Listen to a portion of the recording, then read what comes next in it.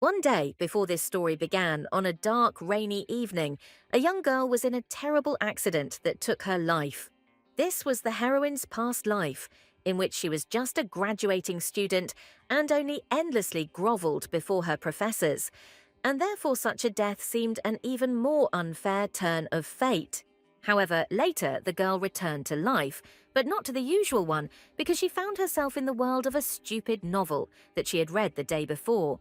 She was reborn in the body of a villainess who, according to the original plot, would have suffered a horrible death at the end of the story. In the book, the girl's actions led to the fact that almost everyone around her wanted and were even ready to take her life without much regret. If she had left everything as it was and had not tried to change her fate, the two main characters of the novel would have simply killed her. The blue-eyed girl was torn away from these thoughts much later during a deeply intimate moment when she was called out. She was taking a hot bath in the arms of one of the fair-haired heroes, and she couldn't understand what burned more, the water or his touch. He brushed the hair from her face, noting the change in mood, and asking the girl not to say that she was thinking about that bastard, Callus Hannett, again. Feeling his touch, she blushed brightly and closed her eyes, quietly calling the man's name. Rush gently stroked her back with his broad palms and pressed her closer to his body, while she assured him that this was completely impossible. Pressing her forehead against his and feeling familiar hands on her hips, the girl gently reminded him that she was only his wife. Listening to his voice as he softly whispered words of comfort into her ear, Saria thought about how strange it was that the person she possessed had to be the worst villain. Rush smiled, advising her to stay close to him and reminding her that only one man could make her an archduchess. Looking into his bright red eyes and no longer struggling with the embarrassment that was overwhelming her, the girl touched his nose with hers when the man said that this person was him. The other main character was also not indifferent to the girl and stood on his knees, bowing his head and pleadingly addressing her by name. Callus asked desperately what he could do, but Saria only muttered his name in confusion, looking at the man. He looked up at the girl, his wheat-colored hair glinting in the moonlight, as he asked again what he could do to bring her back. Suddenly grabbing the blue-eyed girl by the hand, he pressed his cheek to the back of her hand, saying that he would do anything as soon as the girl said so. Next came a vision of a yellow-eyed girl with warm chestnut hair and a short haircut, saying that she wanted to see Saria change into a wedding dress. The blue-eyed girl smiled nervously and asked again what she meant, but she herself thought that the girl's desire was strange. Later, the yellow-eyed one asked about Saria's mother, who was a commoner but became an artist. At such moments, Saria realized that even the main character of the novel, around whom the main events were supposed to revolve, had changed and behaved completely differently than in the book. Blue-eyed could only think fearfully and feverishly about whether she would be able to survive in this strange and changing story. In Saria's mind, a silhouette of a woman appeared, covered in a long white scarf, the train of which reached the floor, although it seemed that she was standing in water. She asked the confused girl if she wanted to fight and survive, and she just opened her eyes wide. Stepping closer, the stranger said that if the answer was positive, Saria would have to think carefully about everything. She should have thought carefully about her desires and plans and what they might lead to in the future. In the vision, she saw herself in a beautiful wedding dress, but not at the altar, but on the floor, slowly covered in her own blood. Rush ran towards her as fast as he could, calling her name when he saw what had happened to the girl. Blue-eyed saw him, but being exhausted, she closed her eyes, covered with a veil of tears, and lost consciousness, unable to hold on any longer. And now, finally, at the beginning of the story, a girl with cold green hair sat on the terrace and drank tea with an interlocutor who said that a bright future awaited the Empire. The blonde watched a couple of young people walking in the yard, and then said that if a saint had descended from heaven, they were blessed from above. When one of the main characters pulled off his coat and covered the girl with brown hair with it, the interlocutor asked if Saria's fiancé was being too close to her. She noted with a slight smile that they seemed to have become very close, and now would be the time to be jealous. Clenching her hand, which already had an engagement ring, into a fist, the girl gritted her teeth, mentally calling Callus a scoundrel, because there was only a week left until their wedding. The blue-eyed girl thought that now she would gladly go out into the street and pull out all of her fiancé's hair, but around prying eyes, she would have to restrain this impulse. And so she quietly laughed, saying that he was simply very sociable. Saria started coughing, and the girl who was a doctor stepped towards her and asked if the miss had not yet recovered from her cold, adding that she would prepare some medicine for her in the evening. Their chaotic conversation was interrupted by the Archduke of the Empire, Rush Burke, who always looked impeccable and a little menacing, confirming his reputation as a strict master.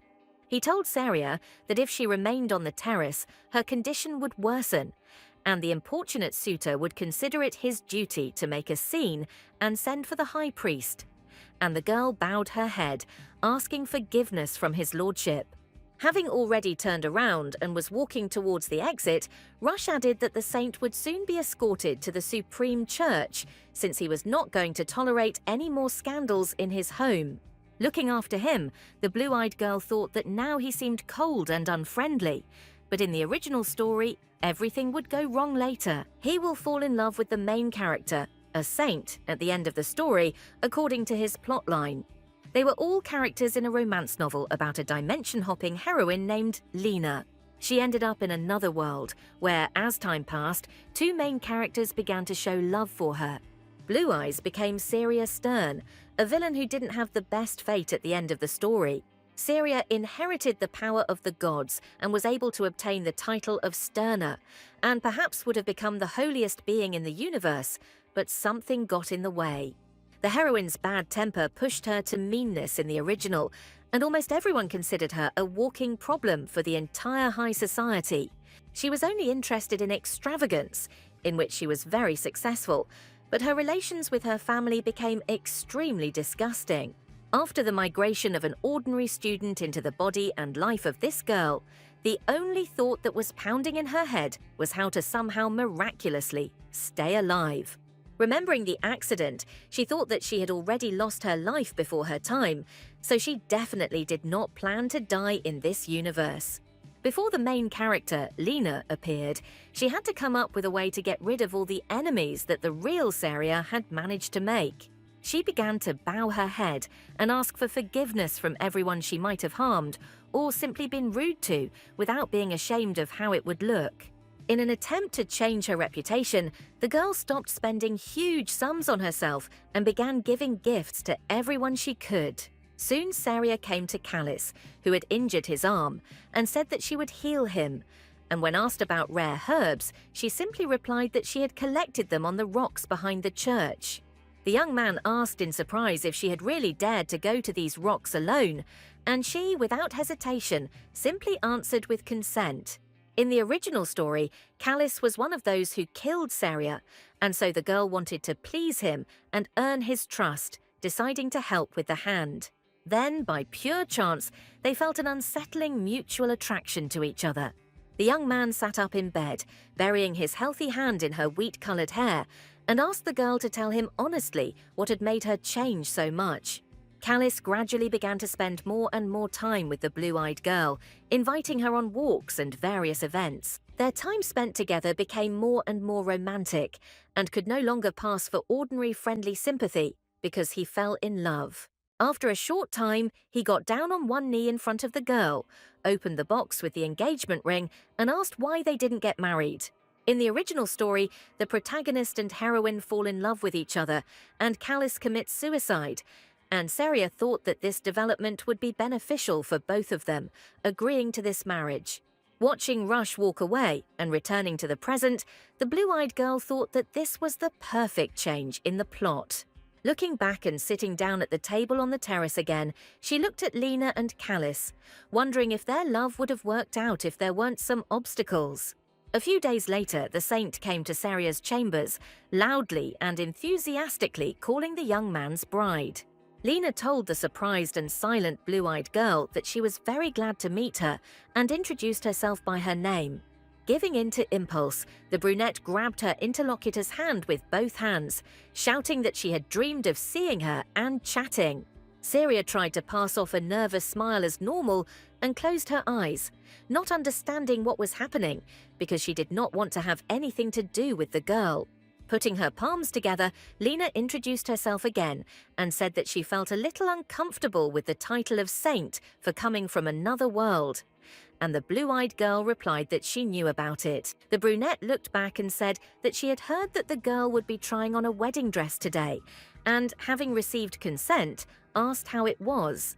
Lena cried out excitedly that a wedding dress from a world unknown to her must be stunning, because everyone here was wearing magnificent dresses, and she was burning with curiosity. Barely listening to her, Saria wondered why the saint was calling Callis by name, when it had taken her 11 months to allow herself to do so. When the brunette called her by name, the blue-eyed girl, hiding her irritation, responded and smiled, asking what was the matter. Without further ado, Lena said that she wanted to see the girl change into a wedding dress. To save the day, Saria's dressmaker, Begonia, a blonde with green eyes, clutched a book of sketches to her and said that trying on a wedding dress was not a performance at all. As she passed the saint, she added that the privilege of attending fittings was limited to the bride's guests, close relatives, and best friends. Without really caring about Lena's feelings, Begonia casually said that the girl did not belong to any of the above types. The brunette nervously asked for forgiveness, saying that she still had not gotten used to the customs of the new world. Syria recalled that in the original story, Begonia was also a villain, who was later fired by Callis for her cruel treatment of Saint Lena. Bowing to the blue-eyed girl, the girl muttered with tears in her eyes that, in that case, they would see each other later. As she left, the girl thought excitedly about what the hell was going on and why the moment that was in the book had happened. Later that evening, Saria sat in Callis's office and asked why she suddenly had to change her dressmaker. The young man replied that she herself should understand the whole situation if she was present there. He said that Saint Lena was sent to them by heaven, and therefore she was, of course, completely different from the vicious aristocrats. The fair-haired man added that if the dressmaker was unable to understand this, then it would be better to fire her, and Saria silently and fearfully thought about the fact that history simply had to change. But for some reason, events repeated themselves. She steadfastly explained that Begonia had only told the saint not to look at the bride while she was changing clothes, since by aristocratic standards, she was behaving impolitely. Callis was about to object, and the blue-eyed girl froze, meeting his gaze when he called the brunette simply by her first name.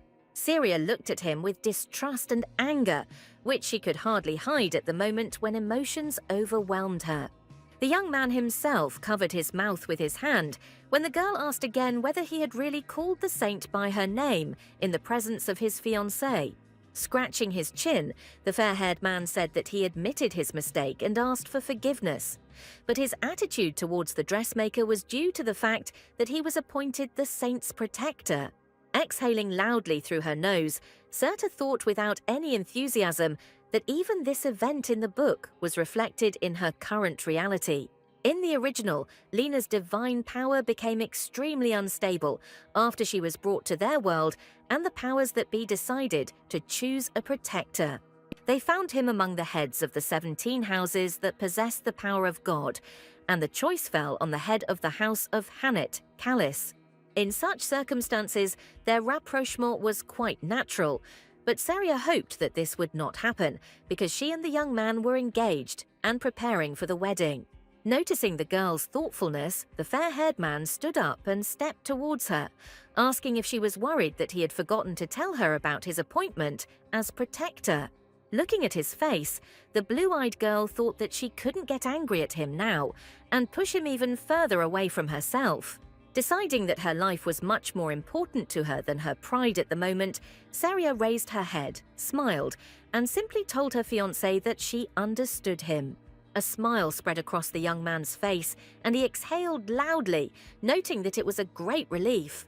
Hanging over the girl and leaning against the back of the sofa on either side of her head, Callis said that he was afraid of the bride's possible offense. Leaning towards the girl's face, the fair-haired man smiled brightly and thanked his love for the understanding shown to him in the current situation. The next day, walking through the snowy forest, Saria, her cheeks burning from the cold, remembered what her fiancé had called her yesterday. As she strode forward, she felt the icy air burning her lungs and thought angrily that such a love should be sent to hell. Today, he apologized to his fiancée again, saying that Lena's divine power seemed to have gotten out of control again, and so he had to visit her immediately, and Saria could only think about it angrily. Stopping by the lake, the blue-eyed girl hugged herself by the shoulders, thinking about how difficult it was to be a good person, and, it seemed, beginning to understand the path of a real heroine, whose place had now fallen to her. Suddenly, the commander of the Knights of House Burke, Elliot, called out to her and said that he had heard about her cold, and now, while checking the glacier, she must be even more tired than before. On the property of the House of Burke was an unusual accumulation of ice, which was known to all locals as the Tomb of Monsters. The dukes were tasked with periodically checking the barrier around it to prevent the likely appearance of monsters, and this required the power of the gods, which they had given to Stern. In the original story, the heroine always postponed going to the lake, responding to the servants' reminders that she had no interest in this ritual. Now that the blue-eyed one had decided to strengthen her position and survive here, she had to firmly fulfill all her duties, including this one. Exhaling a cloud of steam, Sir Elliot asked if they had spent enough time on the inspection and suggested that the girl return to the castle.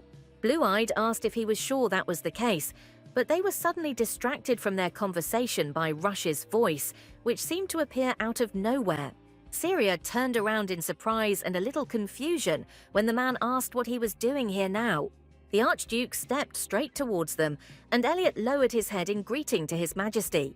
The girl looked at the fair-haired man in surprise when he muttered something irritably.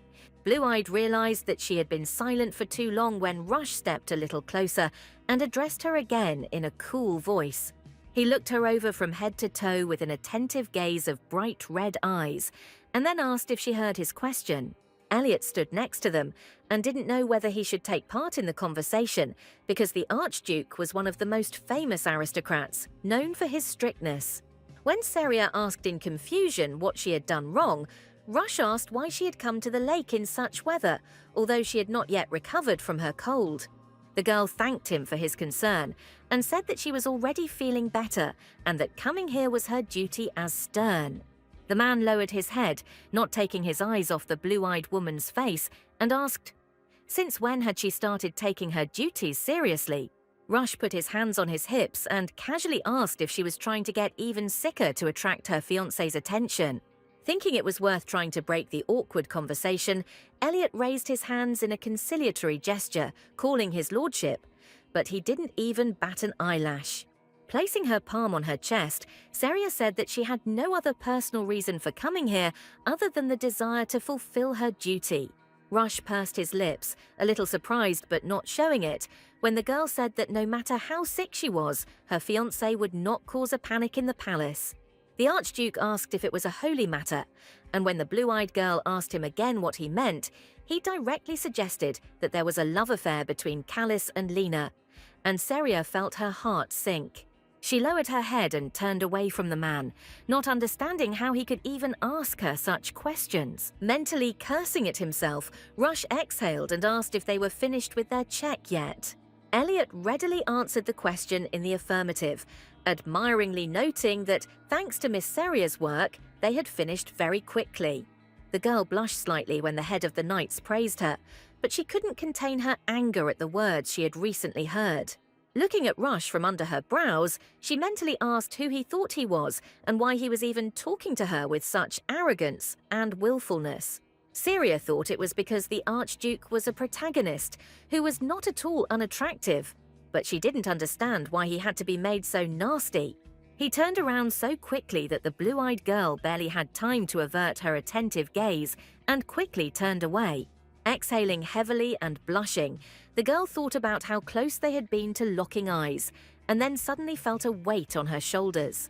Rush covered her with his warm woolen cape, wrapped on the outside with elegant patterns on red fabric and covered with thick sable fur on top, saying that he could not allow the health of their precious Cerna to deteriorate. Looking after him in surprise, Seria pulled her cape tighter around her and blushed, not understanding why he had suddenly become kinder after all his caustic remarks. The next day, walking through the snowy garden and thinking about what had happened, the blue-eyed girl suggested that maybe he liked her more than she thought. Pressing her palm to her lips, she decided that it was still better to avoid Rush because there was something scary about him, and his manner of speaking did not need any introduction at all. Imagining the formidable Archduke, the girl thought that she just wanted to get married and leave this place as soon as possible. She had to stay at the Burke house because the Sterns were considered saints in the Empire and were allowed to take part in important rites and even wedding vows. But one of them was to control the glacier that protected the frozen lake. Sitting down, Seria hugged herself with her arms, mentally calling the book stupid and thinking about how she wanted to avoid holding the wedding here at all costs. She mainly wanted this because at the end of the novel, the two main characters, Lena and Rush, were supposed to get married. Moreover, as the plot progressed, it would gradually turn out that the saint who came from another world was also sterner. Looking at her hands, the blue-eyed girl thought that this fate was too tricky even for the main character and understood why the real Seria envied her. The girl stood up and sighed, mentally reminding herself that the nature of the saint would only become known at the end of the novel, and therefore it would be nice if she quietly got married and moved out of here now. Suddenly her name was called, and the blue-eyed girl turned around to see in front of her the short-haired Abigail Orion, her accompanying knight. Taking her friend by the hands, Seria began to bombard her with questions about how the expedition to the monsters went, whether everyone returned safe, and the dark-haired girl, with a smile, asked her not to forget to breathe. Lowering her voice to a whisper, the blue-eyed girl asked Ebby if she had killed anyone, since she was a former mercenary, and the knight laughed, reminding her that she specialized exclusively in bandits. The girl said that everything went well, but she lacked her friend's help and her armor became cold as ice. Thoughtfully looking down, Seria bit the inside of her cheek, thinking about how she knew she should have gone. One of the main reasons the world needed the Sterns was because the gear used Constellation steel, but without the aid of the star armor, the heat would begin to drain from the body when in prolonged contact. Adjusting her cloak and wrapping it tighter around her mistress's neck, Ebby said that they needed to hurry up and get inside because the cold could make them catch a cold. At these words, Seria remembered Rush when he said that he could not allow the health of Precious Sterner to deteriorate.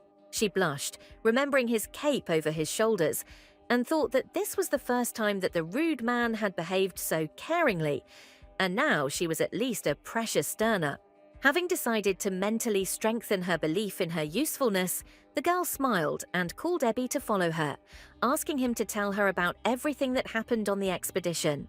The girls were talking to each other and couldn't even imagine that they were being watched from the castle window. Saint Lena watched this conversation with interest, her shining yellow eyes wide open. The man in the room with her suddenly said that Miss Seria had changed a lot in the last year when she became close to Marquis Hannet. Turning away from the window, the brunette asked with interest why Callus's fiancé went to the glacier every day. Her interlocutor replied that she was doing this because of her stern nature, since only they could clear the magical barrier of the frozen lake. Lena turned back to the window, looking at the smiling Seria, as the man said that she had recently received a reward from the palace for diligently fulfilling her duties. The saint, without taking her eyes off the girl with cold green hair, whispered that she envied her, and her interlocutor asked again what she meant. Lena suddenly asked if she could receive the title of Sterner, and the man, a little lost, replied that everyone around her already considered her a saint. Folding her arms across her chest, the brunette said that it was cooler to be Sterner, because only her magic could clear the barrier, so everyone in the palace was interested in it, and her divine power was not capable of it. The man simply replied that a lavish reception in honor of the saint would soon be held at the palace, but that she, of course, needed to learn all the proper rules of etiquette. He added that not everyone can become stern, and what were the reasons for that, but the girl no longer listened. She turned back to the window, looking at the blue-eyed girl and her strange companion, and then quietly repeated that she envied Seria. In the evening, Sterna spent time in her chambers with her personal physician, who reminded her that her birthday was coming up soon. Handing Saria a teaspoon with some liquid, she said that it was medicine for a cold. The girl smiled softly, saying that she had completely forgotten about the birthday because she had been too busy with her duties and affairs. To obtain the status of Sterna, a person had to meet a couple of conditions. A child born on Monday had a beautiful appearance, and one born on Tuesday was full of divine mercy. The Wednesday child was filled with sadness, the Thursday child was filled with love, and the Friday child treated others with kindness and courtesy. It seemed like this whole list was unfair to Wednesday-born children like Saria. At least in the original story, the girl found these lines from the church song unfair, but soon came to love her birthday. She was granted the title at the age of 15, when the awakening of her spiritual powers was marked by the appearance of a small star on her neck, and she immediately renounced her family name of Kelladon, proudly using the name of her title instead. She closed her eyes, thinking about all this, and the doctor, noticing this, quietly called out to her. The woman suddenly said that Saint Lena was still interested in the constellation stele, and Saria looked at her in surprise. Blue Eyes asked if it was dangerous for her to approach the statue when her strength had not yet stabilized, and the woman complained that she had a very inquisitive nature. Saria thought that curiosity was exactly what the main character was supposed to be, but in the original, she became stern when she touched the constellation. Clutching the fabric of her dress skirt in her hands, she closed her eyes and exhaled, thinking that she would try not to worry about it too much. Blue-Eyed reassured herself that after the wedding she would leave and live peacefully in the Hannets' house until this whole story came to an end. The next day, Saria ran into Rush again and was surprised to see that they continued to bump into each other without stopping. A few minutes ago in the Green Garden storage, a girl was looking at the silver laurel branches, thinking that she would never cease to be amazed by them. While folding the twigs, the blue-eyed girl thought with pleasure that if Sterna could become a plant, she would certainly become one. Without this silver laurel, in whose branches was the power to purify, it was impossible to check the glacier. Clutching the collected laurel branches to herself, the girl prepared to leave, smiling as she thought that she could have invited Ebi to come with her today. Saria suddenly crashed into someone due to her carelessness, hitting her head on something quite strong. Standing in front of her, Rush noticed that the girl was in a good mood today, and she smiled in surprise, looking up and greeting his lordship. Immediately realizing her mistake, the blue-eyed one immediately bowed and asked for forgiveness, and bowed, dropping some of the branches she had collected. Laughing nervously and blushing, she went down and said that everything had fallen apart. Saria froze in surprise as Rush crouched down behind her and reached out to gather the twigs. Holding one to his chest and lifting the next one, the man asked if she was heading to the lake again today. The girl, who was extremely surprised and even blushed a little from the Archduke's actions, did not answer at first, but when he called out to her, she immediately raised her head and agreed. Looking at her face, the blonde man suddenly said that he couldn't understand something, and Saria bit her lip, asking what exactly.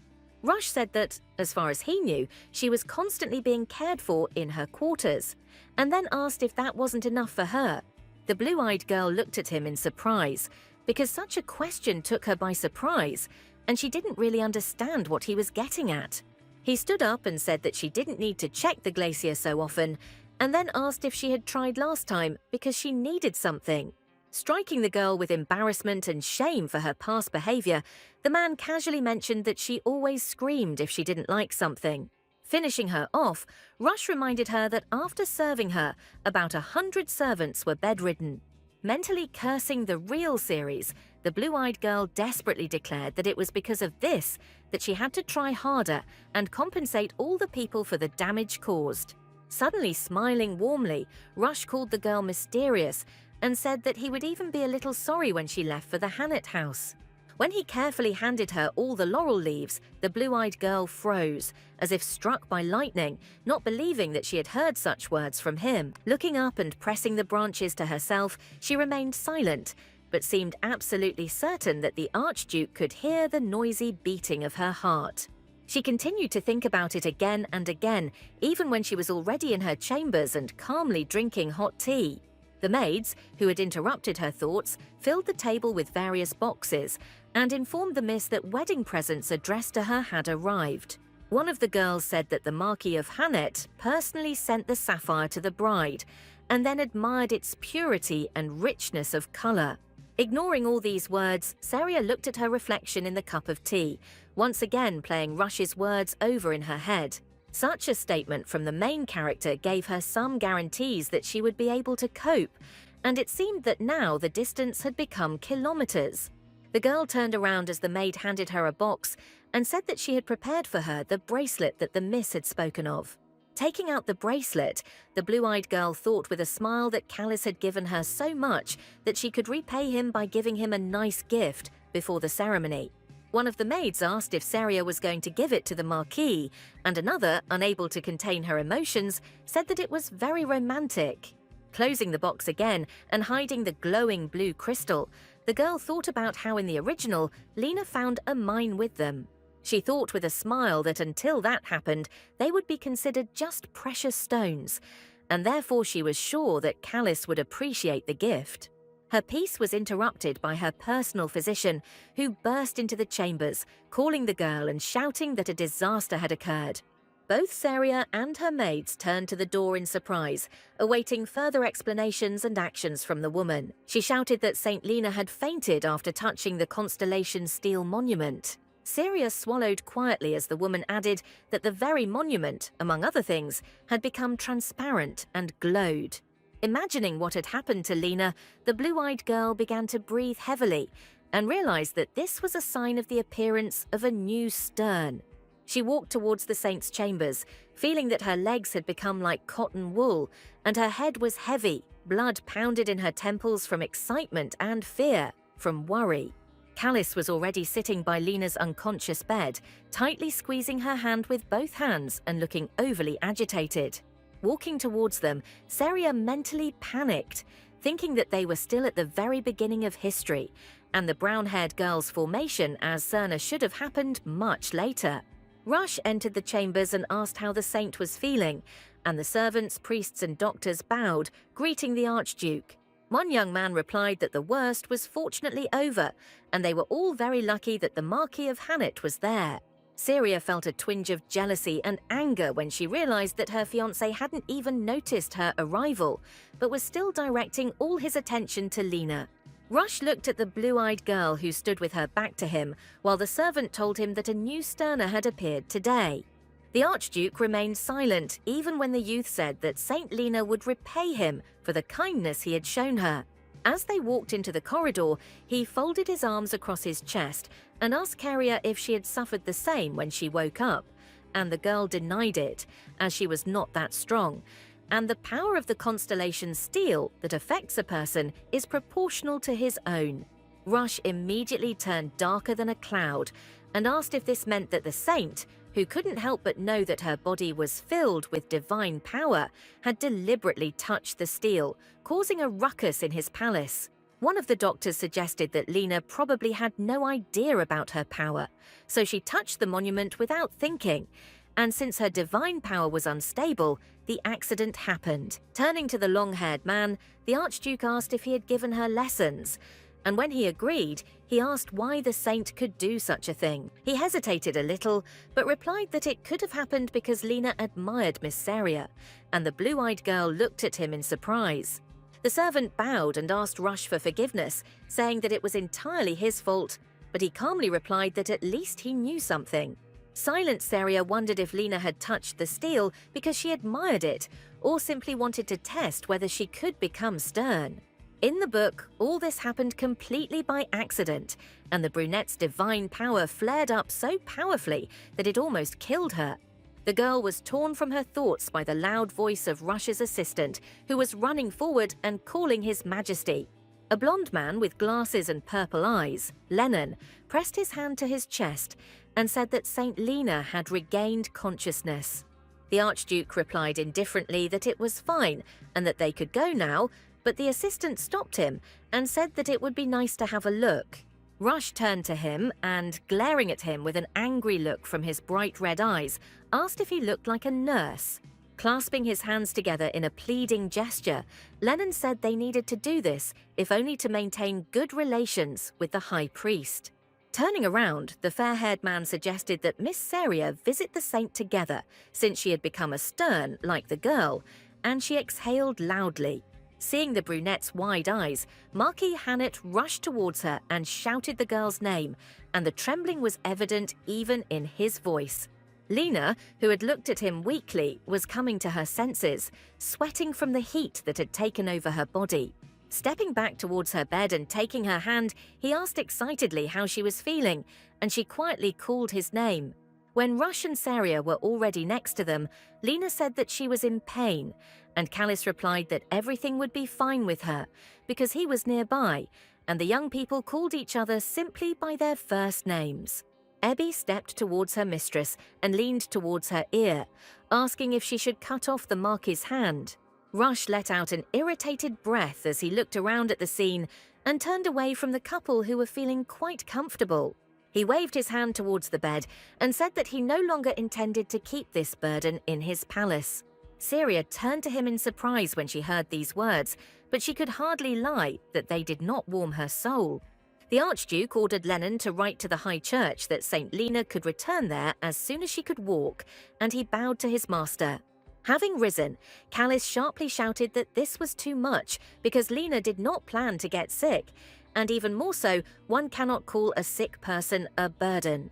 Without hiding his mockery of the Marquis, Rush rightly asked whether he really couldn't express himself in his own home as he saw fit. Callis said that these words were still too harsh because the girl was not disabled, she was simply ill. The man replied that the Marquis had said that word at just the right time, since his relationship with his bride also could not be called healthy, and Saria froze. Rush asked if he thought his priorities were a little off, adding that people might think his fiancée was a saint, and Callis turned around. The girl pressed her lips together, thinking that she was about to burst into tears from resentment and a burning feeling of shame, when the groom finally looked at her. She thought about how, worrying about her safety and preserving her life, she never showed anger and endured everything steadfastly, but this went beyond the bounds. Rush put his hands on his hips, declaring that they hadn't held Sterna's wedding in a long time, and therefore the vow he had given to her should be kept like a sacred thing. Saria clasped her hands and lowered her head, feeling an unpleasant tremor throughout her body, and thinking about how humiliating it all was. She thought that she wanted to go home, that she wanted to live in peace, and then Callis and Lena suddenly put on such a show, and she became darker than a cloud. Suddenly the blue-eyed girl saw a hand extended to her, clad in a white glove, and then a man's voice called her. Sterna looked at the Archduke, who seemed to protect her from the unpleasant situation that was happening with just his soft voice. Rush, completely ignoring the Marquis and the Saint, looked at her and said that they should leave here. The man said that the Saint needed rest, hurrying Caria, and she blushed a little, but felt that at the moment he was her only salvation. Seeing this, the Marquis raised his gaze and hand, calling his bride by name, but this only pushed her further towards a more correct decision. Lena immediately started coughing and called Callis by name again, and he rushed to her, forgetting about everything and asking if she was okay. Irritated by the Marquis's behavior, Rush took her hand himself, grasping her fragile fingers with his wide palm. He gently lifted her palm, moving the girl a little closer to him, and asked if they could leave this place. Turning away from the groom and the already rather annoying Lena, Saria agreed with His Majesty and followed him to the exit. The next day, the girl was in the vault as usual, collecting branches, thinking about the previous day and everything that had happened. She couldn't get the image of a caring Callis out of her head, promising the saint to be there for her and telling her she would be okay. Saria closed her eyes and thought with irritation that the scoundrel had not said a word to her since then, let alone apologize. Suddenly Rush called her, looking thoughtful but no more than usual, and seemed to be worried about something. She involuntarily blushed, remembering his silent but very telling in its actions representation yesterday, and lowered her gaze, thinking that she had not even thanked him. The girl was about to begin, but his lordship interrupted her, asking if she could check the barber properly after what had happened. The Archduke suddenly said that if she needed work as an excuse, why not move into the annex? Blue-Eyed froze when she heard his words and hugged the bundle of branches to herself, not knowing how to react.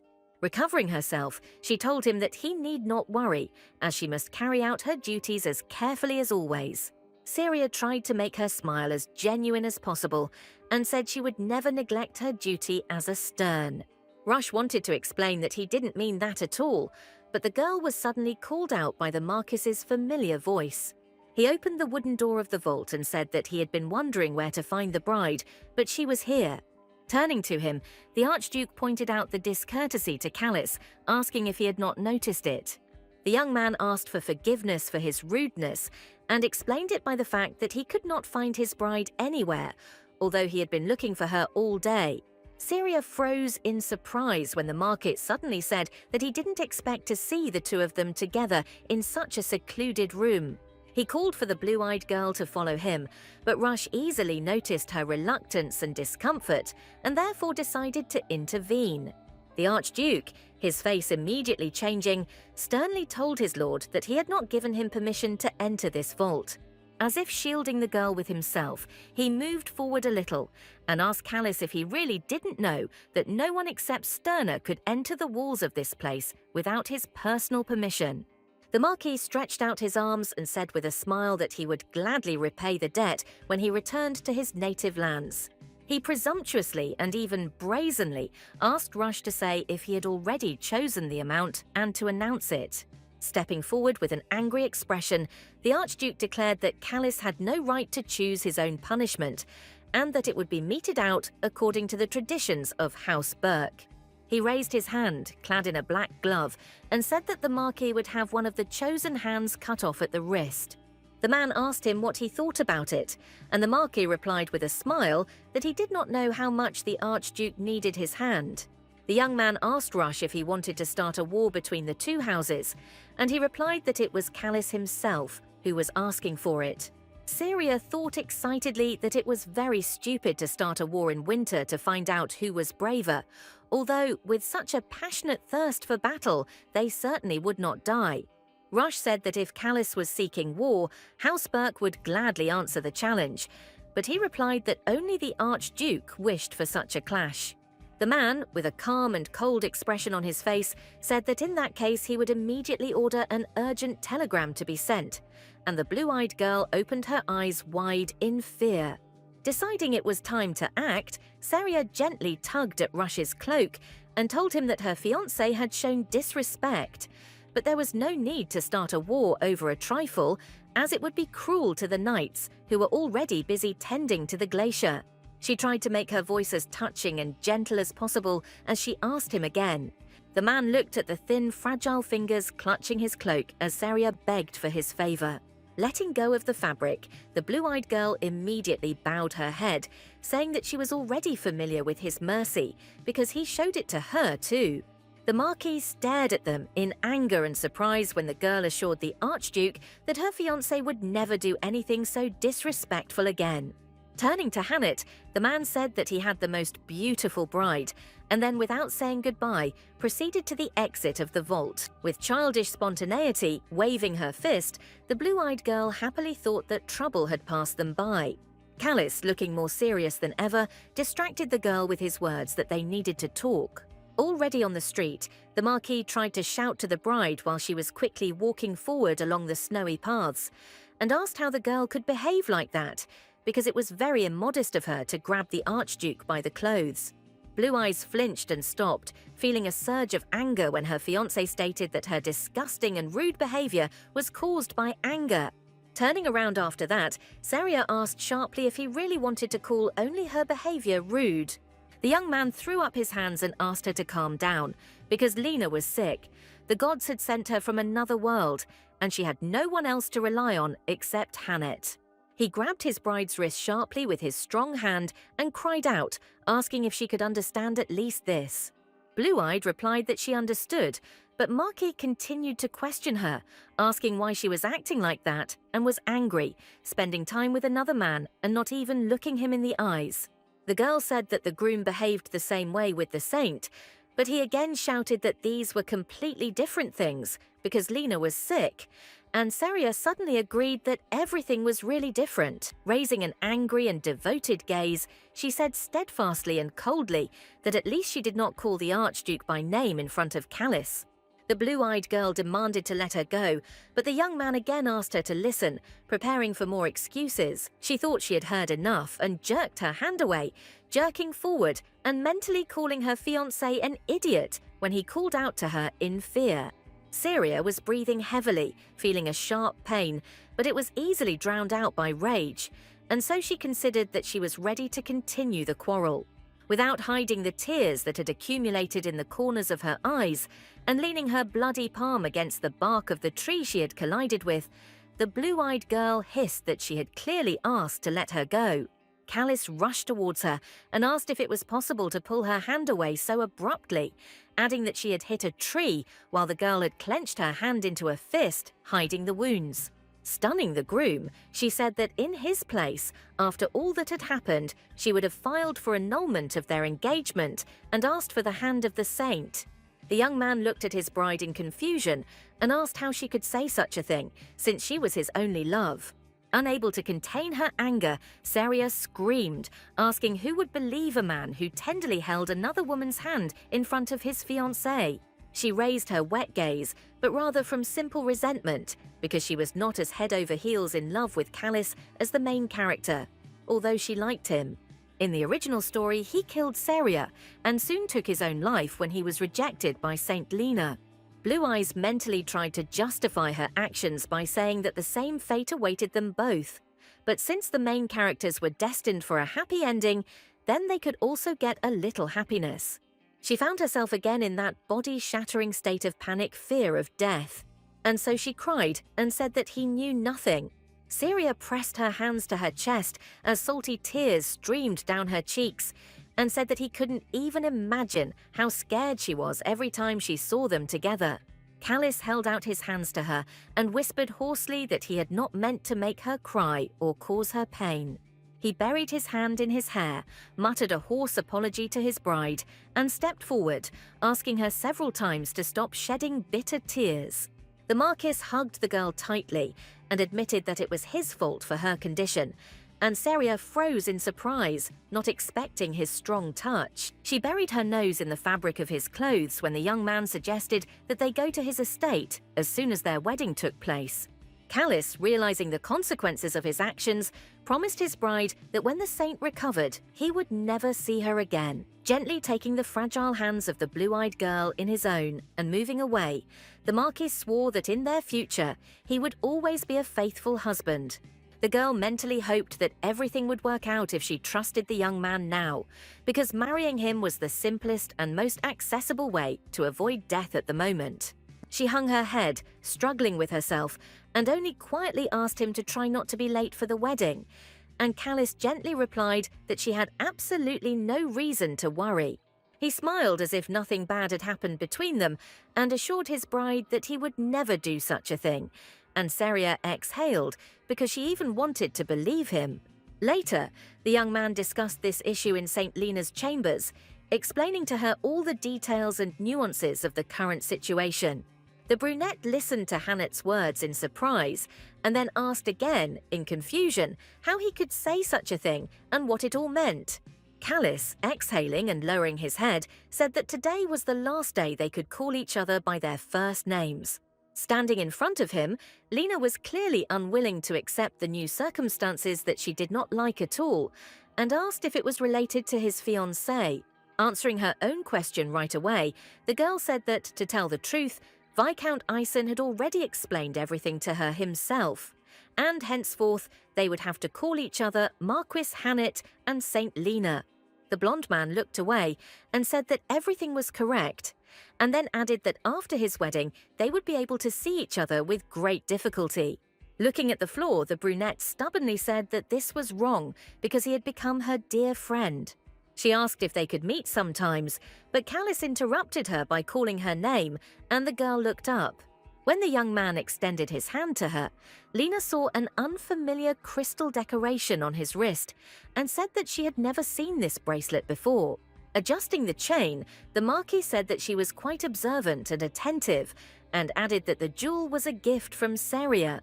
Folding her arms across her chest, the brunette, calling the young man's bride by name, said that she wished them all the best and would even like to be friends. Callis gently reminded her that etiquette required calling someone you weren't close to by their last name, not just their first name.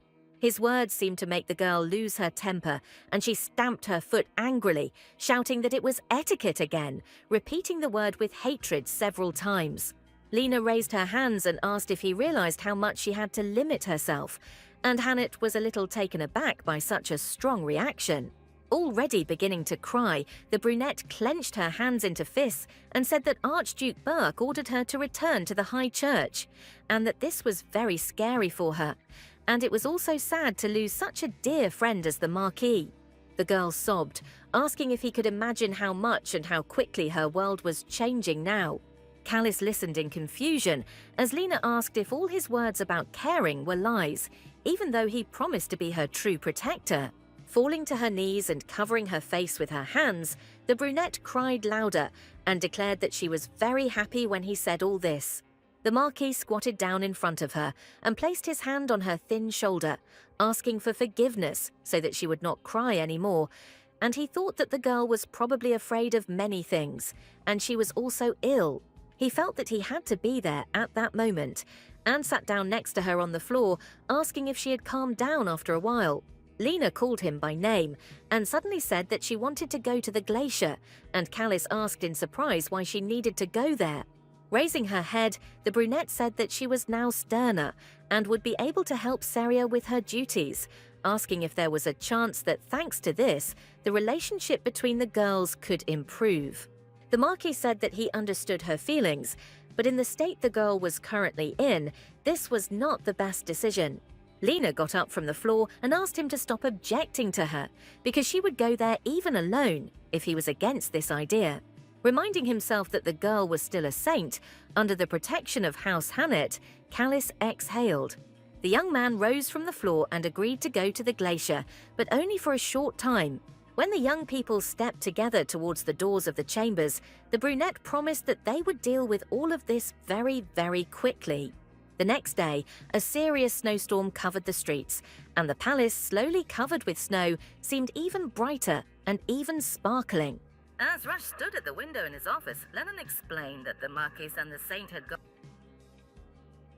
and all contact with them had been cut off, and they had probably been caught in a severe snowstorm. Clenching his fists, turning around and growling that Callis had gone mad, the Archduke asked furiously if this worthless groom really wanted Saria dead. He said that when it comes to Stern's wedding, there is no room for any such misbehavior, because such things cannot be taken so lightly. The man thought that if all the conditions regarding time, place, and other rules were not met, then Sterna's power would flare up, and in the worst case, she herself would die. Folding his arms across his chest and staring into space, Rush thought that the bastard had been well aware of the danger of Sterna's wedding, and yet he had left right before the ceremony. Turning again and staring out the window, the Archduke wondered if he should have punched Callis right then and there and thrown him into the Bastille. His eyes suddenly caught a glimpse of shiny green hair flashing through the crowd, and he noticed Saria with surprise. He asked why Miss was near the search party that was going to look for him, and Lennon explained that she was probably worried about her fiancé and wanted to go with him. Hearing about the girl's excitement, Rush thought that over the past year she seemed to have become a completely different person, wondering if it was because of love. Muttering that this was amusing, the man turned to his assistant and ordered him to tell Saria that he forbade her to leave the castle. Later, looking out the window in her chambers, the blue-eyed girl could not understand why she could not go out and go with everyone else. Nervous and fearful of what might happen next, the girl clenched her fists and thought in desperation that she had to find Callis before the ceremony began.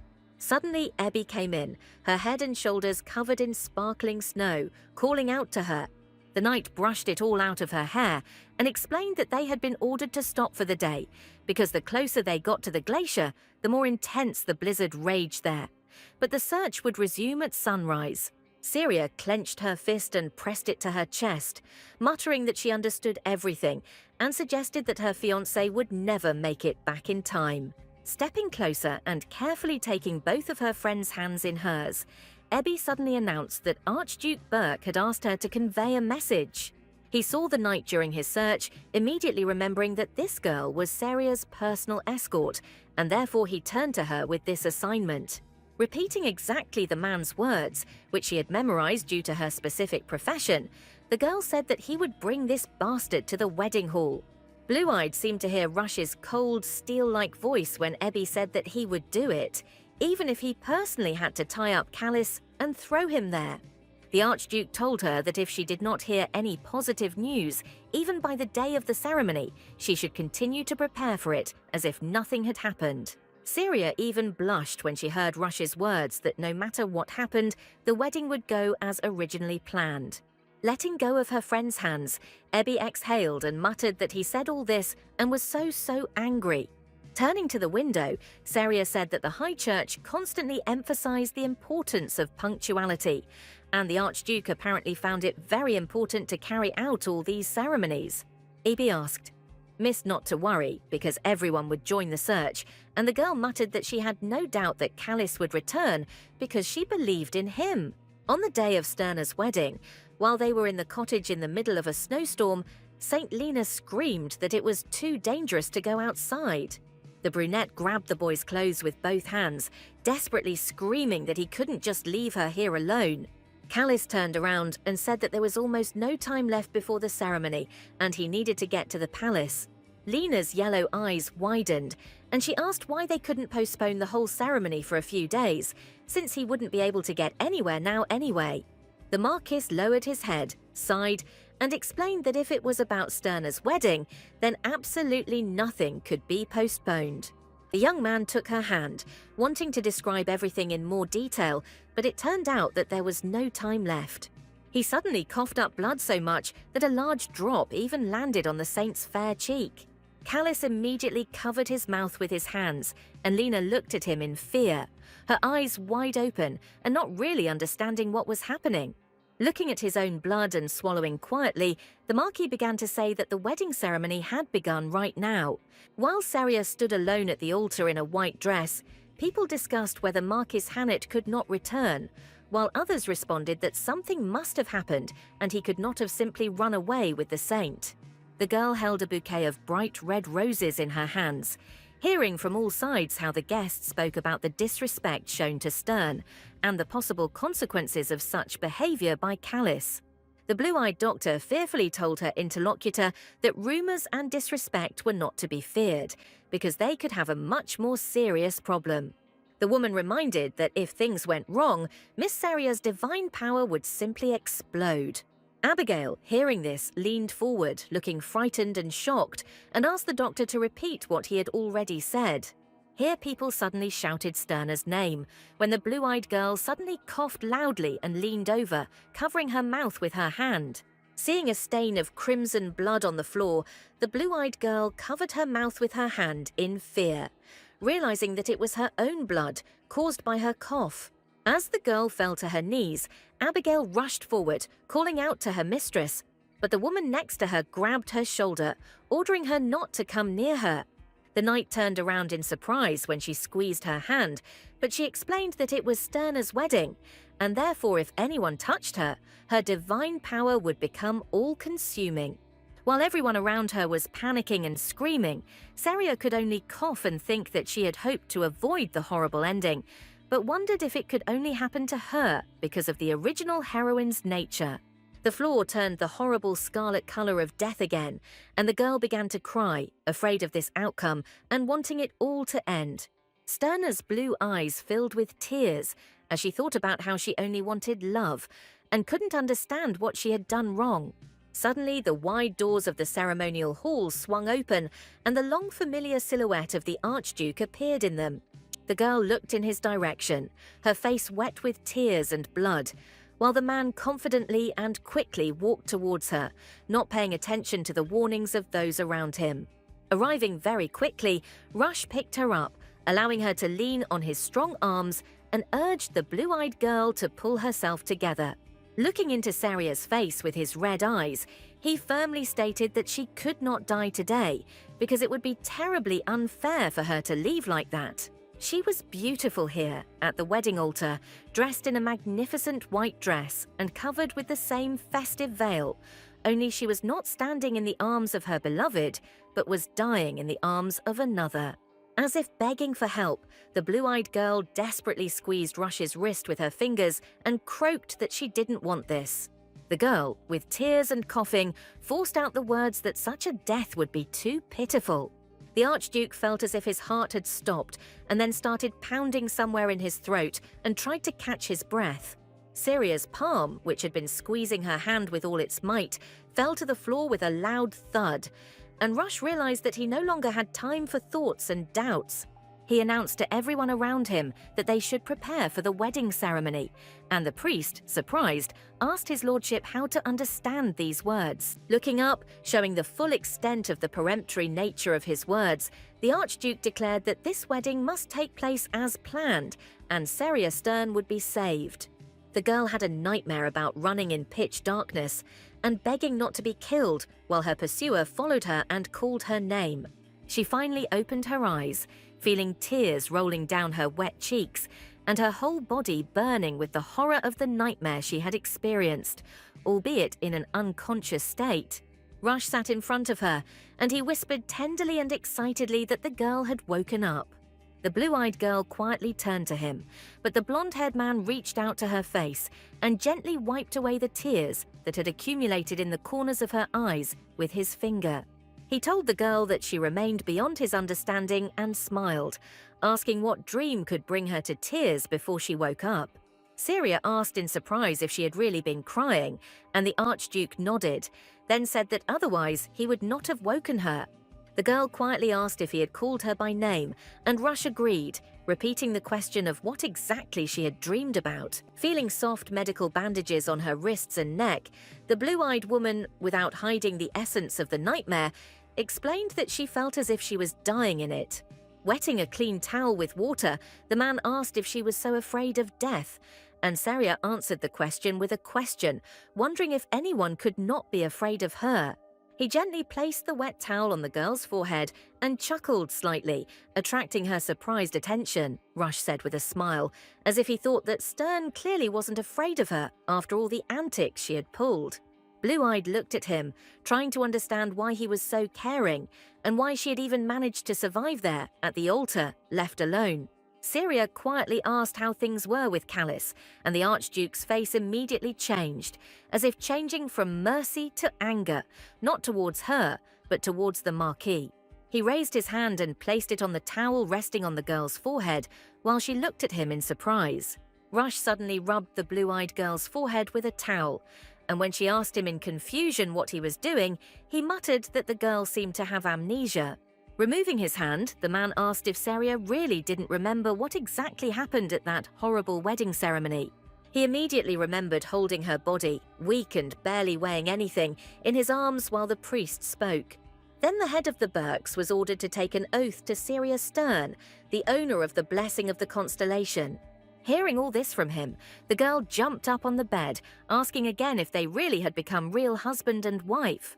Rush said that he, as the head of the House of Burke, could not allow his line to be dishonoured by the loss of Sterna, and the blue-eyed girl quietly asked if he knew in that case, even before the ceremony, that she could die. The man stood up and agreed, adding that Sterna's wedding had to be done in a strict order, and so, to avoid the worst-case scenario, it was customary not to tell them about it. Surprising Seria, and causing her eyes to widen, the Archduke explained that this information was always conveyed to their betrothed, as they too would be in danger if the ceremony was interrupted, as the divine powers would then be released. The girl raised her head, but did not immediately dare to ask this question, and therefore exhaled loudly. Lowering her voice to almost a whisper, the blue-eyed girl asked if he meant to say that Callis knew that she would die if the groom was late.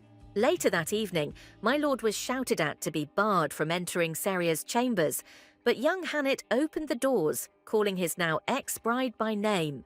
The girl, who had been standing by the window and looking at the darkening sky, turned around and gave him the most icy look.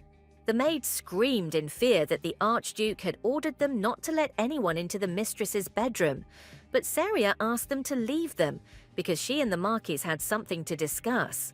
When the strangers had left, Callis grabbed her by the shoulders and shouted at the girl, asking how she could do such a thing, how she could marry another, such a scoundrel as Burke.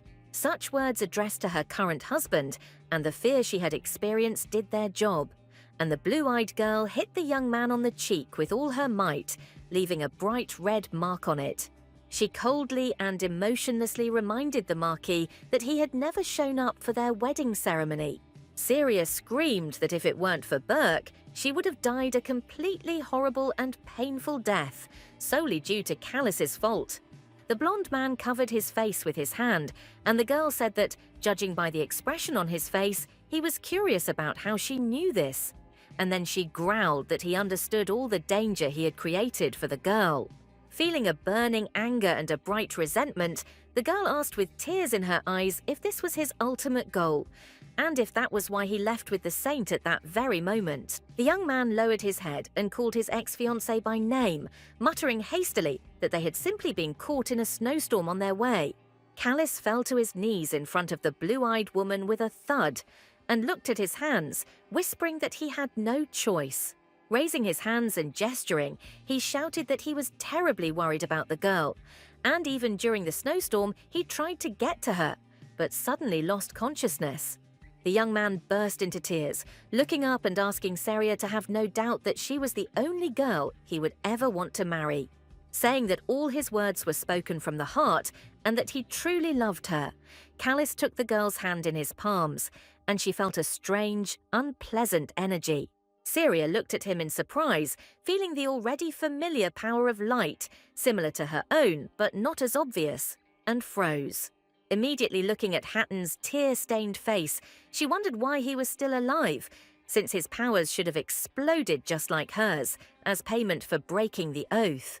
The Marquis took part in the ceremony at the moment when he swore to marry her, thereby binding himself to all the Sterns as a whole, which meant that theoretically, any of them could become his wife for the purpose of fulfilling the oath. The blue-eyed girl quietly whispered the name of her former fiancé, as if she had just remembered another short-haired Stern in these domains. She clenched her free hand into a fist and screamed, "Did he really dare to marry St. Lena?" And the blonde man froze. The girl thought that she would not humiliate herself so much, just to repeat the fate of Saria from the book, and therefore told Callis that she had recently fallen in love with him, but already regretted the wasted time. The blue-eyed girl felt something clench in her chest, because before what happened, she was always careful that her dear fiancé would not be upset. The Marquis cried out that the marriage was only temporary, declaring that it was necessary so that they both could survive. Without hiding the tears of anger, the blue-eyed one loudly declared that it did not matter, thinking that her behavior as a beautiful and submissive bride had only ruined her. The young man stepped forward and said desperately that they could divorce their unloved ones and marry each other. Just start over, because there was still time. Callis's eyes widened in surprise, his cheek still stinging from when Saria asked him if it was just a matter of time. Looking at him from under her brows, the girl exhaled, gathered her courage, and coldly said that her feelings for the Marquis had disappeared. She walked down the corridor, not wanting to listen to any more meaningless excuses, but the blonde ran after her, asking her to stop and discuss everything. Callis grabbed her wrist tightly, and the girl turned around, looking irritatedly at her ex-fiancé, who could not understand the doom of their relationship. Wincing, the blue-eyed woman hissed in anger that the Marquis was emanating the power of another, alien Sterner, which she felt. The young man froze when his ex-fiancé spat out in disgust that she was disgusted to feel this energy on her, in his touch. The Marquis again asked the girl to stop, but a cold and stern voice interrupted their squabble when the Archduke repeated that the girl had ordered him to let her go. Rush straightened his broad shoulders and asked angrily if my lord had really gone deaf, on top of everything else. He urged the Marquis on, and he frowned, drawing his eyebrows together across the bridge of his nose, removing his tenacious fingers from the girl's wrist. The Archduke noticed that the wounds on Saria's hand, covered with a medical bandage, had reopened bleeding wounds, promising that they would call the priest and he would help her. And the blue-eyed girl nodded and squeezed her wrist. Pressing his palm to his chest, Marquis Callis declared to his lordship that he could take the girl to the priest himself. Rush looked the young man up and down without a shred of enthusiasm and asked why the Marquis would do this. He swallowed quietly, trying to withstand the onslaught of all the contempt that oozed from the Archduke, and said that he simply had not finished speaking with the girl yet. The man turned his head to his wife and said that he would leave the choice entirely to his mistress. With a look that did not bode well for Callis, Rush repeated that Saria was always free to choose who would accompany her. Only after hearing these words, the blue-eyed girl gently touched the Archduke's elbow and strong hand with her fingers, turning half-turned towards him, and the young man froze in shock, looking at this. The blue-eyed woman smiled tenderly, raising her sparkling gaze to her husband, and said that she was indebted to his lordship for everything he had done. Rush gently put his arm around her shoulders and led her forward down the corridor, smiling as he asked if such words were unnecessary between spouses. Callis was left standing alone in the middle of the corridor when the Archduke ordered his assistant Lennon to invite a priest into their chambers. The priest examined the girl and said that the lady should temporarily refrain from any active movements, and then bowed and left the room. After watching the man leave, Rush turned his gaze to his wife, asking if she was feeling better. When the blue-eyed woman continued to sit and silently look at his face, the man folded his arms across his chest and asked if she was going to answer the question. Saria suddenly stood up from her seat and bowed to him, saying that she was a little late, but asked permission to thank his lordship for saving her. The fair-haired man jumped up excitedly and asked why the girl did this and whether she hit her head, and she quickly replied that she was completely fine with that. He asked in confusion what was the matter then, looking at Sterna's face, and the blue-eyed girl laughed a little, saying that she had only just now finally come to her senses. She understood that she owed her life to the main character for saving her, although she considered him the most terrible person in the world, and thanked him again. Rush froze in surprise, his bright red eyes wide as Saria, that same Saria, said that she was truly grateful to him. Thinking about how Archduke Jiru had held his first wedding with her simply to keep her from dying, the blue-eyed one whispered that she would do anything to repay him for his kindness. With her head down, she asked him not to worry too much and said that she would try not to undermine his prospects for future marriage. Rush asked again to clarify whether he had heard her correctly, and the girl resolutely answered in the affirmative. The man, propping up his fist, said that it was the first time he had heard of a woman being concerned about such a question, and Saria said that even if he married 2, 3, or more times, he would still not stop inflaming women's hearts. He asked with a grin if she thought he was a libertine, and the girl quickly shook her head, but the blonde man suddenly smiled, asking if she was sure of that answer. A little at a loss, the blue-eyed woman said that she hoped that he would not be offended by the words that she intended to spend all her stern powers for the good of his domains for as long as their marriage lasted. Rush asked, a little confused, why she was watching his reaction so closely and whether he scared her, and the girl, laughing nervously, replied that she wouldn't say that. Mentally laughing at her behaviour, the Archduke said that in any case he would look forward to his wife's contribution to the well-being of the House of Burke. Smiling brightly at his trust and words, Saria assured him that she would do everything in her power to live up to his expectations. Much later, the girl descended into the cool dungeon that served as a prison and found her accompanying knight, Abigail. Saria approached the cell and touched the iron bars, and the dark-haired woman asked the lady how she knew about her location, but she said that it was not important at all now. Blue Eyes asked the knight what had made her challenge Callis's fighters, since it was considered disrespectful, and the girl muttered that she had only offered them a duel. Saria exhaled loudly and rubbed her forehead when Ebby stated that she had already had to clench all her patience into a fist in order to refrain from challenging the Marquis himself. The lady asked Abigail to do something about her character, and a cheerful male voice suddenly declared that she had not challenged them to a knightly duel, but rather to a fierce fight. Sir Eliot, always beaming with his smile and good mood, came down to them in the dungeon. He came closer and casually sang that Abigail could hardly escape the punishment of exile from the Empire. Pointing towards the knight, Eliot asked the lady not to worry, because thanks to the Archduke's mercy, the girl would be released in a couple of days. And the blue-eyed girl asked admiringly how she could repay him for such kindness. Eliot stated that Abigail was the only one in the master's debt, and Seria happily said that she was a knight and would definitely repay all debts, while the dark-haired one irritably asked how long they were going to stand there. When the young people came out of the dungeon onto the street, the Duchess wrapped her woolen poncho around herself, asking if it was too cold in the prison and if it was possible to freeze to death there.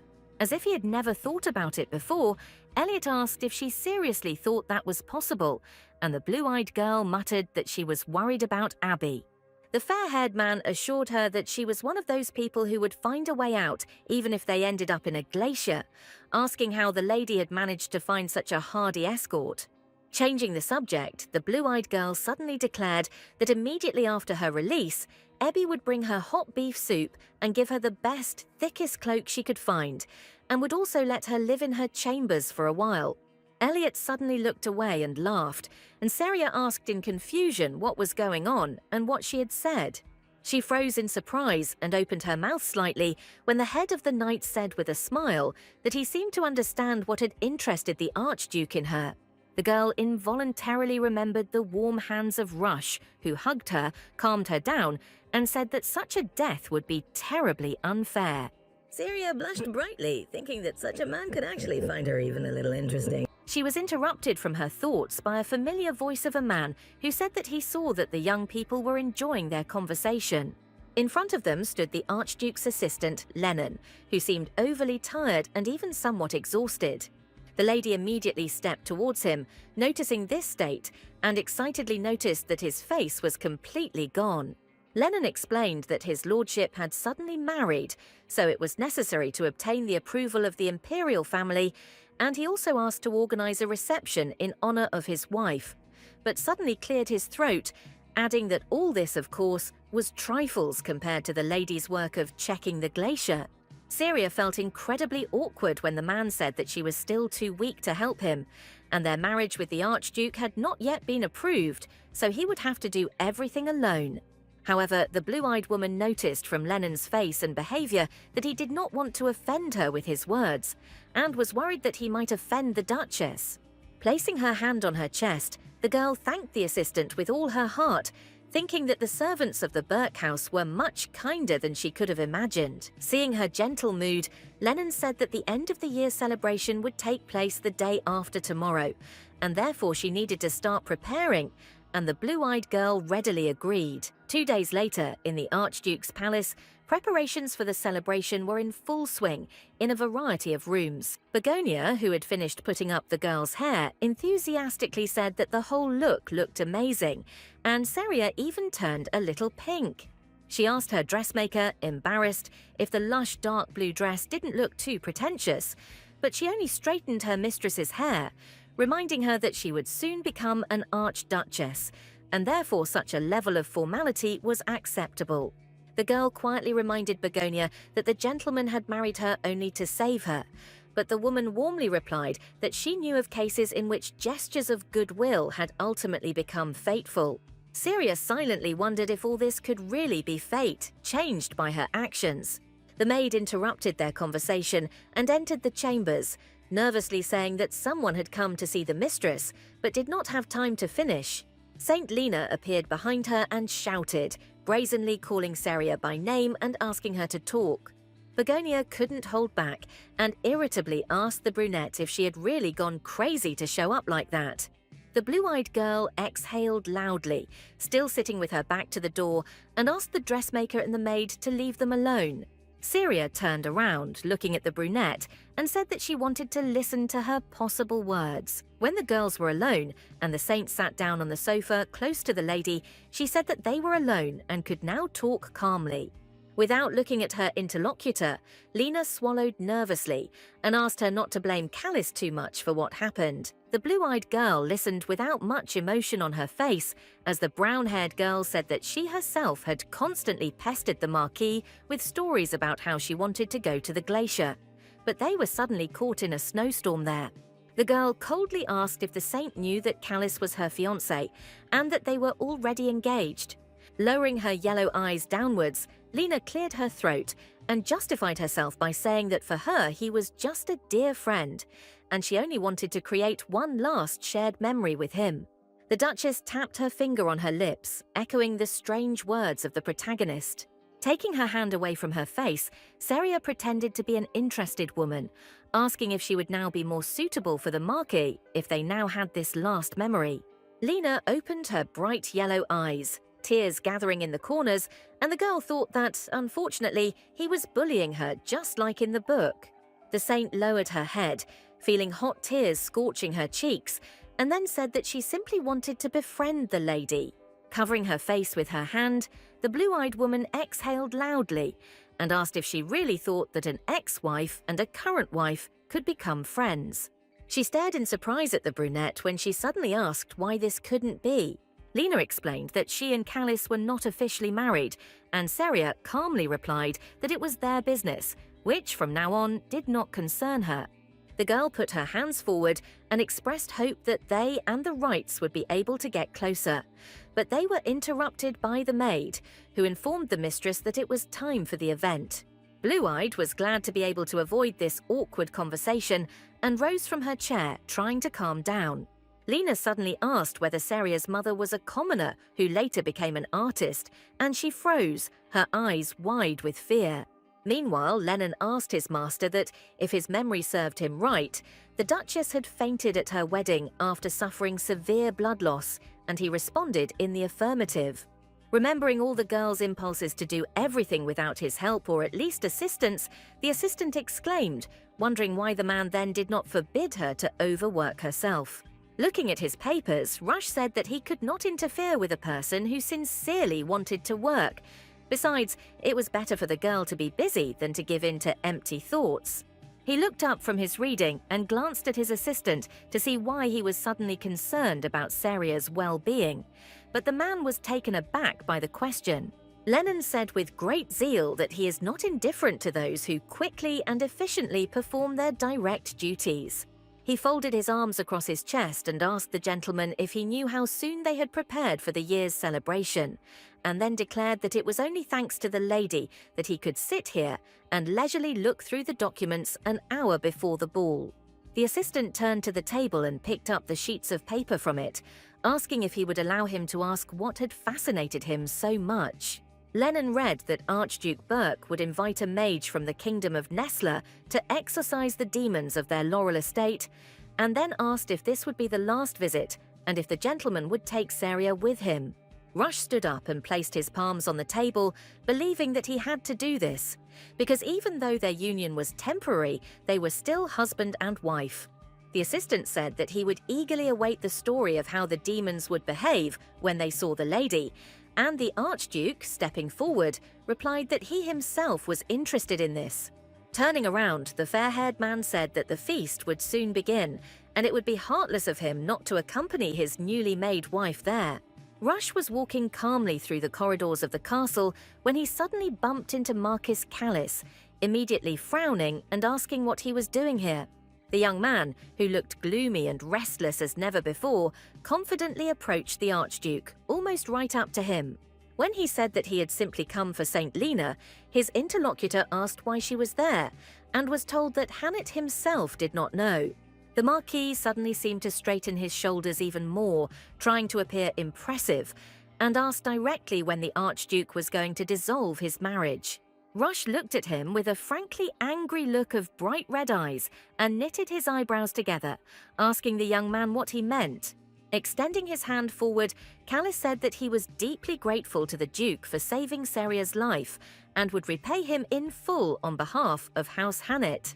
His interlocutor coldly replied that all these speeches were astonishing, but asked why the Marquis would pay the debts of a completely strange wife, and he, amazed, appealed to his lordship. Rush folded his arms across his chest, asking the young man if there was still something connecting them. Clenching his fists, Callis declared that he was serious about divorcing Lena as soon as possible. Stepping forward, he said that, moreover, his marriage to Saria had already been officially approved by her father, Marquis Kelladon. The Archduke's face darkened when Hannett asked if he had written a letter to the Saria family to ask their opinion on the matter. The man thought that all this was absurd because he entered into this marriage to save the girl and could not have time to settle all the official aspects. Looking at the displeased face of his interlocutor, Rush mentally growled that everything that had happened was entirely his fault, and now he dared to boast about it. Realizing that he did not wish to waste any more time on either stupid conversations or the Marquis, the Archduke turned around and said that for a man who had put his bride's life at risk, he was too talkative. Suddenly, both men heard someone scream several times and call out loudly for Mrs. Saria. A few minutes ago, in the living room, St. Lena asked the Duchess about her mother's origins. Everything the brunette said was true, because despite all her mother's beauty, she still remained an ordinary low-grade artist. The girl remembered that in the book, this woman was mentioned only a few times, but the original Saria reacted to this with madness and violence and became like a mad bull. Continuing to chat incessantly, the brunette declared that she liked the blue-eyed girl's parents even despite their origin. While a bright anger was slowly but surely seething inside the Duchess, the saint raised her fists as if in a victory gesture and said that they were all alike. The girl suddenly fell silent, seeing Saria's furious face, and opened her lips, asking why she was looking at her like that. The lady suddenly flew up to Lena and, furiously scorching her with her wide blue eyes, swung her palm. The brunette closed her eyes and seemed to shrink, expecting a very strong and even dangerous blow, but it did not follow, and she opened her eyes wide. Sterna came to her senses just in time, reminding herself of the whole situation, and hit herself, leaving a bright red mark on her cheek that immediately began to burn and sting. Exhaling a couple of times and bringing her breathing back to normal, the Duchess coldly asked how the girl knew about this. Lena smiled nervously, sweat appearing on her face, and the girl quickly explained that the teacher had told her everything. Leaning over her, Saria asked if Viscount Ison, her wise teacher, had told her that she hated it when it was mentioned, or that discussing personal family histories was considered a grave insult. Blue Eyes looked angry and furious, mentally wondering how much longer she had to continue to bend over backwards for those around her, even though Lena and Callis had deceived her, and she still continued to endure it. Leaning her hand on the back of the sofa near the saint's head, Saria said that no matter how much Callis repeated about the temporary nature of their marriage, she was still the Marchioness of Hannett, a saint and a Sterna. Leaning over, the girl said that people in such a position cannot say out loud everything that comes into their heads, disgracing those around them and citing the difficulty of understanding. Turning around, the blue-eyed girl finished her monologue by saying that the brunette was no longer a child and should be more prudent, occupying such a high position in society. She walked down the corridor, trying to overcome her own anger, and wondering whether she should go to the priest and tell him all of Lena's insults. Leaning against the wall, the girl thought about what they could do, because no words could change the fact that for many, she was still a villain. Thinking that it would be a good idea to go back, Saria turned around, remembering Begonia, who was present there and was probably in shock right now. Immediately crashing into someone, the blue-eyed girl screamed and yelped, slightly stepping back from her obstacle. The already familiar touch of a warm, wide hand stopped her from falling, catching her and helping her regain her previously lost balance. Rush, slightly disheveled, a little irritated, and hastily asked the lady what was happening to her. The girl froze in surprise, opening her wide blue eyes, and very hoarsely, almost in a whisper, greeted his lordship. Saria asked her husband in surprise why he was there. Had he really come for her? And the Archduke muttered that these were very strange questions. The man explained that he had been following her since she left the room, and the girl asked in surprise if this was true. Folding his arms across his chest, Rush said he felt like he was walking loud enough to attract attention. Stroking her sore cheek with her fingers, The blue-eyed girl smiled nervously and said that her thoughts seemed to have managed to distract her from the real world. Noticing the unusual lump and redness on Sterna's cheek, the Archduke stepped closer, took her chin in his hand, examining the damage. Perfectly understanding and realizing that she urgently needed to come up with some excuse for this wound, the girl smiled stupidly, but nothing came to her mind. Rush raised an eyebrow, waiting for an explanation, but looked more interested than angry. He suddenly noticed that this mark was very similar to the one that remained on others after interacting with Syria in the past, and the girl swallowed, not understanding how he knew about it. She waved her hand, admitting that he was right, and explained that she had hit herself because she and Mrs. Lena had argued. The man asked what they were talking about, and the blue-eyed woman hastened to assure him that there was nothing like that in this conversation, because she thought that he definitely did not come here for such conversations. She looked at Rush's gloomy face, who clearly wouldn't mind knowing all the details, but she realized that right now he didn't want to talk about the matter of the real series. Turning around abruptly, the blonde man said that now they had better get some air before heading into the hall to cool her cheek. Mentally wondering if the man was uninterested or just expressing his concern, Saria froze a little when he turned his head, asking if she was coming. She followed her husband, trying to keep up with his long, rhythmic steps.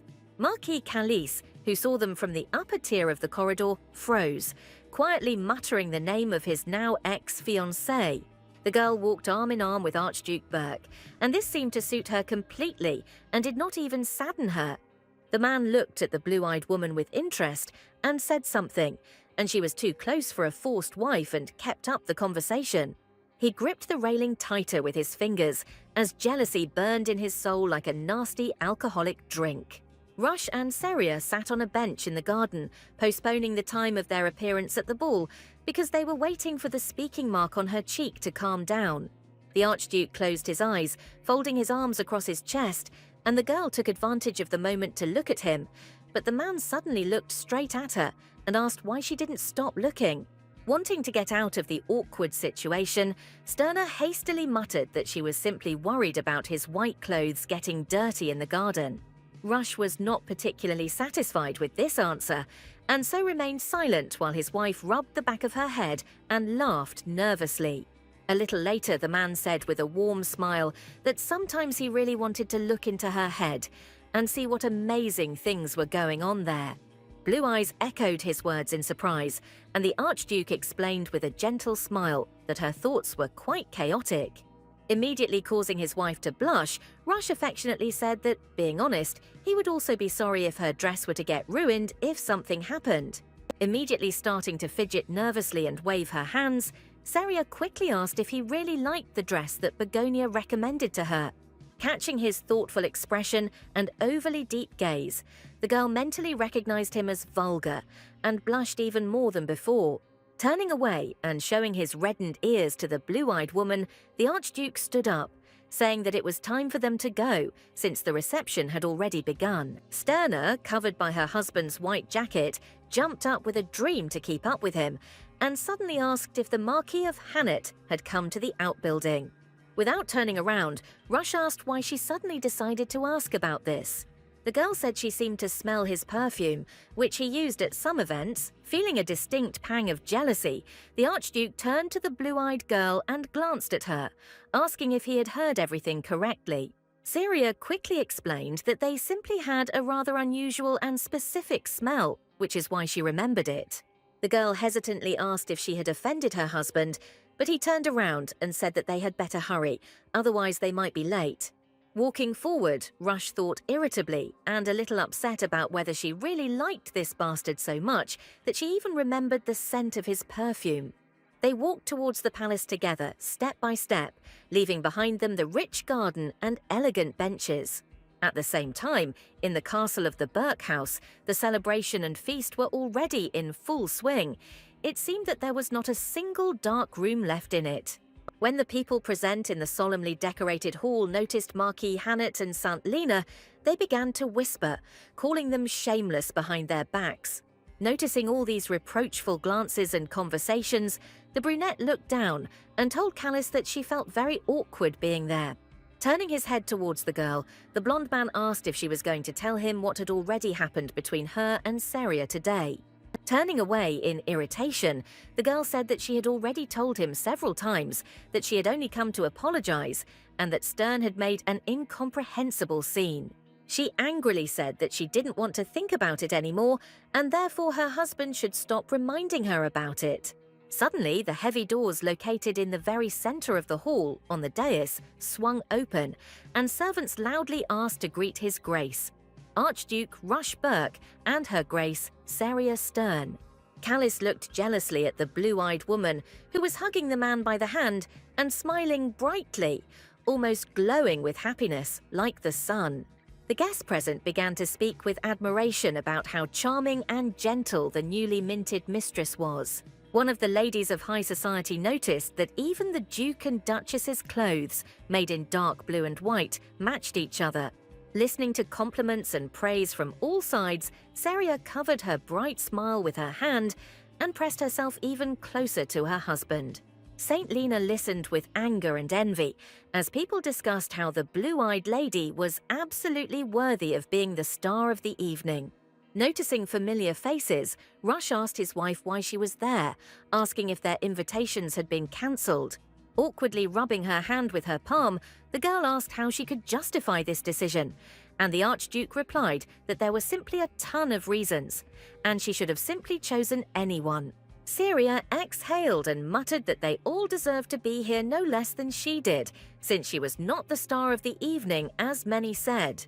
After a pause, Rush spread his hands a little, affectionately asking that if the star was not his wife, then who else? Lena, who was staring at them with wide-open yellow eyes, suddenly thought that in the presence of these two, she felt like a third wheel. Viscount Ison, the girl's teacher, noticed her impulses and placed his hand on her fragile shoulder, distracting the saint. When the brunette turned to face him, the man asked if he hadn't advised her not to approach Mrs. Saria at all for a while.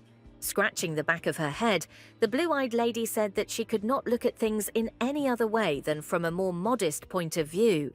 Calling his wife by name and placing his palm on his chest, Rush repeated in a firm but soft and soothing tone that this reception was arranged only for her, and not for everyone present.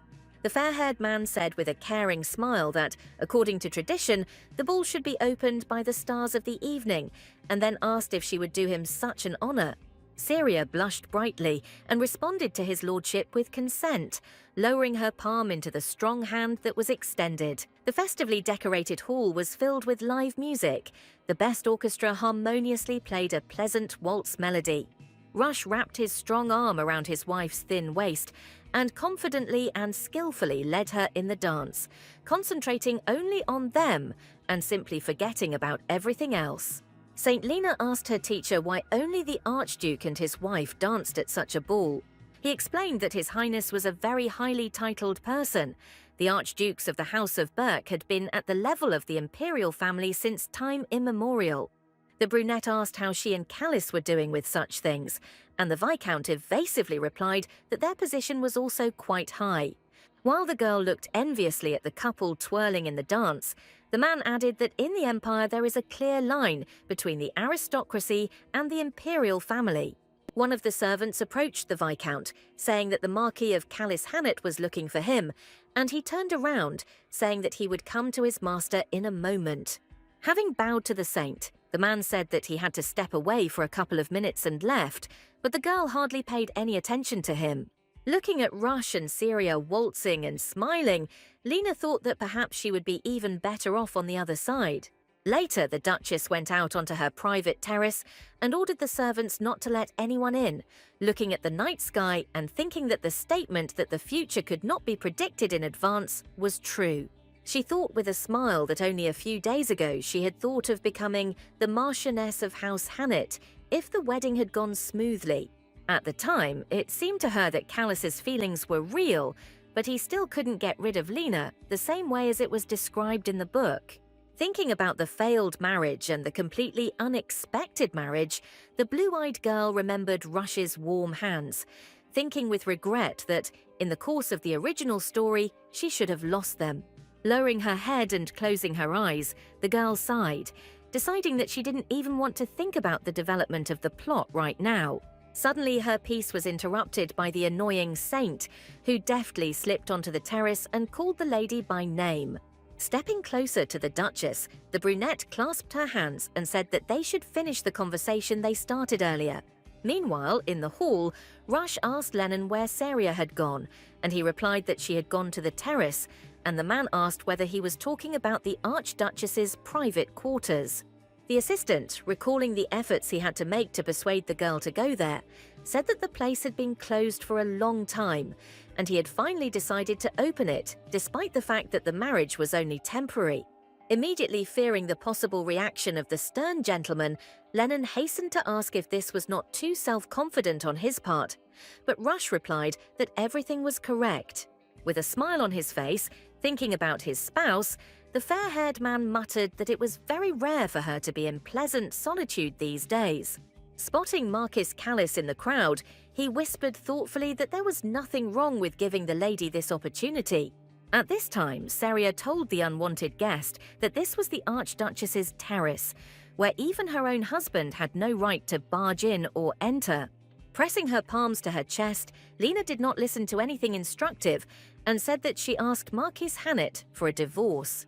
Tears welled up in the brunette's eyes when the already tired and irritated blue-eyed girl asked without interest what should follow from this. She spread her arms wide and said that she had heard that it was as difficult for Stern to get divorced as it was to get married, and therefore not everything could work out right away. Grabbing Saria by the hand, the saint screamed, promising to return to the girl what she had taken from her. Exhaling loudly through clenched teeth, the Duchess said that Lena still seemed to have not understood everything that had happened. Abruptly pulling her hand out of the unwanted bonds, the blue-eyed woman confidently declared that it did not matter to her at all whether death or divorce separated the saint from her husband, because it would not change the fact that she no longer had feelings for Callis. Turning away and stroking her forehead with her hand, the lady irritably asked what Lena wanted from her, and she hastened to answer that she didn't want anything at all. Taking her hand away from her face, the girl saw the Marquis in the doorway, who, however, was in no hurry to come into them, but was only listening. Standing there, the young man heard his wife scream that she knew she was not needed in this place. The saint shouted to Saria that in her presence she immediately felt like a third wheel, and the blue-eyed girl felt something evil approaching. These words were exactly the same as those that Stern must have said to Rush, not understanding why the restless Lena was saying them now. Knowing full well that the main character was the saint, the blue-eyed girl simply wanted to save her life and told the girl that Callis was standing outside the door. She added that she was sure that from her position, Lena would have definitely seen him, realizing how she was still manipulating, and she covered her mouth with her hand. Growing more and more angry at the current situation, Saria asked if the girl really wanted the Marquis to hear everything and not stop believing in her sincerity. Clenching her hands into fists, she assumed that the brunette was also simply trying to make her interlocutor look bad. Thinking that it was a terrible injustice to remain forever in the camp of villains, the blue-eyed one said with resentment that she had never done anything to the saint. Turning around, the girl declared that if the brunette refused to leave, then she would leave the terrace herself, and Lena rushed after her. Suddenly the moon glowed a bright pink, and the girl clutched her chest, her bright yellow eyes wide. When Saria turned around at the scream and touch, the saint was no longer behind her. Only a white shoe lay on the cold floor. The Marquis, who had entered the terrace, raised his hand and covered his face from the bright, blinding light of the moon. He looked around and realized that Saint Lena was nowhere to be found. Only the new Duchess was standing at the very railing and looking somewhere ahead of herself. The girl looked at the sky in surprise, realizing that she had read about something similar, but was completely amazed to see it with her own eyes. Callis's sudden call made her turn around, and the young man shouted angrily, asking if Saria had pushed Lena down. Looking at the once-beloved man, the blue-eyed woman even froze from such impudence, unable to quickly cope with such an accusation. The servant ran up to the Marquis, stammering and asking his lord how he could speak such a thing about his mistress. Turning away and rubbing her face with her palm, the girl called him by name and asked if he was really going to torment her to the very end. Immediately realizing the gravity and groundlessness of his accusation, Callis extended his hand to the girl and began to mumble that he had not meant this at all. Here, after a bright flash of light, Lena appeared again right in the sky, and Saria realized that she was right, because in the original story, the saint left and returned from her world several times. Marquis Hane caught the falling girl and held her close to his body, asking excitedly if she was okay and what had happened here. Holding her head on her husband's shoulder, the brunette suddenly began to scream shrilly that she was not there yet. She grabbed the Marquis by the neck, but she herself was torn somewhere to the side and almost squealed, asking for help, while Callis tried to calm her down, hugging her with his arms. Thinking that none of what had happened directly concerned her, Saria turned around, still stunned by Callis's assumption that he thought she was the killer, and walked forward. The Marquis shouted that he hadn't meant that at all and asked the girl not to make a problem out of it. But seeing the cold gaze of the blue-eyed girl, he fell silent. The Duchess left, not wanting to watch such scenes any longer, and listened to the senseless cries of the annoying couple. Walking down the stairs, Saria thought about how, ever since she found herself in the body of an incorrigible villain, she had done everything to survive and save her reputation, which had long since sunk to the very bottom. Crouching down and covering her face with her hands, the girl sighed, thinking that she had been very happy when Callis had proposed to her. It all seemed like a reward for her efforts. Remembering the moments with him, the blue-eyed girl reflected on the fact that even though the Marquis had chosen Lena, leaving his bride on the threshold of death, hearing him accuse her of murder was too much. Continuing to sit on the floor, the girl thought that everything she had done was in vain, but suddenly someone approached her. Looking down at his new wife, Rush called the girl by name, surprised at her situation. Removing her hand from her face, she muttered quietly that she always let him look at her while she was in this state. The Archduke sat down next to her, smiling softly, and remarked that this was happening solely because he constantly found her in this state. The girl quietly asked if he had heard everything, and the fair-haired man replied that the saint and the Marquis had not spoken quietly enough to hide the essence of what was happening. His face was slightly frowning as he sat opposite his wife and looked at her extremely sad and depressed expression. Rush extended his hand forward and gently touched the blue-eyed girl's cheek, and she immediately looked up at him and forced a smile. The man looked into her wet, reddened eyes and quietly whispered that she was about to cry. Saria looked at the Archduke, whose presence seemed to allow her to be weak and not to defend her rights, not to fight. Leaning closer to him, feeling his warm hands on her shoulders, the girl nodded in agreement, muttering that she really seemed ready to cry.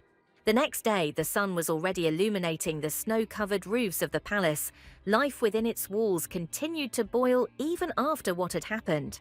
Lennon, sitting opposite his mistress, told her that the high priest, who was angry, took St. Lena and carried her away from the castle. Pressing her fingers to her lips, the blue-eyed girl recalled the image of High Priest Amos, thinking that he was a stern man, but never one to get angry. The girl asked the assistant if he had come to her chambers so early in order to tell her this news, but the fair-haired man shook his head, explaining that his lordship had not yet spoken with his wife about one matter. Saria raised her head with interest and asked what exactly they were supposed to discuss. Lennon excitedly asked the lady if she had heard about the Laurel estate today, but their conversation was interrupted by the opening door. The Marquis of Callis entered the Duchess's chambers, put his hand to his chest, called the girl by name, and asked her to give him a little time before leaving. The Archduke's assistant turned around, wanting to prevent another scandal, and asked the Marquis if he hadn't noticed him. Stepping forward closer to Saria A, Hannett said Lennon could decide for himself whether to stay or leave. The blue-eyed girl turned to him without getting up from the sofa when the young man knelt down and quietly called her name. Callis asked his ex-fiancée for forgiveness and immediately added that he understood that any apology would not heal the wounds he had inflicted. The Archduke's assistant stared at the Marquis in surprise and almost fell off the sofa when he asked if the girl wanted to give him another chance. Saria asked coldly what might change if they decided to start a relationship over again, and if he was sure that he wouldn't go to Lena again if she called. Hannet froze and tried to object, but it was as if he himself was not sure of himself and his answer, and therefore began to stutter. Blue-Eyed immediately noticed this and corrected herself that he would not just walk, but run, as soon as the saint pronounced his name. With his head down like a guilty boy, the Marquis listened as the girl reminded him of what had happened yesterday, saying that he had blamed her for Lena's disappearance. She said dryly that even the servant had not thought of such a suggestion, and only one former fiancé doubted her innocence. Sighing immediately, Seria said that she could understand his behavior, since her reputation in high society was rather dubious. Stroking her elbow, the blue-eyed girl remembered that he, moreover, almost lost his hand because of her, reminding her of the scandal with Rush. The girl decided that she was against suffering further just to avoid a tragic death, and so she jumped up from her seat and angrily said that she was fed up with his attitude because he had inflicted a deep wound on her. Seria realized that she was no longer going to justify all the absurd situations with the plot of the book, and added that she did not want to worry forever about whether the young man would run to Lena again. Blue-Eyed mentally promised herself that from now on she would not live in fear, and took the ring given to her by the Marquis out of the velvet box. Throwing the jewelry at Callus, the girl added that their relationship was now over. Leaving the kneeling boy behind, Seria calmly walked forward and told Lennon they would talk outside, and he jumped up in agreement. As the doors slammed behind them, the Marquis of Hannet was left alone, looking at the ring he had once given to the girl he loved. Shedding large tears, the young man trembled with regret, whispering as if someone could hear that he was incredibly sorry. When the lady and her assistant went outside, she straightened her fur coat and asked what he wanted to talk about before everything that happened. Worried about the girl's mental health, Lennon said that they could not discuss it now, but Seria asked why not. The man said that it was somehow tactless to disturb a person who had gone through a breakup, and suggested that she probably exhausted herself with tears. But the blue-eyed girl raised her hands, declaring that she had not cried at all, and had simply expressed what had been boiling in her soul for a long time. Clearing her throat into her fist to hide the traces of her anger, the girl asked what he wanted to tell her. But the lady was suddenly distracted again by Elliot, who had approached, and Abby, who was happily waving and calling to her. Hugging her friend, Seria exclaimed that she had been through a lot, but the knight assured her with a smile that nothing particularly terrible had happened. Pulling off her winter cape, the blue-eyed girl asked the girl to take it, because it was the warmest, and the dark-haired girl quickly said that it was not at all necessary. Covering her friend despite her embarrassment, the blue-eyed girl said that it was too cold in prison, and now she should go to the kitchen and eat something hot.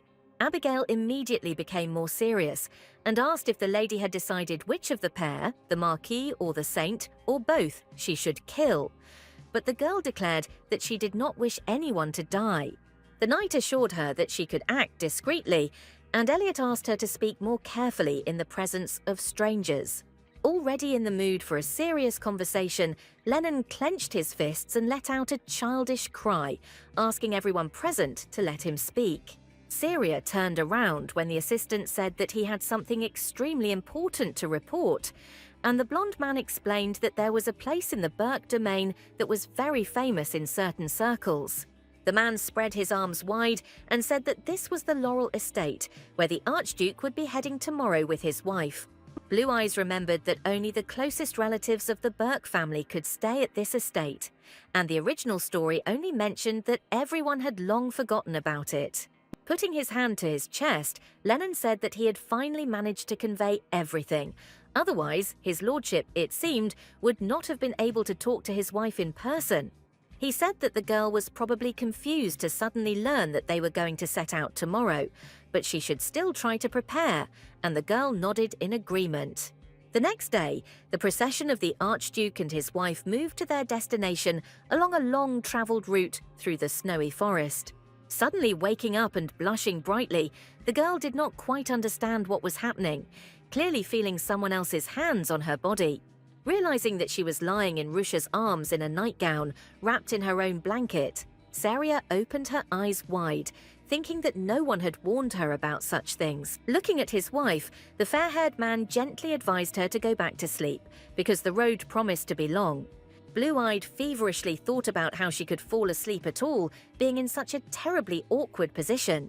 An hour earlier, still in the palace, Rush walked down the corridor to his wife's chambers and said that it was time for them to set off before the snowstorm got worse. Already fully dressed in travel gear and insulated armor, the man stepped towards Seria's bed and wanted to ask if she was ready, but froze. The girl was still sleeping soundly, snoring and holding the warm blanket to her chest, not at all intending to wake up. The maid, frightened by the anger of the stern Archduke, said that she would immediately hurry to wake up His Highness's wife. He leaned down gently and carefully and wrapped Seria in a warm down blanket, whispering that this should not be done. Rush carefully picked up his wife, saying that she seemed to be sleeping peacefully for the first time in a long time. Pressing Seria to his chest and holding her tightly with his strong arms without much effort, looking up and making it clear that they would go like this. And now the two of them were sitting in the carriage, which was travelling to the Laurel estate, surrounded by knights and guards of the Burke house. Reaching for the opposite seat, a terribly embarrassed Seria asked to be let go, saying she wanted to move to the other side. The Archduke replied that he could not let the girl down from his arms, arguing that she was without shoes, and the blue-eyed girl asked why this had happened at all. Rush explained that he hadn't had time to grab her slippers, but there was definitely one pair in his luggage, so she should sleep like that. But Seria wondered if he himself could sleep in such conditions. Muttering that he knew it all, the man declared that it was too cold in the carriage and touched her feet with his large hand, causing the girl to squeak quietly. The blue-eyed girl asked him not to touch her, feeling the warm touch of a strong male hand, and the blonde-haired man asked in confusion why. She asked, embarrassed, that he was also asking the reason, and then explained that the Archduke hardly always touched other people's feet so easily and calmly. The man did not see a problem with this at all, and said with a smile that she was not another person at all, but his wife. Seria, stuttering with embarrassment, said that touching the legs was still a little different. Turning away from Rush's face, the girl tried to ask the question that interested her, but she could hardly gather her courage, not very often communicating on such topics. The Archduke's face fell when the blue-eyed girl suddenly asked if he had taken her to Laurel's estate to spend their wedding night. This suggestion made the man laugh incredibly, and so he grinned and looked away, saying that this is exactly what would happen at the estate. As the carriage drove forward, Seria childishly declared that he was lying, and when her husband asked how she had guessed, she replied that it was written all over his face. Reassuring the naive girl, Rush ingratiatingly explained that he was holding her feet because she was cold, and there was no other way to warm them up. Having quietly cleared her throat, the blue-eyed woman raised her gaze to him and turned to his lordship, deciding to make a request. To his pleasant surprise, the girl asked him to allow her to do something as his archduchess, and the man smiled. Noticing his gaze, Seria quickly corrected herself that she was asking for this favor as stern, but the man chuckled. Rush gently pulled her closer, asking why she had corrected herself, since she really was his archduchess. Covering his wife's legs with a blanket, the blonde smiled warmly at the way she shuddered, reacting to his every movement with embarrassment. Looking at her with bright red eyes, Rush said that if she was not against this, then it was not in his power to contradict the girl. Suddenly, their conversation was interrupted because the carriage stopped abruptly and almost overturned, and from the street there was a loud neighing of horses and the cries of knights. Looking out the window, the Archduke asked what had happened, and the blood in his veins froze for a moment when he heard the clanging of swords and screams. It turned out that a crowd of monsters, known in the Empire for their bloodthirstiness, had emerged from the dark, snowy forest onto their procession. Rush asked Elliot how far it was to the estate, and when he heard that it was right on course, he ordered all the knights to don astral armor.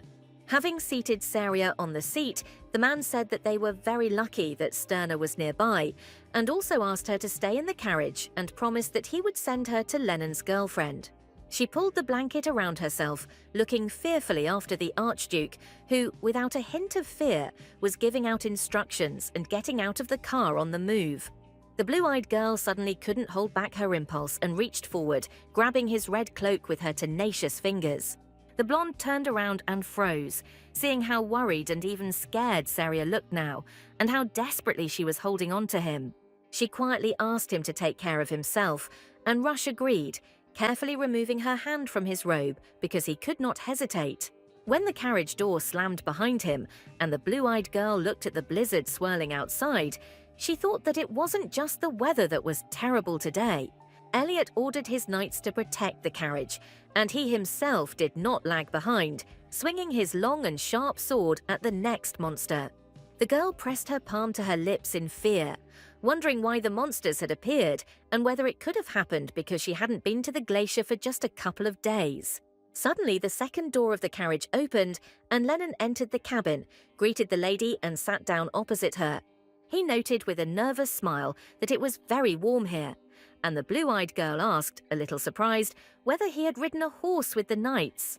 The assistant replied that he was traveling with luggage, explaining that he could only read something there, but then he stopped short and corrected himself, saying that they were in such a hurry and he needed to check something there. Becoming a little more serious, Lennon said that he had remembered some important information and asked Saria not to speak respectfully to anyone or about anyone except his lordship when they arrived at the scene. The man lowered his head and said that if she couldn't handle it, things would be bad, and the carriage door almost flew off its hinges from the alien movement. Lennon suddenly screamed, noticing the terrifying creature and the frightening red eyes opposite it, the look of which certainly did not bode well. The girl swallowed loudly and pressed her back against the other door, screaming that they both needed to get out of here as soon as possible. They didn't have time to jump out through the next door because a huge monster grabbed the top of the carriage with its paws and knocked it over to one side with a crash. Rush turned and looked forward in fear, gripping the hilt of his sword tighter, as one of the knights shouted that their carriage was under attack. Shouting out the name of his bride, the Archduke rushed straight towards this creature with all the speed that was available to him. Waking up after the carriage hit the ground hard, Saria opened her eyes, blinked a couple of times, and exhaled. She sat up and looked at Lennon, asking how he was feeling, and he groaned as he stood up. The assistant raised his head and adjusted his glasses, asking her ladyship if she was injured, but his cheek was gaping with black and purple demon energy. The man muttered that he seemed to feel fine, only his head was a little dizzy, probably from shock or a blow, but the lady knew the reason. She lunged towards Lennon, wrapping her arms tightly around his neck so that her divine magical energy could deal with the obscurantism that had latched onto the assistant. The girl ordered him to sit quietly and said that it would be very bad if the demonic force managed to poison his body. Saria's ability to purify was not all-encompassing, but with this little she was ready to cope, or at least try. Blue-eyed felt everything inside her sink in horror, as the monster reminded her of itself by opening the carriage door and growling loudly with a low, muffled wheeze. His huge clawed paw was already reaching out towards the girl, but she had nowhere to run, so she remained sitting next to Lennon. The sudden squeal of the monster and the cracking of its skin were caused by a strong, even crushing blow of the sword that Rush dealt. Breathing heavily and looking sullenly at his wife, he glanced at her for damage and asked if she was hurt. The girl, still hugging her assistant, breathed a sigh of relief and said with a smile that everything was fine, and then the Archduke asked if Lennon was alive.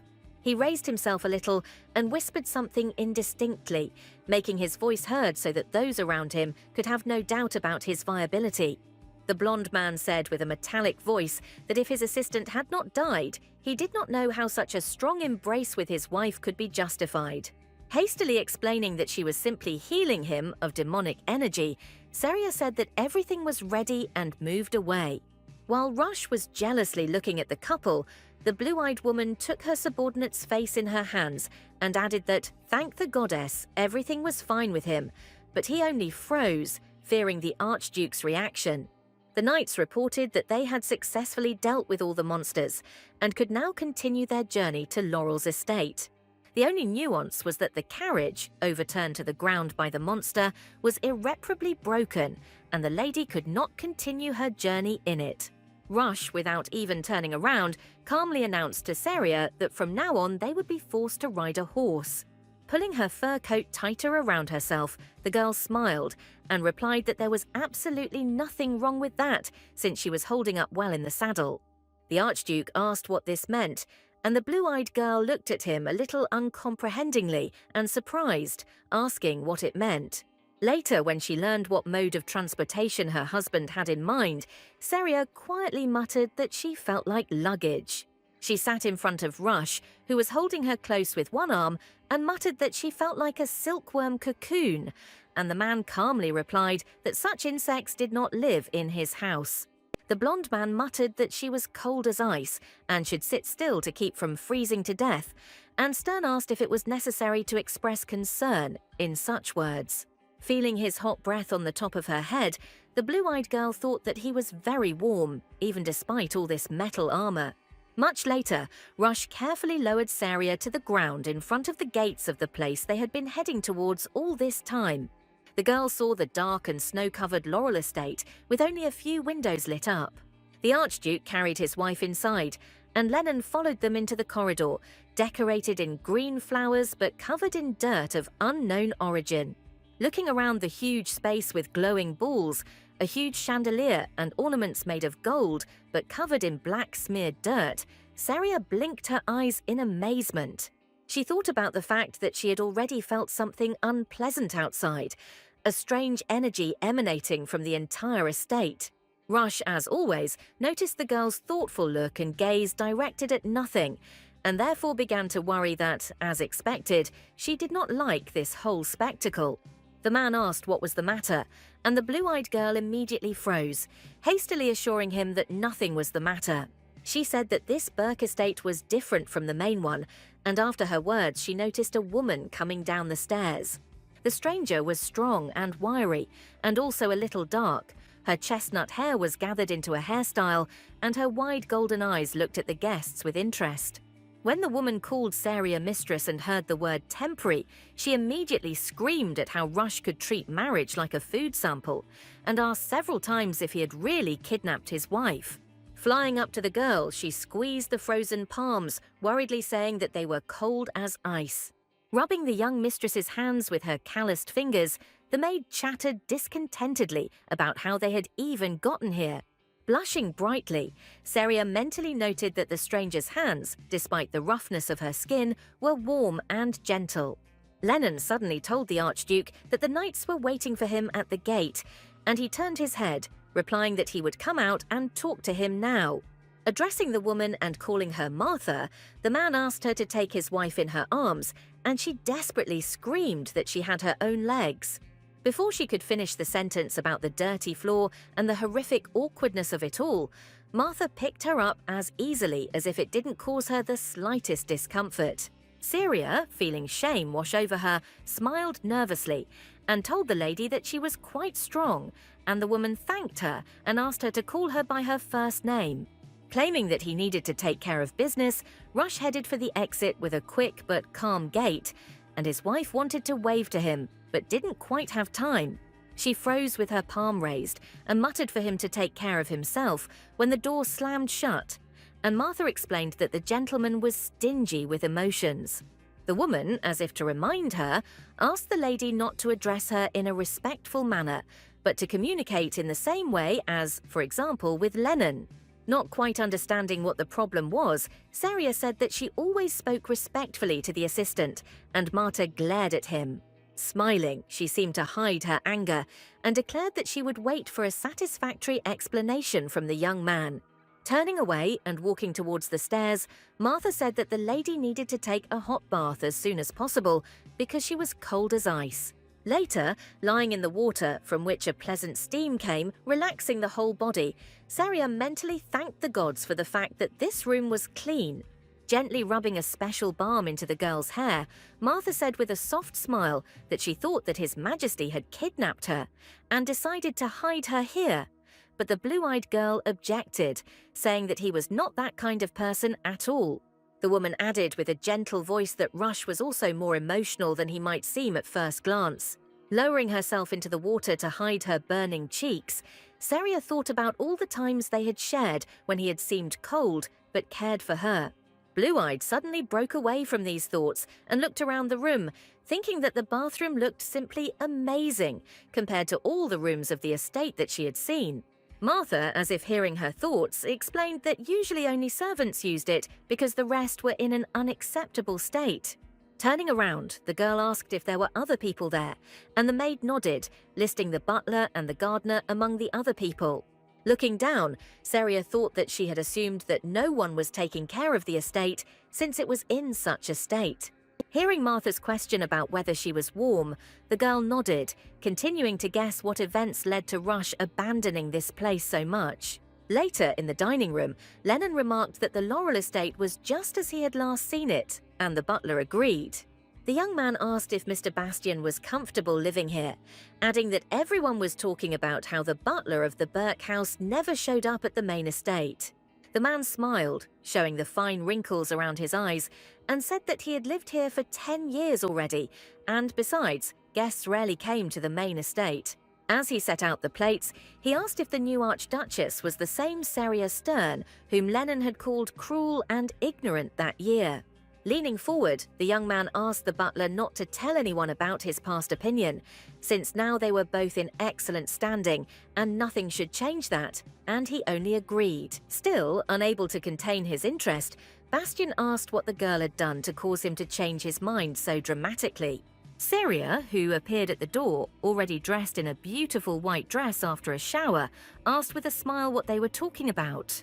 Hastily seating the girl at the table, Lennon said that they had discussed changes to the Laurel estate, and then asked if Martha was bothering her, but then, without waiting for an answer, ran off, adding that he would now bring the prepared food. The blue-eyed girl smiled a little in surprise when the butler bowed to her and said that it was a real honor for him to meet her. He placed his hand on his chest and introduced himself as the butler of the Burke household, saying that he would be glad if the lady would call him simply by his first name. Saria thought that she had indeed never seen the butler of the main estate, and she smiled and replied to Bastian that she was also glad to meet him. Bowing, the man said that the others were busy with their business, and he asked to forgive them for greeting the lady later, and she waved her hands, assuring that there was absolutely nothing wrong with that. Bastian said that he would bring food now, and the lady could talk to Mr. Lennon for now, but the blue-eyed woman froze, noticing even more of this strange black mold behind his head on the ceiling and wall. Noticing the slimy, dark-colored substance, the girl thought with disgust that it was also moving, and then suggested that it could be solidified demonic energy. Covering her mouth with her hand, Saria realized that if her guess was correct, then all of these were demonic shadows. That is, energy that had hardened and appeared as a side effect of curses. They played a significant role in the second part of the story, where Lena gained influence over the imperial family when she was able to clear the bizarre demonic shadows that were bothering the other Sterns and the High Priest. Thinking that if the saint had cleansed them in the imperial palace, then her help would play into their hands here too, the blue-eyed one did not immediately understand that Lennon had asked if she had heard about this from his lordship. She asked again, clarifying what the assistant meant, and he looked around the room, pointing out all the mold. Sighing and folding his arms across his chest, Lennon said that they might cause discomfort to the lady, but the Archduke had already tried almost everything. The Archduchess looked at the assistant with a slightly puzzled expression when he said that the gentleman had, in the end, had to call someone here. Lennon explained that they had invited mages from the kingdom of Nestler to the estate, and Saria's blue eyes widened in surprise. Looking around, the young man said that the estate had been blooming with this mold of unknown origin for 15 years, and no one could do anything about it. Remembering that the church condemned magicians, calling them heretics, the girl put her hands on her knees and asked if it was worth telling her about this, since she was sterner. Slapping his face with a white-gloved hand, the assistant muttered that his lordship would generously reward his wife for her silence. When Saria asked why he had brought her here then, Lennon explained that the Archduke was keen to introduce his chosen one to Martha, who had raised him, and she blushed brightly. Hiding her blush behind awkward touches to her cheeks, The blue-eyed girl said that they could come after the magicians had performed this ritual. Surprising and even a little frightening the girl, the young man declared that turning to the magicians was, in truth, the very last attempt to save the estate. Rush stood outside, looking at the estate illuminated by the setting sun, when Elliot called out to the master. The Archduke turned around, asking how things were going with the monsters, and the head of the Knights of House Burkov confidently said that they had sorted everything out. Hearing the young man ask why the magicians were delayed, the gentleman muttered that they were probably hindered by the snowfall and would simply arrive tomorrow. Ordering Elliot not to worry about anything, gather the knights and return to the main estate, Rush said with a smile that this time they definitely saved her. At the same time, Martha led the girl into the richly decorated chambers and explained that the mistress's personal chambers were not yet fully ready, since they had not been informed of the arrival in advance. But the blue-eyed girl assured her that this room was also quite good. The woman approached the Archduchess and took her fragile hand in hers, kneading it and gently giving it a kind of relaxing massage. Once again reminding Saria that she shouldn't treat the local inhabitants with excessive respect, Martha said that the lady was a charming girl. Placing her forehead on the blue-eyed woman's palm as a blessing, the woman sincerely said that it was an honor and a joy for her to serve such an archduchess, even for a couple of days. Stern thought about those words, remembering Lennon lamenting the mold eating away at the estate and how it wouldn't last much longer. Then she hastened to ask the assistant why they were not organizing an urgent evacuation of the servants from here, but the young man only answered that she herself would find out everything later. Saria lowered her head, thinking that for the first time she didn't understand what was happening because there was no information about it in the book. The woman went to the window and said that the gentleman was late, and therefore his wife could go to bed already, and she quietly agreed. Blue-eyed asked where his lordship would spend the night, and Martha, looking at her mistress in surprise and drawing the curtains, replied that, of course, here. Stern stood at attention, wondering how this was possible, and her eyes seemed to double in size for a moment. The maid replied with a smile and delight that she had previously forgotten to mention that these chambers belonged to the Archduke himself. A little later, Rush was walking down the corridor, followed by Bastian, who meticulously carried his master's red cloak. Having met Marta on his way, the man told her how his wife was feeling, and the woman replied with a smile that she was apparently tired from the long journey and therefore fell asleep. Bastian asked if she was really the same Saria Stern, because she was like a different person, whom Lennon had described to him completely differently a couple of years ago. Without stopping, the Archduke calmly replied that it was indeed she, and the butler asked what event could have caused such a strong change. Stopping in place, Rush hoarsely said that, contrary to their expectations, nothing special had happened, and in fact the blue-eyed girl had simply fallen in love with the scoundrel. Not wanting to continue or develop this topic, the man said that it was time for him to rest and headed straight to the bathroom. Returning to his quarters in normal clothes, Rush reflected on everything that had happened during today's terribly long and nervous day. Suddenly discovering Saria sleeping in a chair, the astonished Archduke froze, thinking that Martha had not even hinted to him that his wife was sleeping in his personal chambers. The fair-haired man was even more surprised by the fact that the girl, bent over in three, was sleeping not on a spacious, comfortable bed, but in an ordinary chair. Muttering that the blue-eyed girl was quite compact, the man carefully lifted her into his arms, interrupting the even rhythm of her snoring with his action. He carefully laid her down on the bed, straightening out her nightgown, which was crumpled here and there, and looked at her with some pleasure, peacefully resting in his chambers. Sitting down in the chair and guessing the motives for such a choice of sleeping place, Rush thought with a smile that it would be better for her to fall asleep on the bed right away.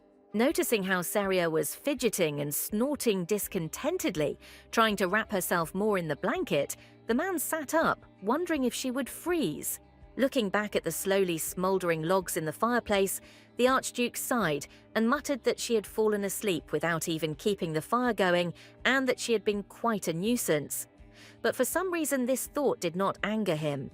When Stern let out a loud moan, the man turned his gaze to her, wondering if she was still not warm enough, and assuming that the room was not an overly warm place since the fire had been lit recently and had quickly gone out.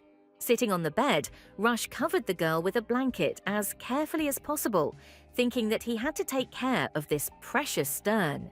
Fidgeting on the bed and feeling the pleasant warmth from the blanket, the blue-eyed girl turned on her side, facing her husband, and smiled in her sleep. The Archduke suddenly remembered how hot and embarrassed she had been when she had asked if they would spend their wedding night at Laurel's estate. Shaking his head and getting ready to get out of bed, Rush muttered that he was thinking about the wrong thing. Syria suddenly raised her hand and placed it directly on her husband's waist without waking up, and breathing evenly and calmly. Finding himself in the peculiar embrace of his young wife, the fair-haired man blushed deeply and froze, struggling with a dozen intrusive thoughts at once. Early in the morning, the sun had already flooded Mr. Burke's chambers with its bright light, preventing its inhabitants from sleeping peacefully. Touching Rush's chest with her fingers in her sleep, the blue-eyed girl thought without a second thought that it was very warm and elastic.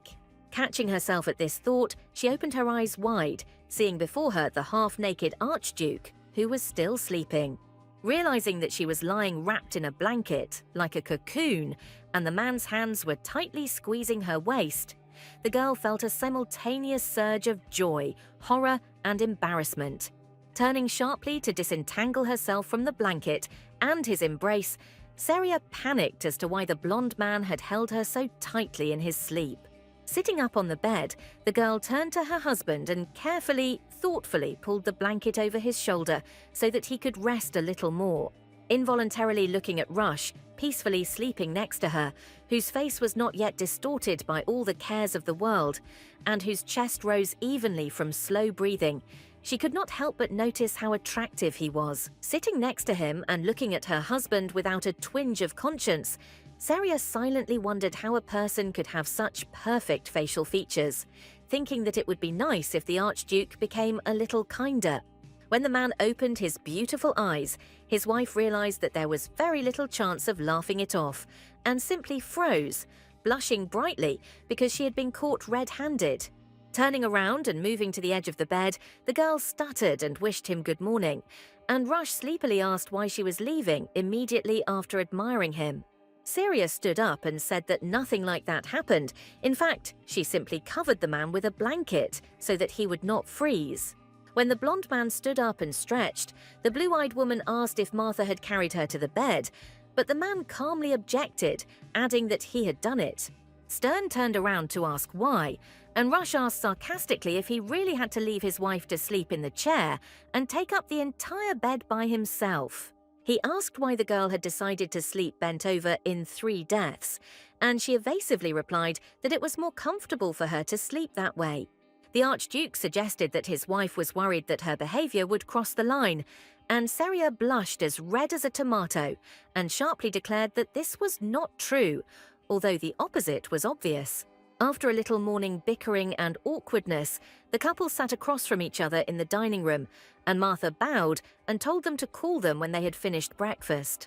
When the servants left, the girl said that she knew about the arrival of the magicians and asked if she should sit in her chambers, and the man replied that this was not necessary and that they should avoid Stern. Bringing her fork to her mouth, the blue-eyed woman casually promised that she would not report him to the Supreme Church, since she owed her life to her husband.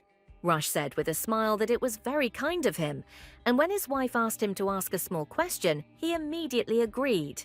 Syria said softly that they were talking about the Laurel estate, where conditions were anything but ordinary. The Archduke frowned slightly when she asked why the master insisted on Martha and Bastian still staying here. The fair-haired man explained that he had not given such an order. It was just that these people were connected to the estate and could not take a step beyond its borders, and the blue-eyed woman froze, mentally assuming a curse as an option. Rush continued, saying that only Martha could not leave, and the rest simply claimed that they did not want to go anywhere because they liked everything so much. Syria came to the conclusion that Martha was connected to the manor, which could no longer hold back the onslaught of demonic shadows, and therefore when the castle collapsed, she would die. The girl asked her husband if he had turned to magicians to save the woman, and he agreed, adding that he had made similar attempts many times before. The man suddenly said that everything happened because of him, and the blue-eyed girl straightened up a little, asking in surprise how she could understand this. Later, while walking through the snow-covered garden, Saria asked Lennon if the gentleman had really gone to check the boundaries, despite the fact that the snowdrifts had already reached his height. The assistant replied that after their encounter with the monsters it was reasonable, and the Archduke himself was very prudent. The girl asked worriedly if something would happen to him in such weather, and the young man, with slight confusion, said that nothing like that ever happened to the gentleman. When Stern asked if he couldn't get sick, Lennon explained that she didn't know her husband very well yet, but in fact, he was an unusual person who would get out of the heart of an endless desert alive. Remembering Rush's words about his guilt in what happened and the pain on his face at that moment, Saria exhaled and decided to ask her assistant about it, calling him by name.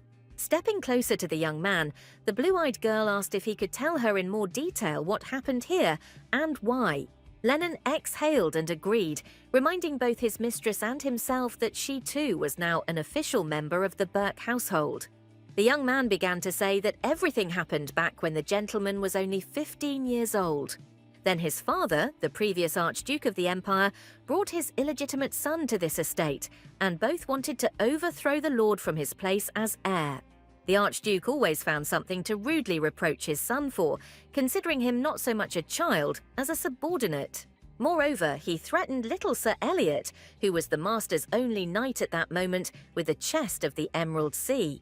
This chest was an heirloom of House Burke, used by skilled, glory-seeking knights who wished to become protectors of Laurel Manor, and those who placed a lock of their hair in the chest would never be able to leave the estate grounds again. The Archduke continued to press Sir Eliot, demanding to know why he refused to do this, since he truly intended to become a knight of the House of Burke. In the end, Madam Martha put a lock of her hair there, so that the master's only knight would not forever belong to this place, and since then he has not been able to leave it. Exhaling, Lennon added that there were many more details to the story, but he had explained everything to her briefly. Blue Eyes lowered her head, thinking about how none of this was in the book, and wondering why Father Rush had done this to the child and the woman. Raising his hand, the assistant asked the lady not to be offended by the fact that her husband had brought her to such a terrible place with such a history. Lennon explained that the gentleman only wanted to introduce his wife to Madame Mart, and Saria hastened to assure him that she was not at all offended. Smiling, the girl said that, on the contrary, she was grateful for such important, even personal information that he had shared with a virtual stranger. Wiping away tears of happiness with a handkerchief, the young man objected that she was not a stranger at all, but a true member of the House of Burke. And as soon as the imperial family approved their union, Saria would become the closest person to the Archduke. He enthusiastically stated how much he looked forward to the day when he could officially name the girl Archduchess. Blue Eyes looked around the castle with longing, thinking that there must be a way to save this estate and the people who had long considered this place their home. So the next day arrived, at the beginning of which the sun pleasantly illuminated the snowy terrain, making the crisp snow shine like precious stones. Standing near the wall and holding her hand over the demonic shadow, Saria had been toiling over the complex work for several hours. It turned out that she could cleanse the room of this filth, but at such a low speed it would definitely take a couple of 1,000 years. Blue Eyes remembered that in the novel, Lena discovered the source of energy and purified it using her saint power, so there must be a source here too. She was suddenly distracted by the soft call of the butler Bastian, and the girl turned around, distracted from useless actions. He introduced the lady to a red-haired woman named Suzette, who bowed and said that she worked at the estate as a seamstress and gardener. Stepping towards them, the Archduke's wife introduced herself with a smile as Saria Stern and said that she was also pleased to meet them. Saria's eyes widened in surprise when Bastian asked her to go to the dining room, where they had already prepared dishes for her that would suit her taste. When the girl was seated at a festively decorated table, strewn with various kinds of desserts and sweets, Martha said with a smile that no one else in their estate ate such things. She blushed and added that they were a little puzzled when the gentleman suddenly brought so much of this food here. Stepping closer to the Duchess, Martha asked if she understood correctly that all the desserts were intended for Saria, and she asked again in surprise if she understood her correctly. Blue Eyes said that she liked sweets, but she could hardly eat that much, but Bastian remembered the master's words that the lady really liked this kind of food, and his colleague confirmed this. Saria froze in surprise, but remembered Rush's words that only Marta could leave her estate, while the rest wished to stay here of their own free will.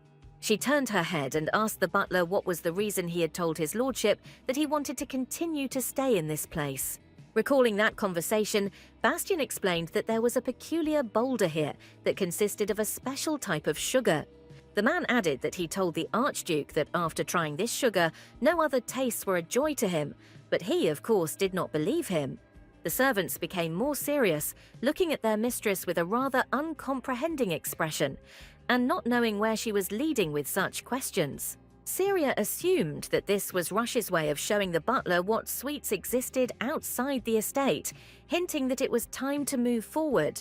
Marta and Bastian froze in emotion, their eyes wide open when they heard such a conclusion from the blue-eyed girl.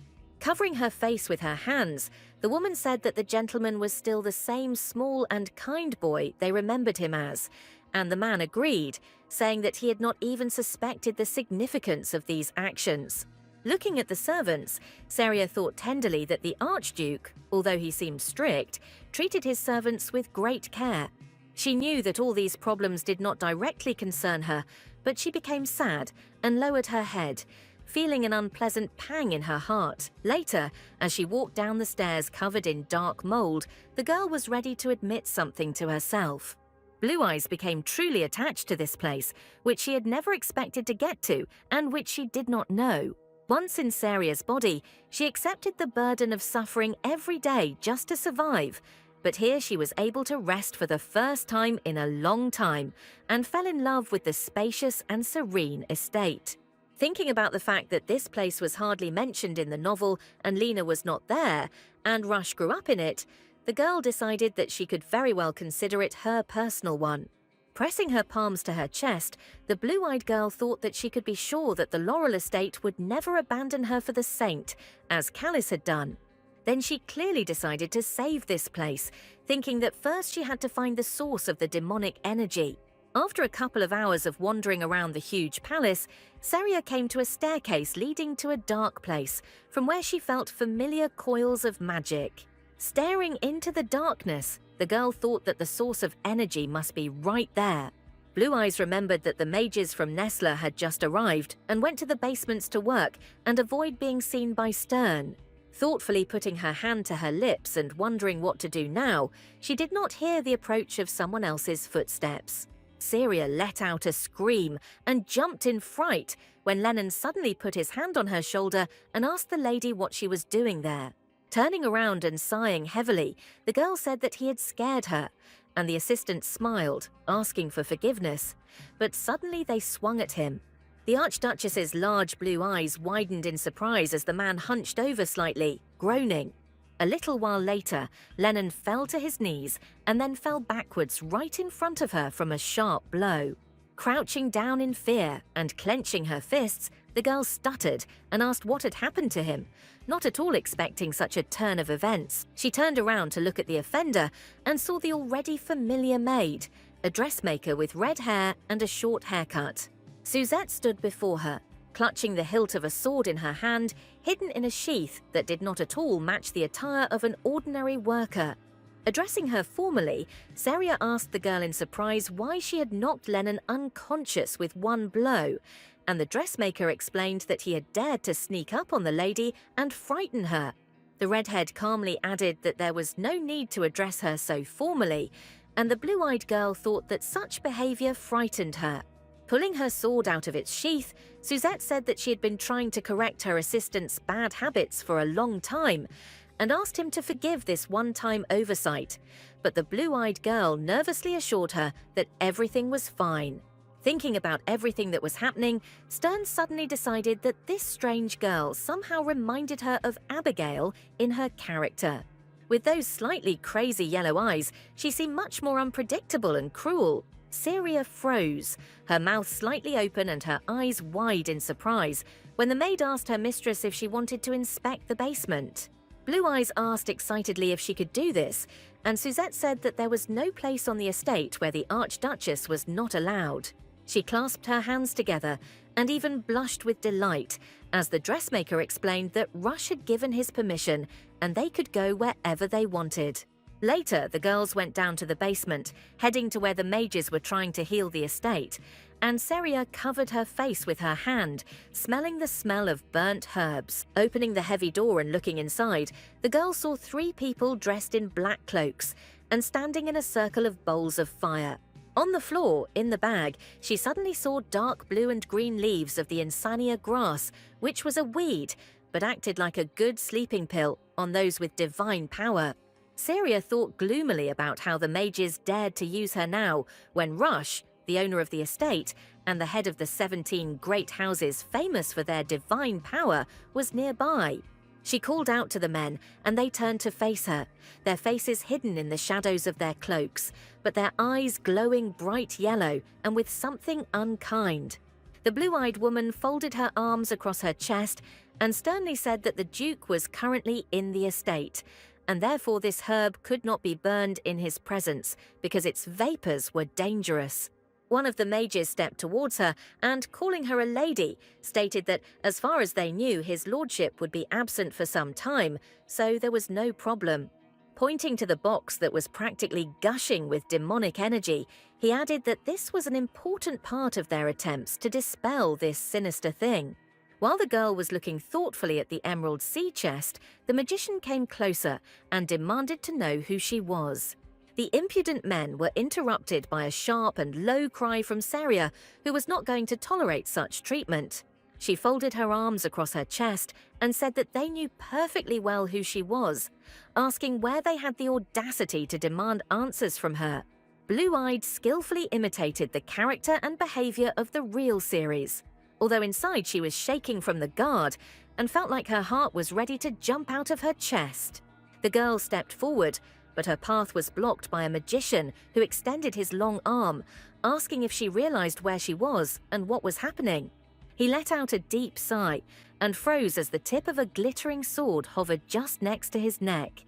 Suzette, holding the gun to his neck, asked him if he had gone mad and declared that he was no one and had no right to block the mistress's path. Stepping towards the chest and stretching out her palms to test her strength, Seria thought with regret that her skills, like in the book, were not enough because she was not Lena. The man began to threaten that he would not be able to finish his work if they continued to interfere with his spell. But the blue-eyed woman turned and said that they had no business here, calling Suzette to follow her. As she left the dungeon, she clenched her fists and was sure that the emerald sea chest was the cause of all the problems. Later, when the sun was already setting, the Archduchess decided to seriously discuss this issue with her husband and offer him a solution to the problem. After handing her husband the magic branch, Seria said that she wanted him to carry it with him, because every day he went out to check if there were any monsters nearby. He said there was no need since she was stern, but the blue-eyed girl said she couldn't hug him and cleanse him the way she did with Lennon. Rush asked if she shouldn't feel more comfortable hugging him since they were married, and the blue-eyed girl asked, confused, if he wanted her to hug him. She said that this could be arranged, but not in their chambers, but for example, in the chalet, and asked with a smile whether they would go there. The Archduke closed his eyes and sighed, shaking his head, and then muttered condescendingly that his wife was sometimes surprisingly naive. The girl blushed and looked up at him in surprise, unable to say anything in response to such a remark. Changing the subject, she muttered that she had gone down to the basement today, and Rush asked how the work of the invited magicians was going, and the blue-eyed girl replied that they had behaved impudently, but Suzette had reined them in. The man then teased her, asking if she could manage it alone, but then pointed his finger at the knitted flowers, asking what they were. The girl muttered that the dressmaker had knitted them, Martha had brought her milk, and then suddenly thought about the fact that none of them had appeared in the story, and wondered if all the inhabitants of the estate had disappeared if they had not appeared in the original story. Blue-Eyed decided that it would be terrible to remain silent at the moment when you know the solution to such a problem, and so she exhaled and called his lordship. The Archduke froze in surprise when his wife announced that she had found a way to cleanse the estate of evil forces. He opened his bright red eyes, looking at the girl and asking how she managed to do it and what she meant by that. Looking down, Saria said that she was convinced that only Saint Lena would be able to deal with this problem. She wondered with regret and jealousy whether she would eventually be the reason for the brunette and the Archduke getting together. The blue-eyed girl squeezed the skirt of her dress because she knew that their marriage was temporary, but giving this girl first Callus and then Rush was too strange. Suddenly, the man interrupted the flow of thoughts, pointing out to his wife that enough of these assumptions and conversations. He calmly sipped his tea as if nothing serious had happened, and Saria asked what he meant. The Archduke said that there was no point in mentioning this saint anymore and asked if she could not deal with the demonic energy herself, and the girl refused, asking if he did not believe her. The man calmly stated that he had no desire whatsoever to allow a woman who was not connected to his family to come into the house, and that she was unlikely to show up at the first call.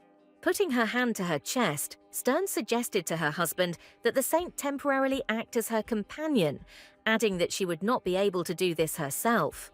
Exhaling loudly, Rush became more stern than usual and said that he thought he should express himself more quickly. Looking straight into Saria's eyes, he said that he did not wish to bring any women to this estate except his Archduchess. The fire in the fireplace crackled loudly, while the blue-eyed girl could not understand why he was so stubborn, although she felt a pleasant excitement from such words.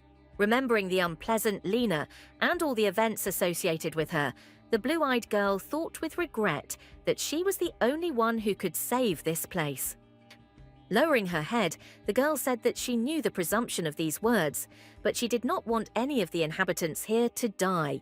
Covering his face with his hand, Rush muttered why his wife had even decided to suggest calling the saint. Saria's eyes widened in surprise when her husband suddenly asked her if she really had no pride at all. The man stated that the Archduchess could worry about all these people, but first and foremost she should think only about herself and her destiny. The girl felt the whole spectrum of emotions, from shame to jealousy, when the fair-haired man asked if his wife was afraid that he would follow in the footsteps of the Marquis of Hanet. The estate was beautiful, perfect and peaceful, and the people there were kind and willing to share their kindness. She was simply sure that if Lena ended up here, she could become the center of this small world, and just thinking about it made Saria envious. Suddenly, his imagination drew a picture of what would happen if Rush also chose the brunette. Blue-eyed felt her heart beating somewhere in her throat from fear and resentment at the possibility of such an outcome of events. The girl thought angrily that she simply wanted to help the local inhabitants and this place, and therefore did not deserve such harsh words, and stood up, saying that the Archduke was not like Callus. Saria stated irritably that the Marquis of Hanet had been her choice, but she had not chosen the Laurel estate or her husband. Taking this personally, Rush even predatorily stated that the girl was right in her thoughts that he was not the man she had chosen. The blue-eyed girl said that since they had already discussed it, she asked him to refrain from paying too much attention to her person, but the fair-haired man assumed that she had misunderstood the words regarding his Archduchess. Turning around, Saria said it was very impudent of her to be misled. Taking hold of the door handle, the girl turned around and declared that she didn't care whether he called Lena or not, and therefore he should think about it carefully. The Archduke froze, watching her go, and exhaled loudly when the door slammed shut. He placed his hands on his knees and gripped his hair, pulling it from the roots and trying to catch his breath after the unexpected argument. Walking around the estate in the evening, the girl thought that everything had turned out very unpleasant, although they had managed to get along recently.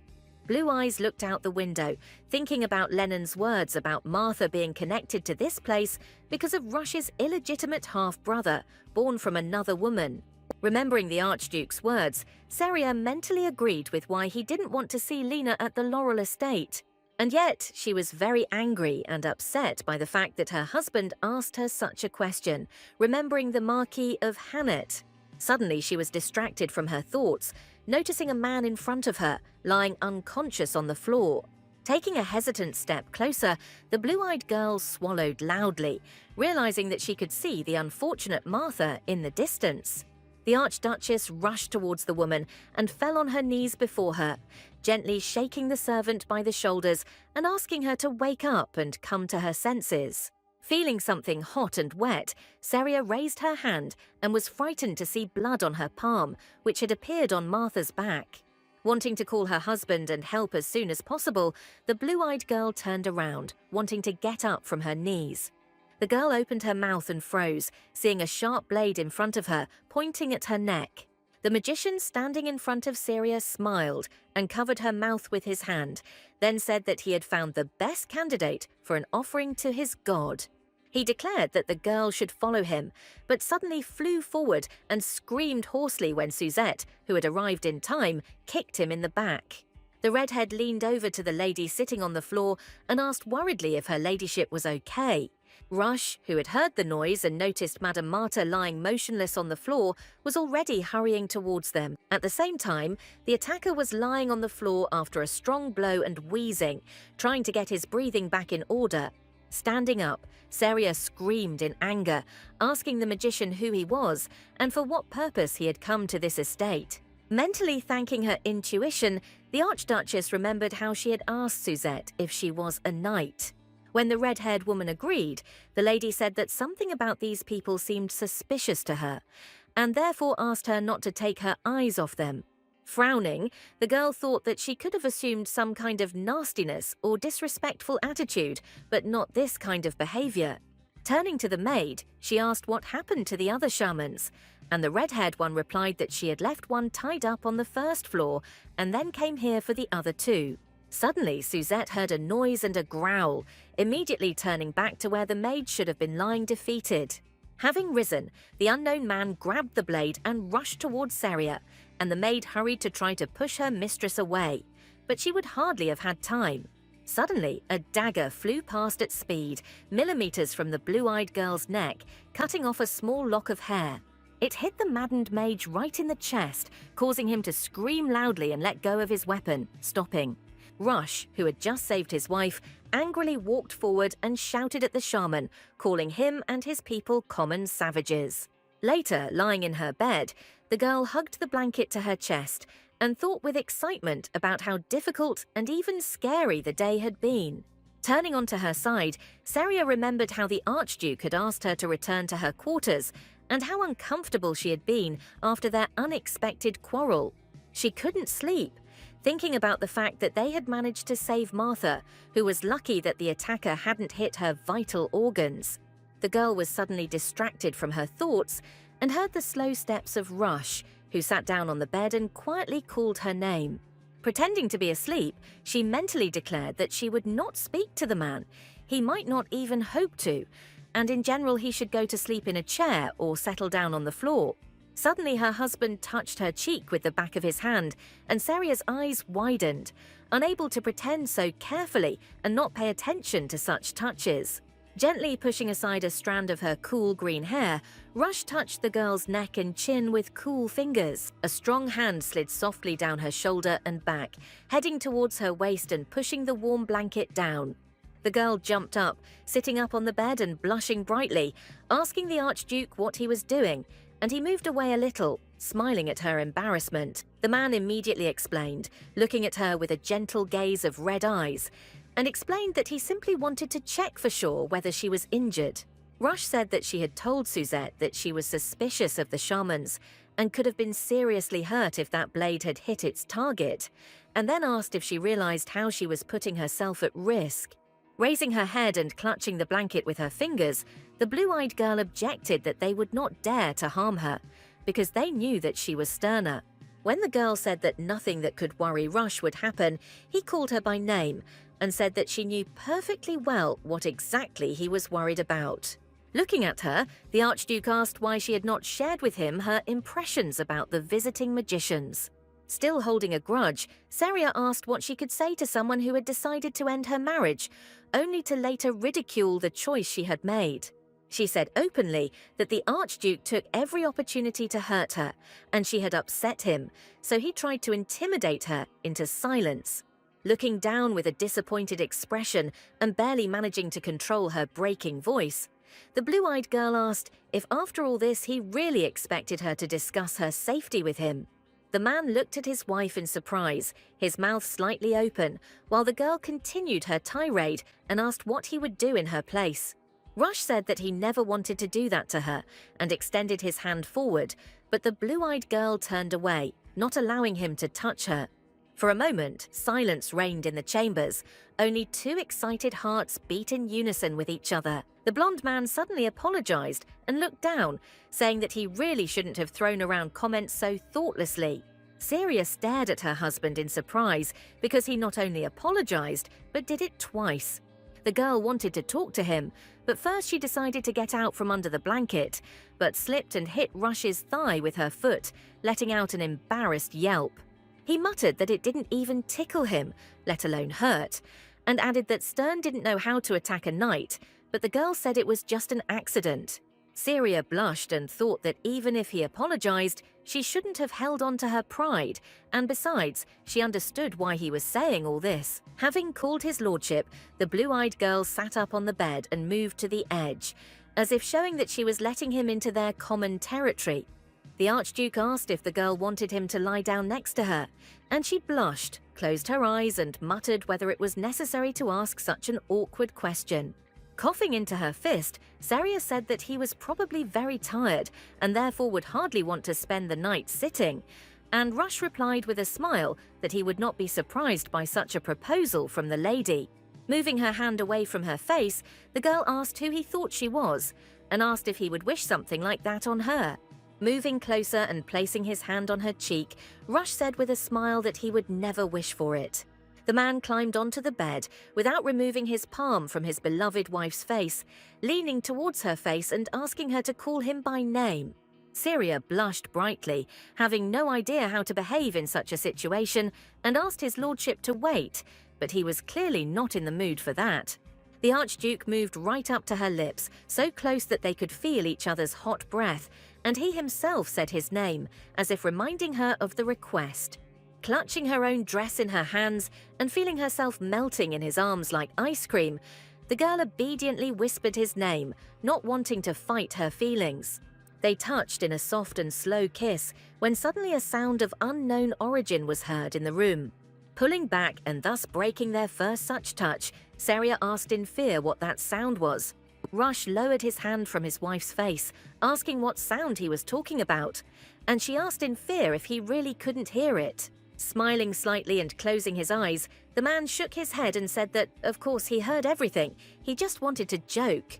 Looking reproachfully at her husband, the blue-eyed woman asked what kind of jokes these were, and added that she had almost gone crazy. He got out of bed and said that he too was ready to lose his mind because no one but him in the entire estate could hear it. Left sitting on the bed alone, the girl thought about how loud it was and couldn't understand if it was really just the two of them who heard it. She thought about how the Girux Empire was founded by a great saint, Gremmel, who was blessed by the heavens themselves, given 2 divine gifts, great fortune, and 17 houses with their own personal divine power. Thanks to Gremmel, these houses continued to pass on holy magic to new generations, and are now known by the holy title of Grand Van Shet, with the representative houses of Hanet, Kelladine, and Burke. Calling out to the man who was already leaving, Saria asked if he knew if there was an altar in the basement, but Rush replied that there could be nothing like that in these parts. The girl said that she definitely felt some kind of weak power when she was there earlier, and assumed that it came from the old relic, and the source of the shadows was also there. The Archduke listened to her thoughts, while the blue-eyed girl muttered out loud everything that came to her mind after certain memories. Placing his hands on her fragile shoulders, the fair-haired man asked his wife to stay here, in safety, saying that he himself would see what was there.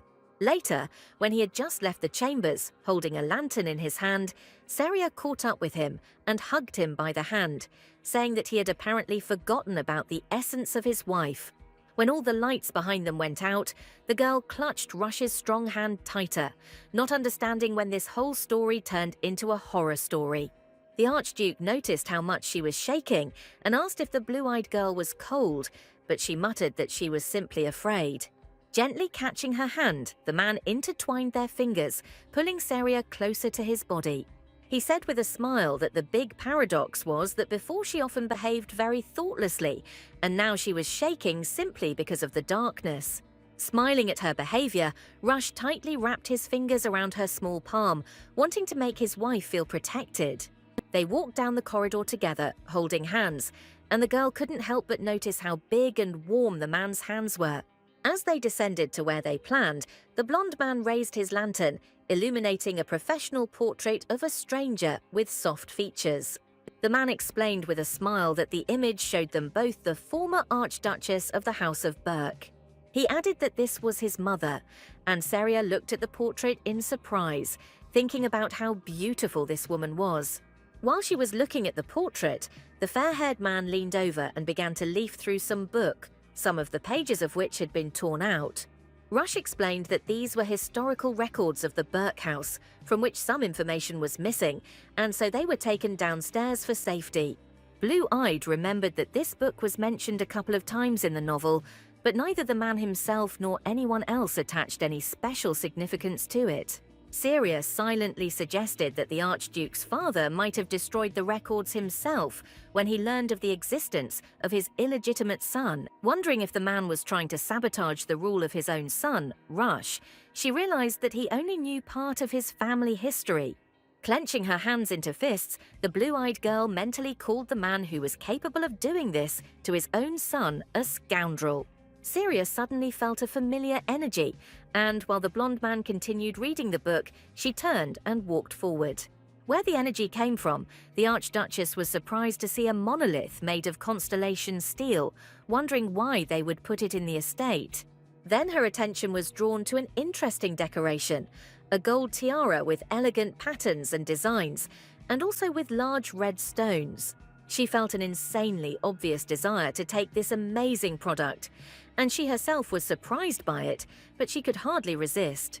Seria stepped even closer to the pedestal, and the energy pulling her towards the object only grew stronger, so she extended her hand forward. Noticing the strange light and the absence of his wife nearby, Rush turned around and called the blue-eyed woman by name, and then asked what she was doing there. He ran forward when he saw a sudden surge of divine energy caused by the girl's touch on the family heirloom. She opened her eyes in surprise, feeling herself overwhelmed with a previously unknown strength and warmth.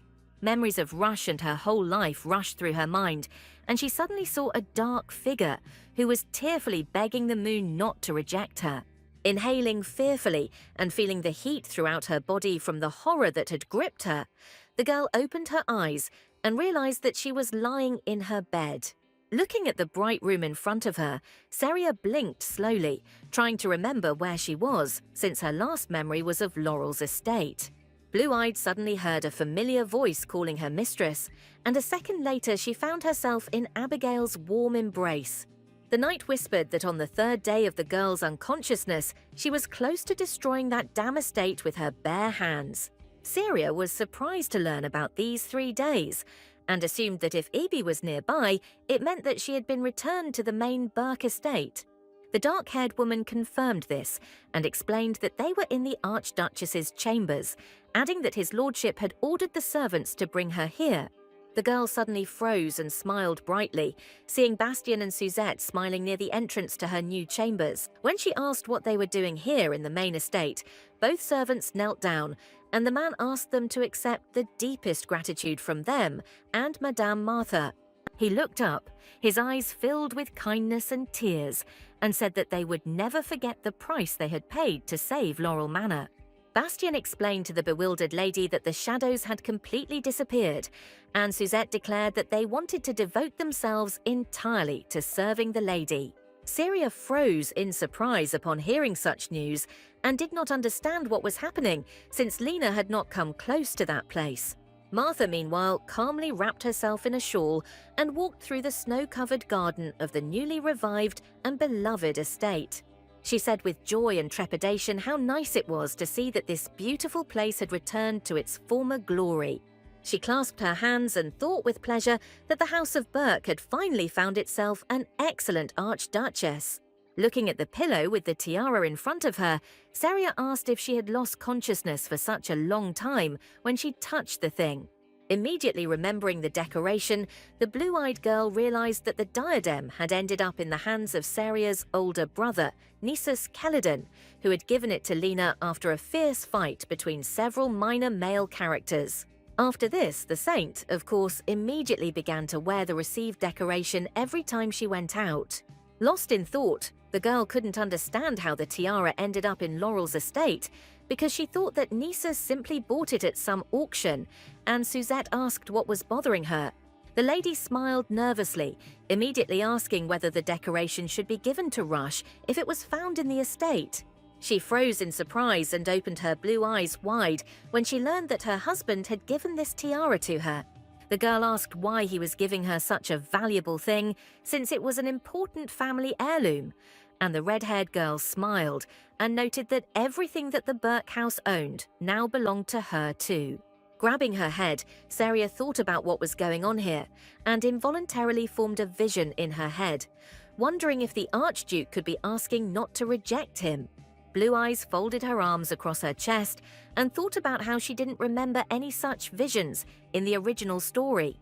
Wondering if she might have forgotten parts of the plot, the girl gradually began to return to the busy palace life. As she walked through the garden in the evening, Rush covered her shoulders with his fur cloak, smiling and asking if she really wanted to freeze to death. The couple sat down on a bench, and the man said that he understood the girl's desire to see him, but she could tell Lennon about it, and she shook her head, explaining that it was not an urgent matter. Looking at the blue-eyed girl, the man gently asked if she was feeling better, worrying about her well-being. Turning pink and adjusting his cloak, Saria said with a smile that he had asked about this much faster than usual. Immediately saying that this was what she wanted to talk about, the girl lifted the tiara from her chest, which she decided to wear as a necklace, and thanked him for such a gift. Explaining her decision, the blue-eyed woman said that putting such a thing on her head would be a little strange for her, presenting herself in a less than favorable light. Rush muttered with a smile that it didn't sound so terrible at all, and the Archduchess asked if he was serious about it. The man, teasing his wife, said that it was not for him to wear it, and when Saria asked if he wanted to, he leaned forward, saying that only if she put the jewelry on him herself. The fair-haired man smiled warmly at the blue-eyed girl's coquetry when she cheerfully asked if he really hoped that she wouldn't dare to do something like that. Pulling off the pendant with the tiara, the girl asked Rush to tilt his head slightly towards her. The man said he would do whatever she wanted and bowed his head to be on the same level as hers. Blushing, Saria thought that her husband was very close, so close that she could catch his warm breath. The girl caught the blonde man's gaze, which was gentle, but not devoid of the already familiar desire to touch her or make her even more embarrassed. The fingers trembled slightly from the tension and did not obey the blue-eyed girl at all, who was trying to fasten the jewelry and was already reproaching herself for this stupid idea. Rush suddenly whispered her name and softly thanked her for saving his dear Laurel estate. Looking at his wife with sincere respect and even pride, the Archduke declared that he would always be grateful to her for this act. Blushing even more than before, Saria opened her eyes, not expecting to hear such words from the usually stern and reserved man. Their breaths mingled again, and they were close to kissing, but the girl suddenly pulled back and said that the necklace did not suit him at all. Rush smiled softly at her modesty and said with a smile that it would be as she wished. Stroking the large ruby, the blue-eyed woman asked him if he knew that this pendant contained divine power. The fair-haired man objected that it was indeed a relic, but hardly an unusual one, and the girl assured him that this decoration had much more power than its usual value.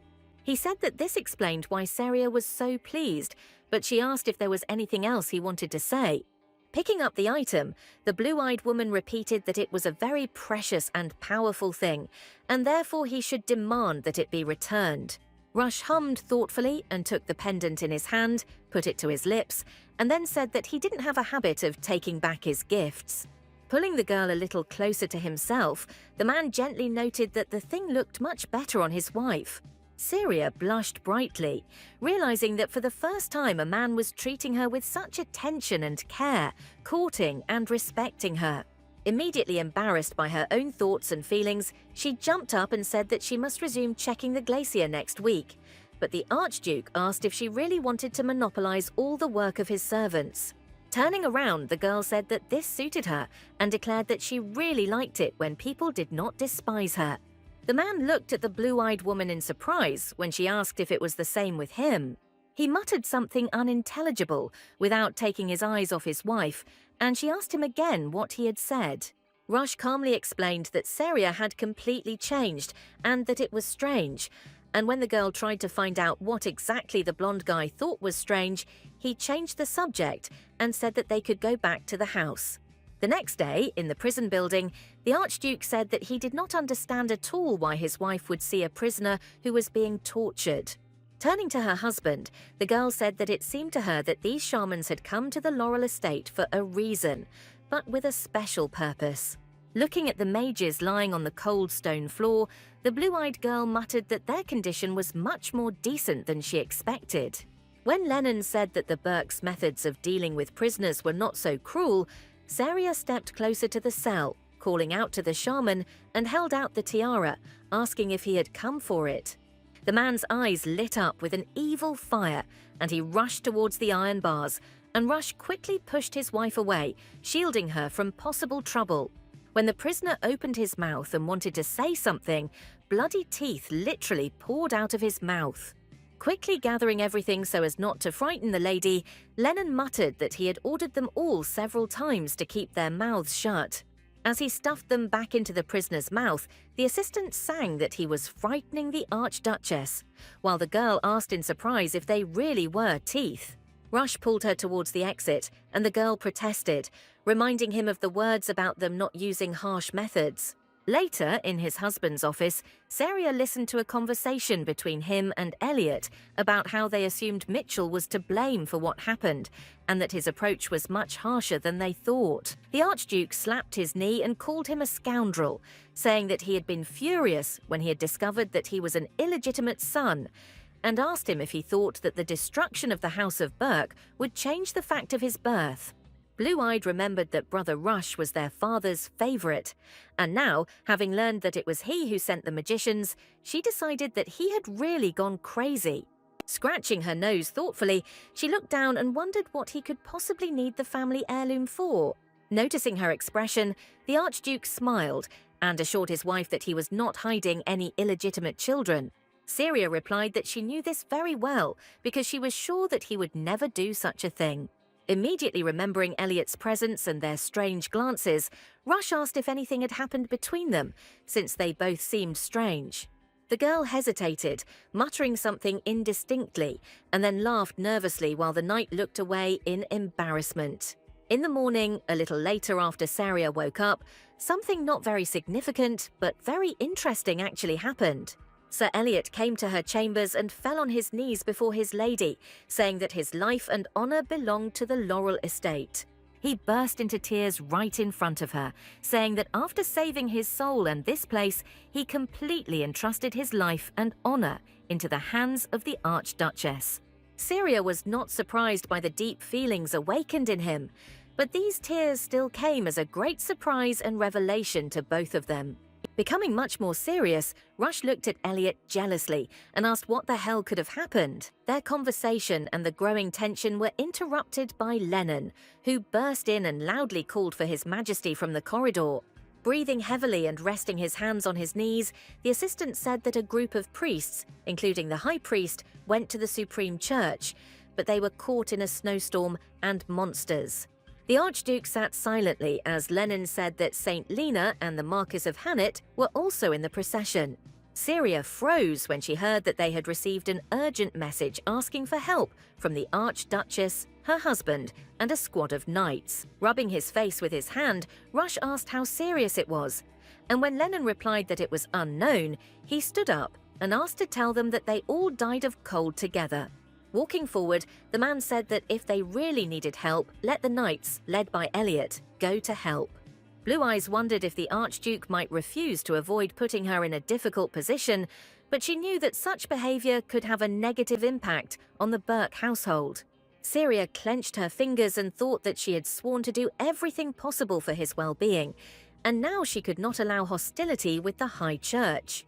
Calling out to his lordship, the girl said that they had better help the procession, which was in danger. The husband asked if she was sure, and when the girl said that the high priest himself was calling her, the man, surprising Elliot and Lennon, calmly said that he could come up with dozens of excuses.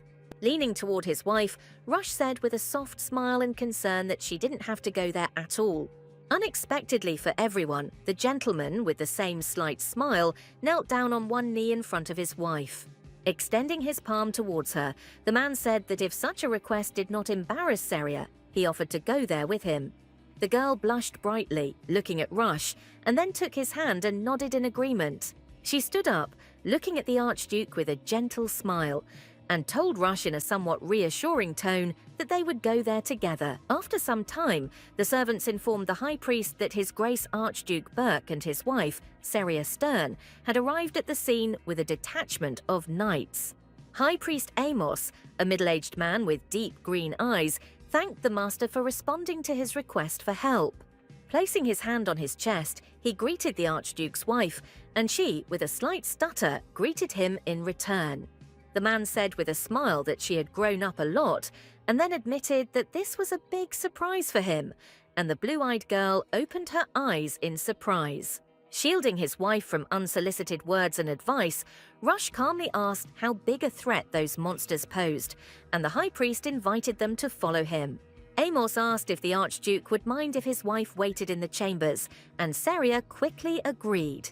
The blonde man turned to his wife and asked if she would mind being here alone for a bit. Standing surrounded by a squad of knights and servants, the girl blushed, comparing her skin color to the skin of a tomato.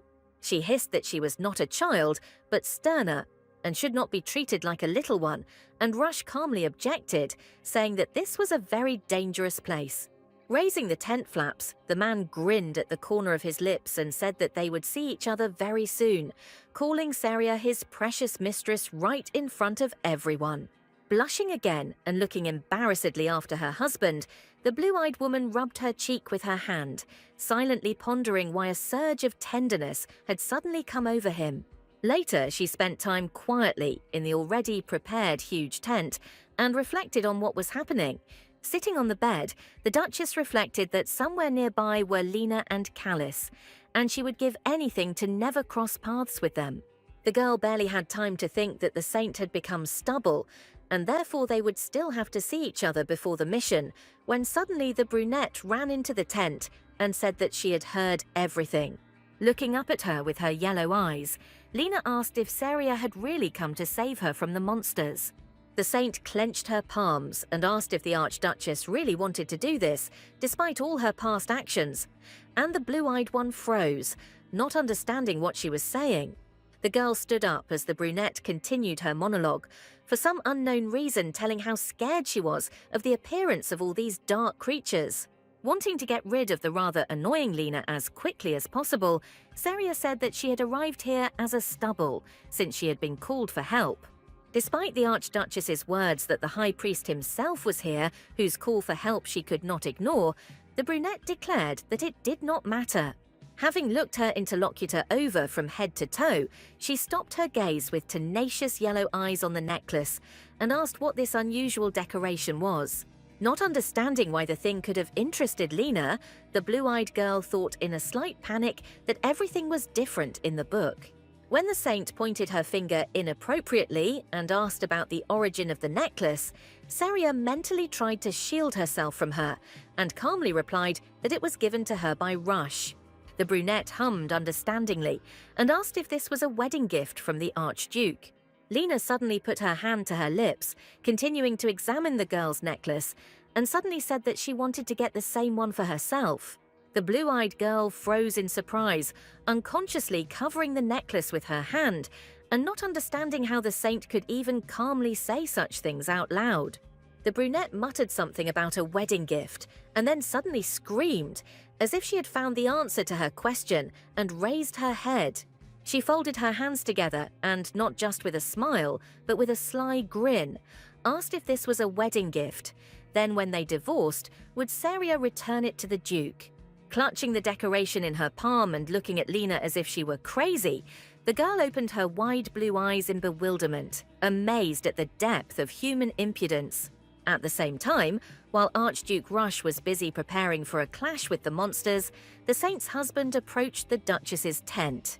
The servant who stood at the entrance noticed him, stood at attention, and hastily greeted the not very positively disposed Marquis of Hanet.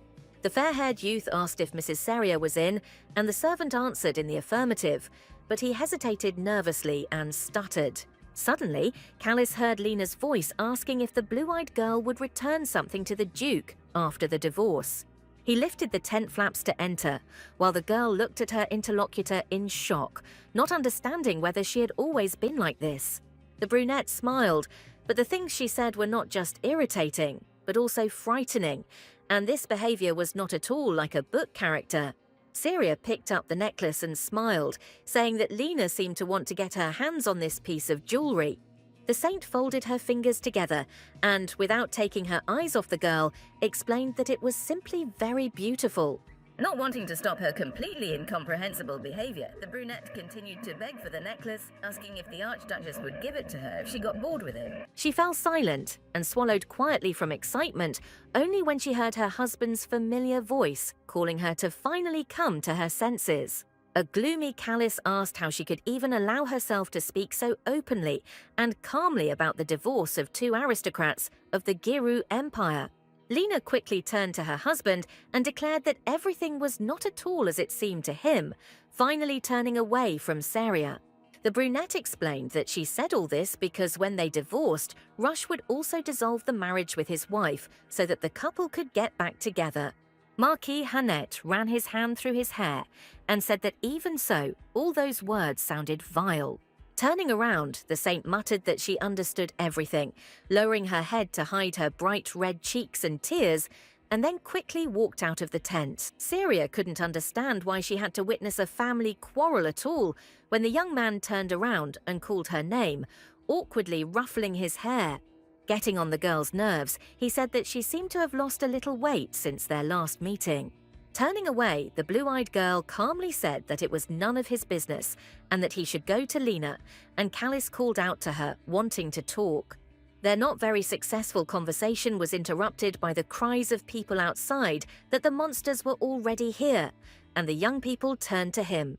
The knights fought valiantly against the monsters, and Elliot shouted, ordering his fighters not to go beyond the boundaries of the territory where Stern's forces were active.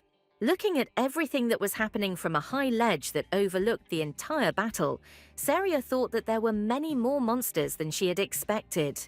Putting her palms together, the girl began to concentrate so that her powers within a radius of 5 kilometers could reach the steel of the constellation from which the knight's armor was made. Closing her eyes, she mentally thanked the goddess for the knowledge that the true heroine had received remained in her memory, and also hoped that Lena would be out of reach. Stern suddenly heard someone calling her and turned around, seeing too late a huge red monster in front of her, its mouth already wide open. She fell to her knees and closed her eyes, preparing herself for intense pain. But suddenly Marquis Hanet appeared between her and the monster, drawing his sword. Breathing heavily, Saria continued to sit on the ground as the knights led the monster away and fought with it, pointing at each other to protect the lady. Having ordered the fighters to deal with the creature, Callis turned to her, exhaled loudly, and asked if the girl was okay. Suddenly, a loud roar was heard, and another monster rushed towards the blonde one, opening its mouth, and the blue-eyed one noticed this too late, screaming loudly. This time, Rush arrived in time, jumping on the monster from behind and piercing it through with his deadly sword. He landed on the ground, still pushing the tip deeper to leave no chance for his enemy to escape, while Marquis Hanet looked on. Sheathing his weapon, the Archduke stood up and spat out with disgust and anger that Callis was not even able to take care of himself. Seeing her husband, Seria exhaled with relaxation and called him by name, feeling a pleasant warmth spreading through her soul at just one look at him. The Archduke declared that everyone here was crazy because they could only talk and not provide any real security for Sterna, and then headed towards his wife. Tucking her hair behind her ear, the blue-eyed girl repeated the name with a bright smile and asked how he even knew she was in danger. Without answering the question or asking any questions, Rush grabbed her tightly with his arms, lifting her off the ground and pressing her fragile body into his strong chest. With one hand squeezing the girl's waist and the other burying himself in her hair, the man whispered loudly that he felt danger, felt that he could lose her at any moment. Seria blushed brightly and whispered that she was still here and would continue to be here if he didn't strangle her in his arms after she remained unharmed. Pressing his forehead into her fragile shoulder, Rush whispered hotly that if she had died, he would have buried alive all the nobles who had asked them for help. Stepping back a little, the Archduke asked worriedly what he would have done if he had not managed to arrive in time. What could have happened then?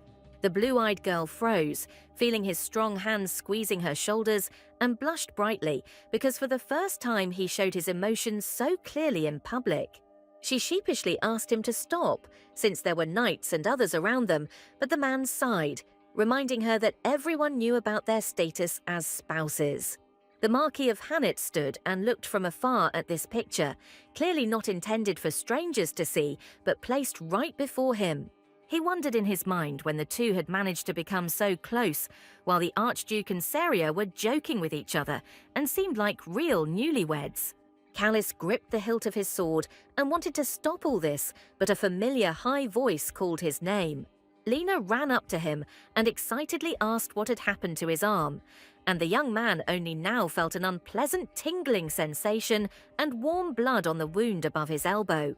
Marquis Hanet said that she should return to her position while the brunette tried to figure out if he was injured, and Rush muttered quietly that she was crazy to leave her place in the line. While the priests were taking Lena away to prevent her from ruining the entire monster-killing operation, the girl called out to Callis, constantly turning around to look at him. Another specially trained person was healing the young man's wound at the same time, so that he could later continue the battle in peace. He looked back at Seria again, only to see her look of disdain and indifference. Later, High Priest Amos scolded Lena, saying that they had been educating her every free minute, while the girl, with her head down, tried to quietly object to him. The man screamed. How many times did he need to be told that the Sterns played a key role during the fight with the monsters, and they should never leave their knights?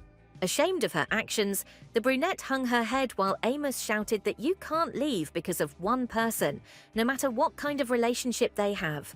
Looming over Lena like a thundercloud, the High Priest asked what would happen if, during her absence, the Knights of House Burke began to freeze to death. The brunette quietly asked for forgiveness for her actions, and Amos urged her to control herself at least for one day until the end of this operation.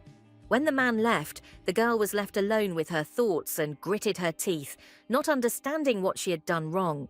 She quietly asked why she was being treated like this, because Seria, if she were in her place at that moment, would have done exactly the same thing. Wiping away the tears of anger and shame, Lena thought vindictively that both she and the High Priest would definitely experience the same disgusting feelings.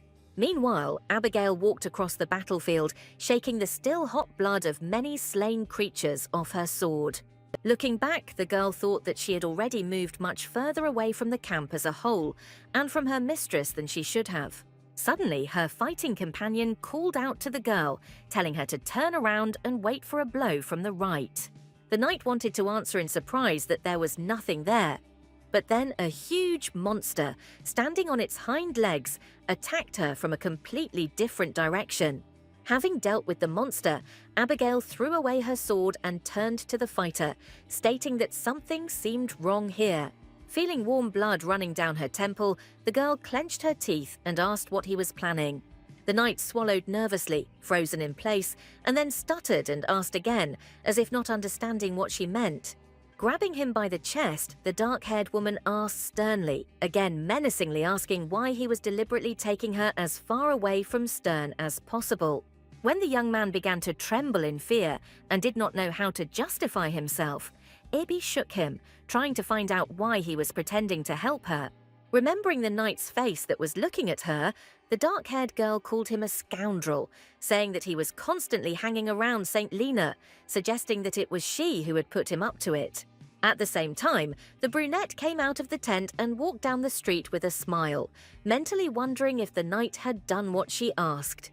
The girl remembered with a smile how she had only to smile and make eyes at the young man, and he had immediately agreed, and she thought about why everyone in the world was so good.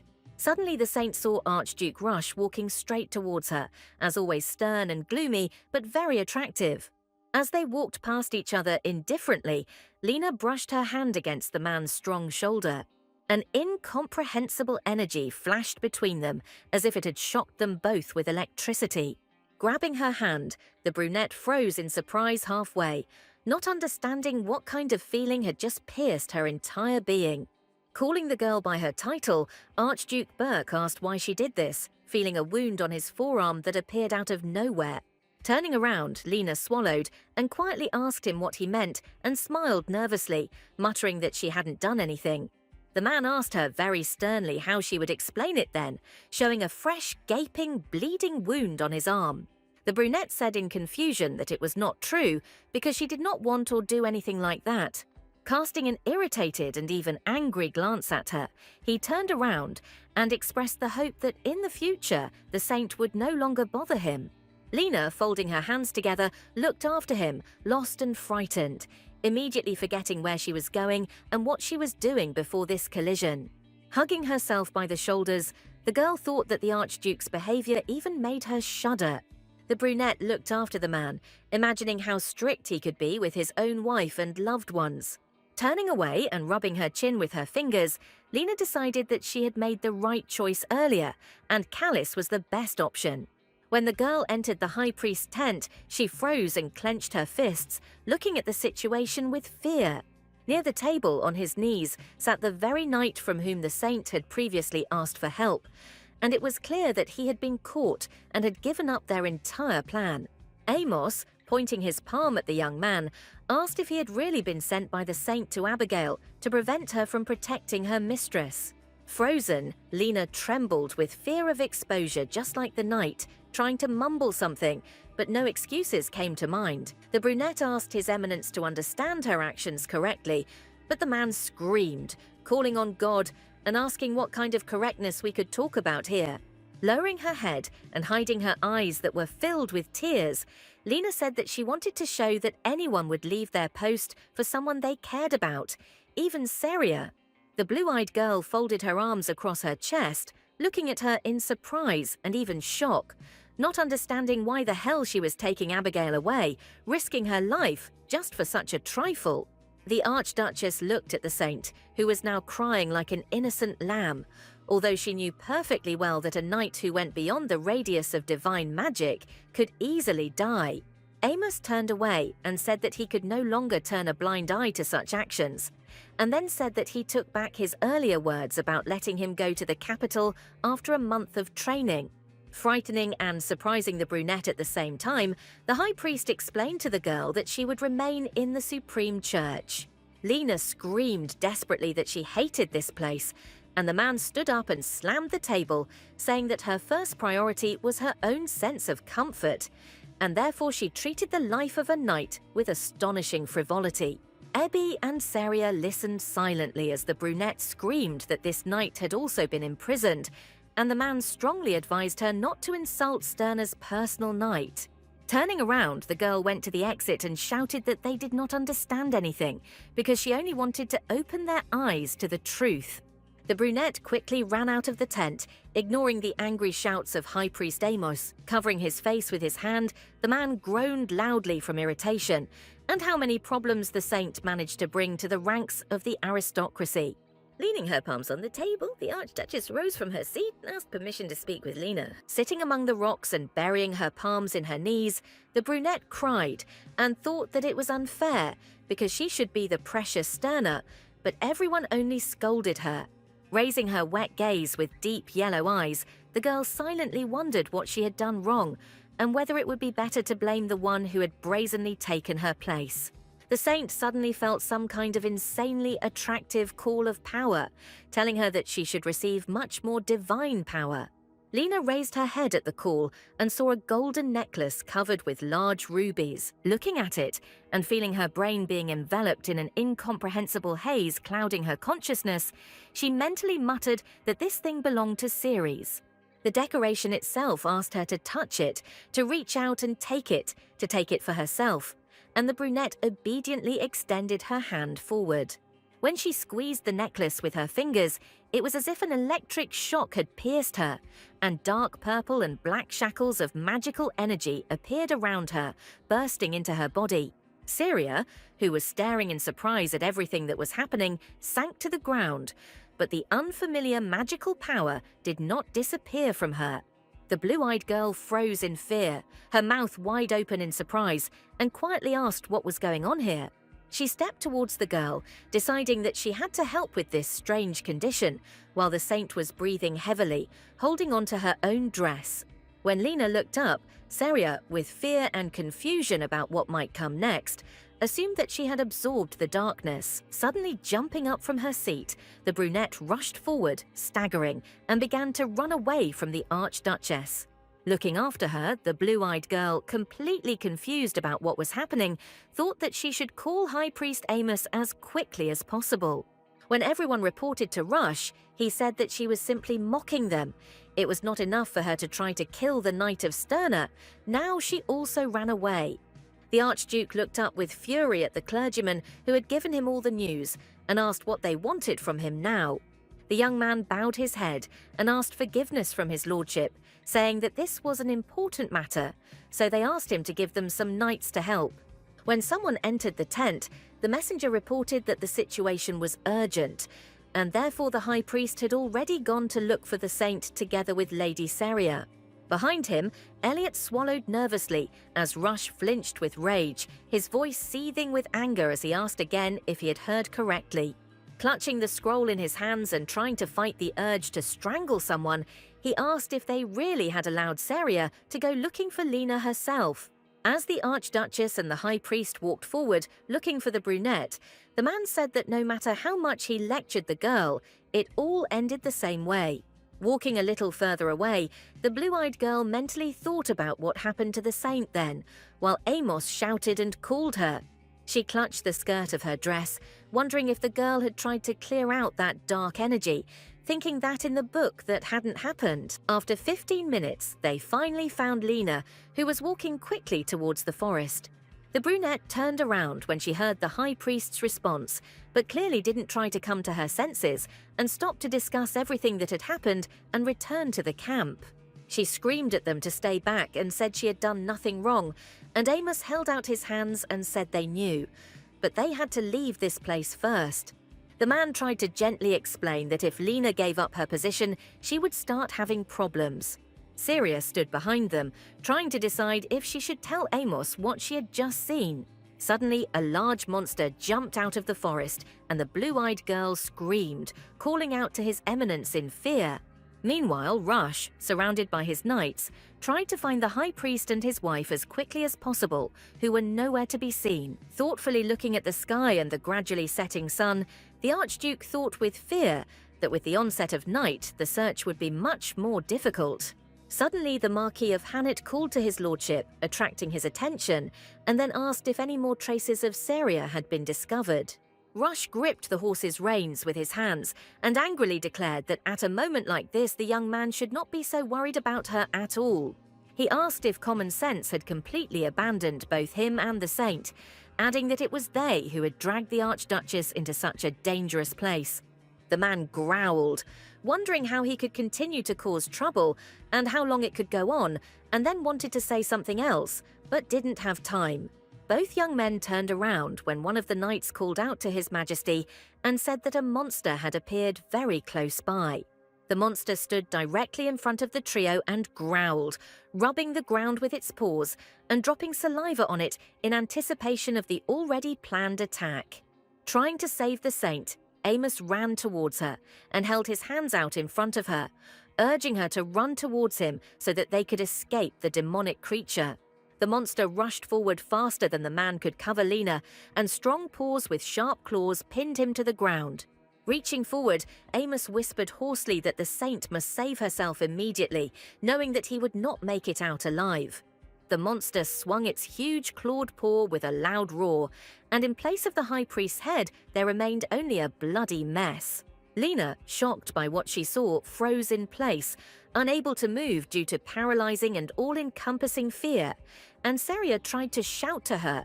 The monster that had just brutally dealt with Amos had no intention of stopping, and screamed just as threateningly, swinging at Lena. Suddenly, Rush appeared near them, flew up, preventing the tragedy, and chopped off the head and paw of the monster with one blow of his sword. Looking at the saint, the Archduke breathed heavily, and, covered in someone else's blood, said that he seemed to have expressed himself clearly when he ordered her to stop causing endless trouble. The brunette, pale and scared half to death, sank to her knees and could hardly breathe, looking at her savior. Tears gathered in the corners of her eyes as the girl gathered all her strength into a fist and, in a cherished voice, thanked the man for saving her.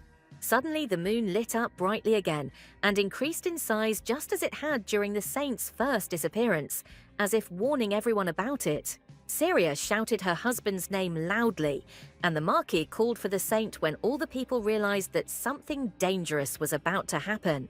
The brunette screamed loudly as the force entangled her from head to toe, lifting her off the ground and asking for help. Looking at Rush, reaching out her hand to him, and screaming in fear, Lena repeated her request, not wanting to disappear from this world again. The Archduke only managed to reach out for her hand with his own when the moon finally absorbed the girl, taking her to another dimension. The man froze in place, looking at the sky in shock, because he had not seen the first disappearance of the saint, and therefore had no idea what it looked like from the outside. Seria clenched her fists and froze, realizing that this had just happened for the second time. The first moment in the book she disappeared for a short time, but the next moment was different because she was gone from their world for a whole year. During this time in the original story, both men, Callis and Rush, realized their love for Lena, even though they had not noticed it before. Pressing her hand to her mouth in fear, the blue-eyed girl thought that perhaps she had avoided the events because the place and circumstances of the disappearance were completely different. Only one thing was constant. Just like in the book, Saint Lena and Rush reached out to each other before she disappeared. She cowered in panic fear, realizing that now the foundation could be laid for her to lose her own husband.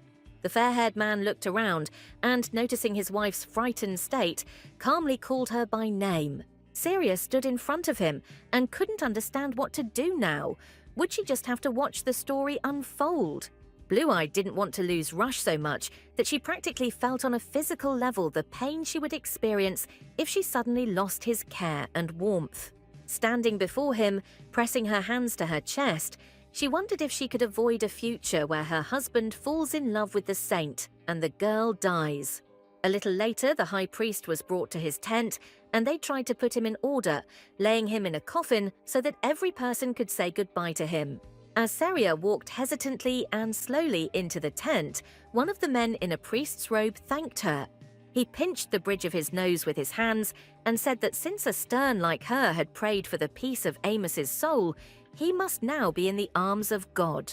Rush approached his wife and put his hand on her fragile shoulder, asking what she was doing there. And the blue-eyed woman replied that she had come to place a lock of her hair on the lid of the priest's coffin.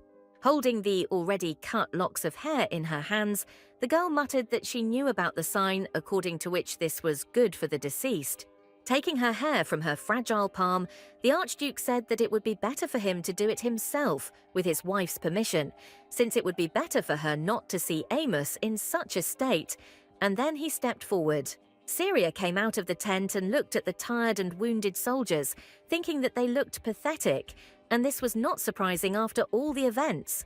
When she and Rush were both standing on the street and looking at the white doves, the girl couldn't remember whether the high priest had died in the novel itself. The only thing she knew was that Lena had not disappeared here. In the book, the saint had followed the Archduke to a frozen lake in the Berklands and had suddenly disappeared. In the novel, the man felt guilty for not being able to save her, and over time this feeling grew into genuine love. Syria hesitantly called her husband and quietly asked if he felt guilty for everything that had happened here. Rush didn't quite understand this question, trying to clarify before whom or her he should feel guilty. Immediately thinking that she had started all this in vain, she muttered that the question was inappropriate and asked to forget about it, and the fair-haired man asked how he could answer if he did not fully understand what was wanted from him. The blue-eyed girl turned around and quietly exhaled when her husband really asked her to finish and explain everything. Gathering her courage, she asked him if he felt guilty for what had happened to Saint Lena, and the Archduke froze upon hearing these words.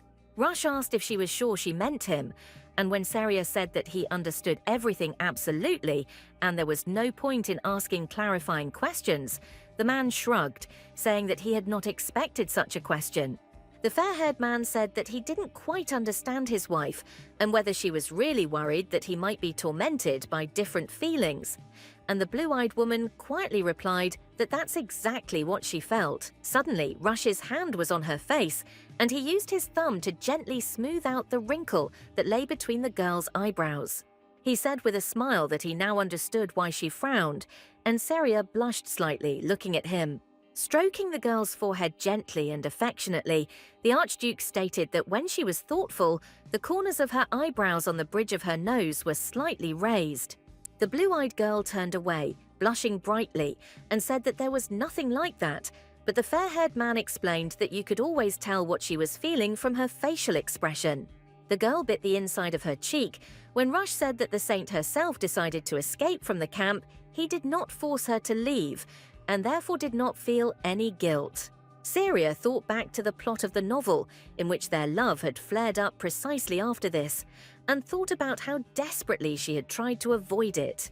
The most offensive thing for the blue-eyed girl was the fact that because of the way she moved the pieces on the board, an innocent man, Amos, paid with his life. Later, when the girl was sitting on a bench and thinking about the horrors that had happened, a loud child's voice called out to her. The priest's little assistant handed her a glass of wine, saying that it was an offering in honor of the deceased, and that she asked her to accept it. Having thanked the little girl and taken the glass in her hands, she squeezed it with her fingers and thought that she had never been able to fully explain her feelings to Rush. Then, during their short conversation, he decided that her worries were caused mainly by the great shock of seeing the death of the high priest, and also asked her to prepare for a quick departure to the castle. The girl shook her head thoughtfully, wondering if he was offended, and then decided that she should apologize, and raised her glass of red wine to her lips to honor Amos's memory. Sniffing the scent, she seemed to sense something unpleasantly familiar, but she didn't immediately understand what it was. At that moment, Callis took her hand with the glass in his own and quietly called the girl by name, asking her not to drink it. Syria asked in surprise what he was doing there, and Marquis Hanecht took the wine from her and handed her a large flask, saying that it would be much better if she took this. Handing the vessel back to the young man, the blue-eyed girl said that she could manage and asked for her cup back, but the fair-haired man poured out the drink, saying that he could not. Hearing the surprised and muffled sound squeezed from the girl's lips, he explained that the red wine was made from strawberries, to which she was allergic. Callis turned around and walked the other way, asking Syria to keep the flask, but she stood up and screamed, asking where he was going and repeating that she didn't need the thing. The Marquis said that in that case she could just throw it away, and suddenly Sir Eliot called out to the blue-eyed girl waving the flask. He said he had finished preparing the carriage and had come to take it away, and then asked where the flask had come from, and the Archduchess hastily replied that it had come from some tramp. The knight hesitantly objected, saying that it belonged to the Marquis of Hanet, and Syria blushed brightly and asked in surprise how he knew.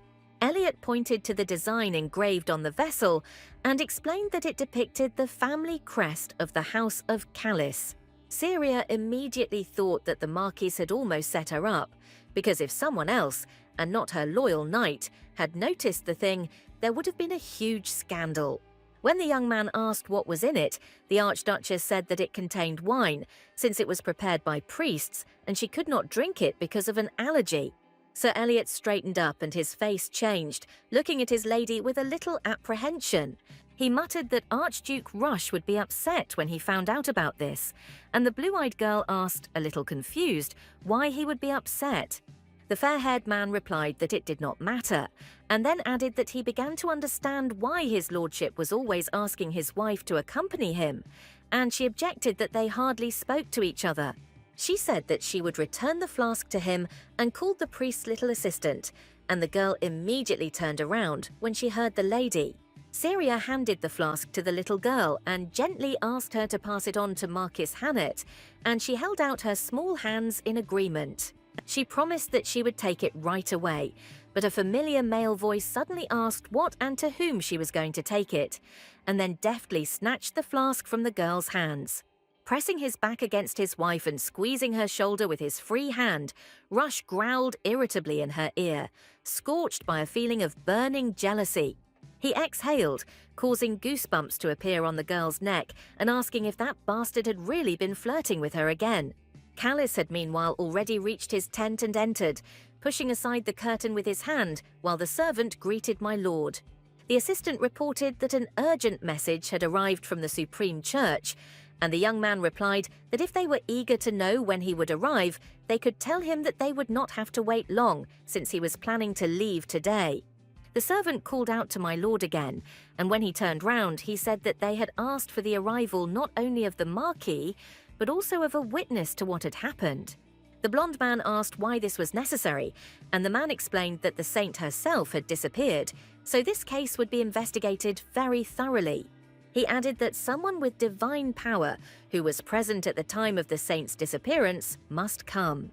Callis immediately thought of Saria, who was there and saw everything perfectly, and therefore would be suitable as a witness. The aide added that the elders held an urgent meeting and decided that it was Sterner who should testify at the hearing.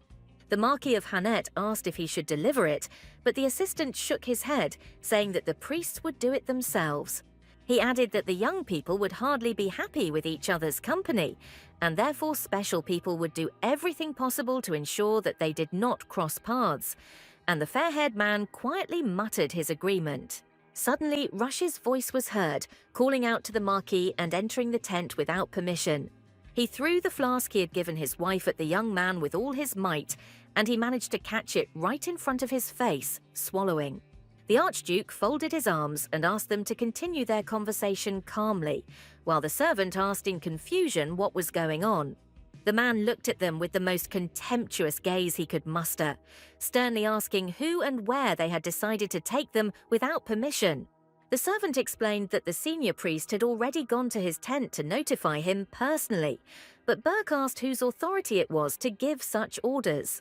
Walking closer to them, he clenched his fists and declared that his wife had already overcome many difficulties on the way home and did not have time to walk around the church. Callis looked at him irritably, feeling a twinge of jealousy when Rush mentioned Saria in such a context.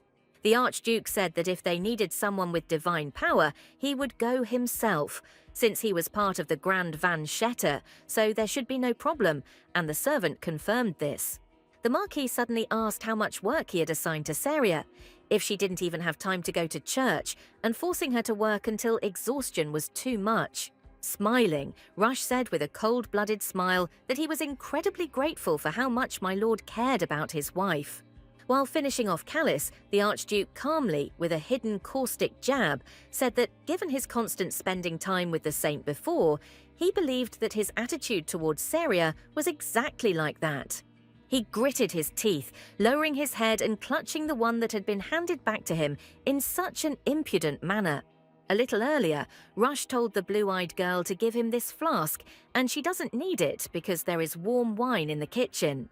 He pointed his finger at the tent, telling his wife to get something good from there, not this swill, and she turned to him, a little surprised. The girl explained that she couldn't drink the local wine because it was made from strawberries, which would make her sick. Elliot, who was present at the conversation, felt even more awkward when Saria said that Rush could not have known this since she never talked about it. Blue-eyed, not wanting to offend him, said that they had spent so little time with each other, and therefore she had not had time to share a lot. Then the man thought with a twinge of jealousy how funny it was that the Marquis knew more about the Archduchess than the Archduke himself. He frowned and wondered if it was really just a matter of time that she had simply known Callis longer. Rush, with a rage in his soul that refused to be silenced, was not sure if it was only because of this damn time that the Marquis's face distorted every time he heard her name. Stepping even closer, the man asked the milord to wake up and said that he seemed to have forgotten that his wife was Saint Lena and not Saria. But the Marquis stated that the two couples had simply gotten married due to unforeseen circumstances. Rush countered that things were different with the blue-eyed girl, and he personally never ran away from his bride during the wedding for an affair with another. Callis, hearing these words, shouted at his lordship, trying to call for an end to the conflict. The young man, his fingers gripping the hilt of his sword, asked the Archduke if he would stop throwing insults if he were challenged to a duel right now. Grabbing his weapon, the man smiled and said that he had finally received a worthy offer, and the servant cried out in fear. He squeezed the gentleman's hand with his palms and asked him to calm down, because something bad could happen. And Rush, with a grin, said that bad was what he needed. The assistant called to hear about the lady and said that he was sure that the girl was already very worried about the monstrous death of the high priest. Both men stopped when he added that this dangerous duel could finish off the girl. Rush muttered that his assistant had a good head on his shoulders for a reason, and then said that they would have to wait with this desired duel. Seeing the end of this tense conversation, Sir Eliot approached and asked in fear what his master and the Marquis were going to do. But the Archduke calmly replied that it was none of his business. Stepping towards his knight, he asked if everything was ready, and when the young man answered in the affirmative, he ordered that fighters be selected to return back to the duchy, while the rest would have to go with him to the temple. The man smiled thoughtfully and called Eliot by name, making another request, and the leader of the knights asked what was the matter. Rush said that he had to make sure that all the strawberries in the main garden of his estate were torn out completely and by the roots. The knight suggested that he could speak with the lady about this, and the Archduke asked, puzzled, why this was necessary. Teasing Callis during a discussion of internal matters, the fair-haired man said with a smile that he was not sure if his wife knew that no one else could torment him as much as she could. The Marquis froze, hearing how they were discussing the already well-established life of this union, which was supposed to become just a formality. He was absolutely certain that the look, words and behaviour of the Archduke indicated that Rush was absolutely in love with Saria. Upon returning to the main estate, surrounded by Abigail and Eliot, the blue-eyed one froze and asked if she was dreaming all this. With her arms wide open and looking in shock at the garden that had been dug up from top to bottom, which had been pristinely untouched before their departure, the girl asked what had happened here. Abby said that the estate seemed to have been robbed, and when the lady asked what kind of thief would dare to break into the Burke house, she suggested that the robber could be one of the servants. Drawing her sword, the dark-haired girl was clearly in a serious mood and asked the Archduchess for permission to find and destroy the villains. When they entered their native palace, the blue-eyed one waved her hand and said that this was wrong. At the entrance, she was met by Bastian, surrounded by a dozen maids, who bowed and greeted her ladyship, saying that she was expected at home. The girl looked at the man with a smile, saying that everything seemed to be in order in the estate, but what happened in the courtyard, in the main garden? To Siria's surprise, the butler said that they thought the strawberries had grown too much, and so they had to dig everything up to get every single root. Blue Eyes said that even in that case she saw no reason to leave the garden in that state, and Bastian bowed, asking for forgiveness and explaining that the fact was that gardeners, according to custom, obey only the orders of the Archduchess. He added that, according to tradition, this area is the property of the mistress of the House of Burke, but since they did not have a mistress before, the gardeners refused to make major changes to the layout of the garden. Pointing to the dug-up area, Bastian asked why she didn't take the opportunity to give this beautiful part of the estate a new look. Placing her hand on her chest, Saria said that she had very little understanding of such things, but she would try, and the butler replied with a smile that he was very grateful. Tapping her fingers against her lips, the girl muttered that there was no reason to stick to any particular schedule, but it would be nice to have everything planned out before Rush arrived. Smiling happily, the blue-eyed girl said that from now on, it seemed like they had a lot of things to do. A few days later, the Archduchess was already resting at Laurel Manor, explaining to Martha why she had been sent there for a while. Martha asked why they wanted to send her away, and Seria, offended, said that she had simply worked very hard. She said that she had put the gardeners who had tried to deceive her, and by extension the entire Burke household, in their place, and had ordered them to thoroughly fertilize the soil.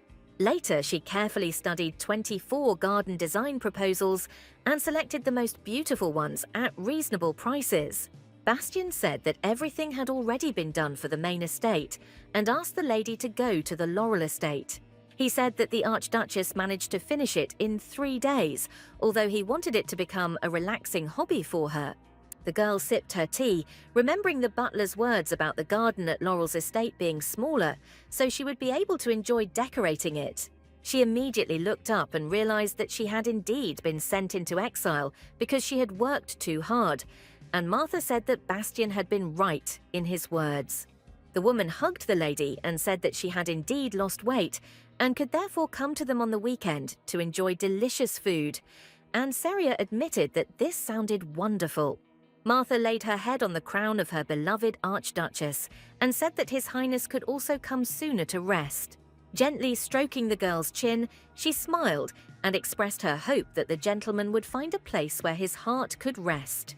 After a few days spent visiting Martha, the Archduchess was travelling back to the main estate to finally meet with Rush, who had returned from his trip to the High Church. As she sat in the carriage, she thought about Lena appearing in a year, and she wondered in her mind if Rush would give her his heart after he returned. Stroking her pounding temples, the girl thought about how she seemed to be prepared for any turn of events, but Callus's betrayal hit her harder than she thought.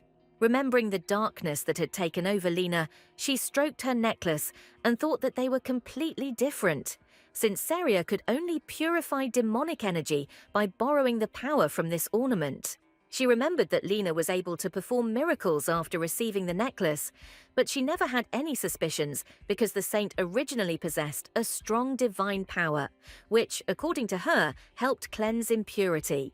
Thinking about it, Seria suggested that the necklace could be an item that could greatly enhance Stirner's magic. Putting her hands together and stroking the decoration, the blue-eyed girl wondered if it could be the source of all of Lena's power, while she was simply deceiving everyone. The Archduchess rubbed her face with her hand, whispering that she was very tired of wondering whether she should continue to push further from the original plot. After some time, the carriage drove into the courtyard of the main estate, and the girl went out into the street, happy that the road had finally been overcome.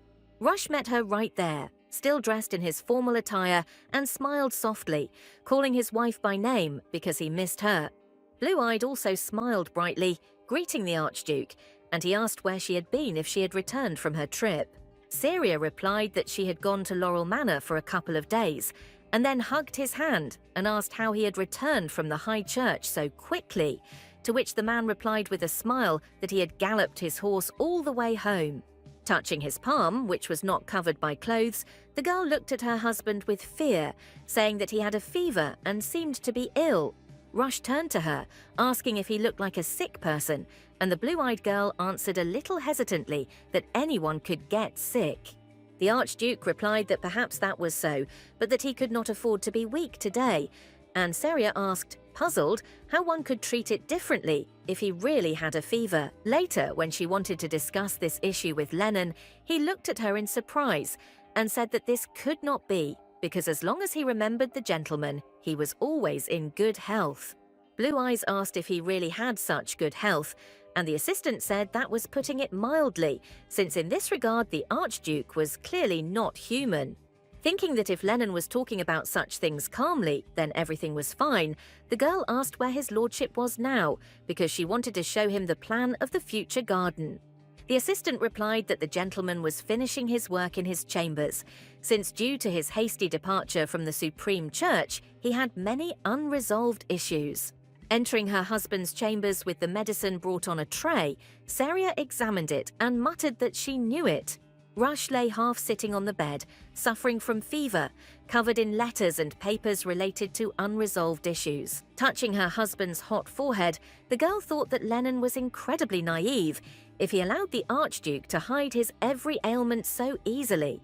The man woke up and caught the blue-eyed woman's hand, but she excitedly said that this would not work and that he needed to take medication to improve his condition. She quietly called his name when the Archduke remained silent, looking at her with a slightly unusual, very attentive gaze, and breathing heavily. Saria asked if he was okay, gently squeezing his fingers a few times, and only then did Rush more or less come to his senses, looking up at her with a more conscious gaze. Pulling a chair up to his bed, she stated that she was sure he had a fever, although he tried to insist that there was no way he could be ill. Holding a small tablet in her palm, the blue-eyed girl explained that Suzette had given her this tablet for a cold and that she should take it with water. Rush replied that he was afraid of melting the medicine with his touch, and Saria asked if he had felt a fever right away. The Archduke ignored the question and moved closer to the girl, muttering that he better not touch the pill, and asked for help. Before the surprised girl could answer, the man leaned over and pressed his lips to her palm, grabbing the medicine. Pulling away, he gently touched her fingers, taking the pill, and exhaled noisily, still not feeling his best. Saria blushed brightly from such a touch, and Rush whispered that if he did not wash down the medicine, a bitter taste would remain in his mouth, and so he asked for some water. Trying to convince herself and her body that there was no need to be embarrassed and nervous because her husband was simply ill, she gently placed one hand on his chin and with the other brought a glass of water to his mouth. A few cool drops of water rolled down the blonde man's lips, cheeks and neck as he, like a child, informed Keria that she had spilled a little. Turning away, the girl told him not to complain because few people could receive care from Sterna herself, and Rush sarcastically said that he would have to bow to her later. She put the glass on the nightstand and asked why she was working herself so hard during her illness, and the Archduke replied that she herself had worked so hard that she had managed to bring Bastian to tears. Blue-Eyed replied that at least she was not hiding her poor health, and besides, work in the garden would go slowly, and they would have to wait for spring since the ground was still frozen. While the girl continued to chat about the garden, Rush turned his head and suddenly asked if he really looked so pathetic that she was forced to sit here with him for company. Clutching the skirt of her dress, Saria lowered her head, humming, and said that being sick could be very lonely. The man asked her if she knew this from experience and if she had been treated badly at home, and the blue-eyed girl quickly corrected him that she was the only one who had treated them badly. The blonde man said that he had sent an envoy to her family to ask for their approval of their marriage after the year-end festival, but they had been slow to respond, and the girl assumed that they simply did not care about her marriage. Rush asked how then to explain the fact that they had almost immediately agreed to Marquis Hanet, and Saria explained that if Callis had been a duke, they would have found a lot of reasons to refuse. With her head down, she said that her family considered the girl unworthy of anything other than marriage with the Marquis, and they would never accept that she had become the wife of the Archduke. The man suddenly asked her to stop talking about it and covered the blue-eyed girl's clenched and intertwined fingers with his hot palm. Stroking her palms, he asked his wife to forget about the Caledons, because in fact this answer was not so important to him, and the blue-eyed woman asked why he had sent the messenger then. Remembering how Marquis Hanet had boasted about being the only man the Syria family would allow him to marry, Rush muttered that he had done it all because of that bastard. When the girl asked who he meant, the Archduke said that he had misspoke and asked his wife not to worry, as he simply wanted to observe all the formalities. The man suddenly decided to radically change the topic of conversation and asked if Saria was free tomorrow or the day after. The blue-eyed girl replied that, of course, she was free, asking why he was asking such questions, and the fair-haired man calmly replied that he wanted to go somewhere with her. He added that he wanted to take a walk with her to the frozen lake and look not only at the familiar northern side, but also to go to the much more picturesque southern side to relax. And the girl froze in surprise, looking at her husband. She asked if there might be monsters there, but Rush calmly replied that guests were always accompanied there by knights, so they would be completely safe. Reaching forward and taking her palm in his, the man stroked her soft skin and said that his wife especially shouldn't worry about anything because he was nearby. Looking at the still red cheeks of the blonde man, Seria asked him to wait and postpone this walk at least until his fever went down. Noticing that even his eyes were red, the girl freed her hand from his fingers and touched his hot forehead, saying that he was clearly very ill. She asked worriedly if the temperature had risen even higher, and the man reminded her that his eyes were always very bright and red. When they were very close to each other, Rush whispered that she didn't seem to notice, then asked if it looked weird, and she denied it. Instantly realizing how close they were to a kiss, Seria pulled back, screaming that they had indeed always been red, wondering how she hadn't seen it before. Squeezing her hands again with his own, the Archduke repeated the question about a walk on the lake, calling his wife by name. No longer trying to fight the bright blush, the girl muttered that, of course, she would be happy to go there with him. A few days later, they actually went there to see a rare sight, a majestic lake covered with ice. Rush seemed even more attractive against this background because his appearance played interestingly with the similar beauty of winter nature. Looking at his wife, who was holding a blue umbrella with frills, he asked how long she had loved this accessory. The girl explained that the maids had told her about how blinding the sun's light reflected off the glacier was, and that's why everyone really did walk around here with umbrellas. Blue Eyes remembered Suzette's words about people coming there to get acquainted with the heritage of their land in the Barks territory. Then she listened with delight to how on a clear day ladies take umbrellas with them, symbolizing the flowers blooming around the lake, and she also prepared to do everything as expected. Now, having heard such a question from the Archduke, Seria thought that it would have been better not to ask anything about the traditions of newlyweds. She pushed the umbrella aside and said that it seemed strange to her and that it would be better to put it away, but Rush suddenly asked why she should do that. Taking hold of the thin white handle of the umbrella, the man smiled softly and asked to leave it. Looking his embarrassed wife up and down, the fair-haired man shook his head and sighed sweetly. Without taking his eyes off Seria, he said that the maids were right, and the views here really could blind you with their radiance and beauty. The girl smiled brightly at such an obvious compliment and called her husband by name, gently wrapping her fragile palms around his elbow.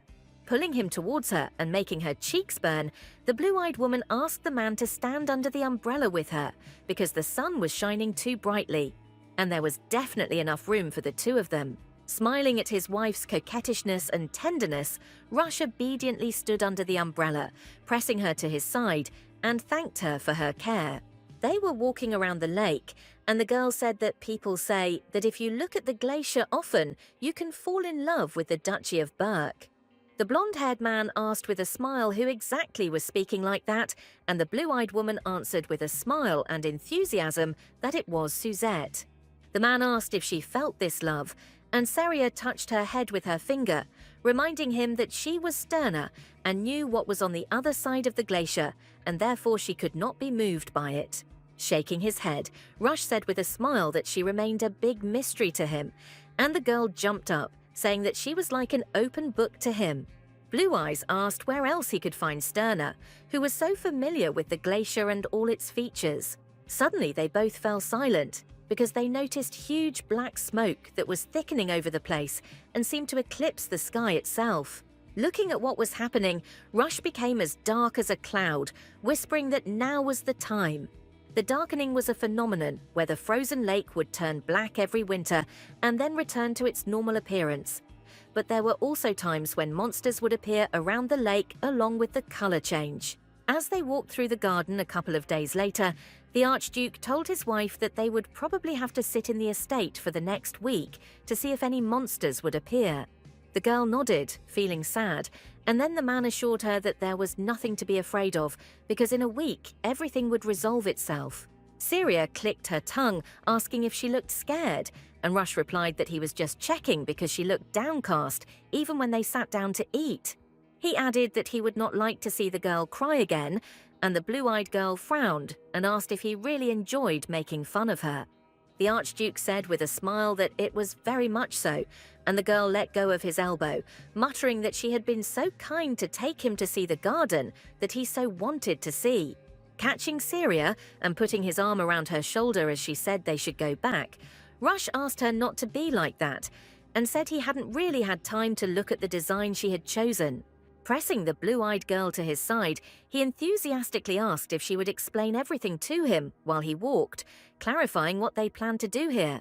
Stroking her chin, the girl replied that she had thought of planting an oak tree, but that might have been old-fashioned, and the man asked her to do things the way she saw fit. Slightly blushing at his words, Saria looked up and, looking at her husband from under her brows, asked how he would speak if she suddenly wanted to plant an oak tree on the roof of the estate.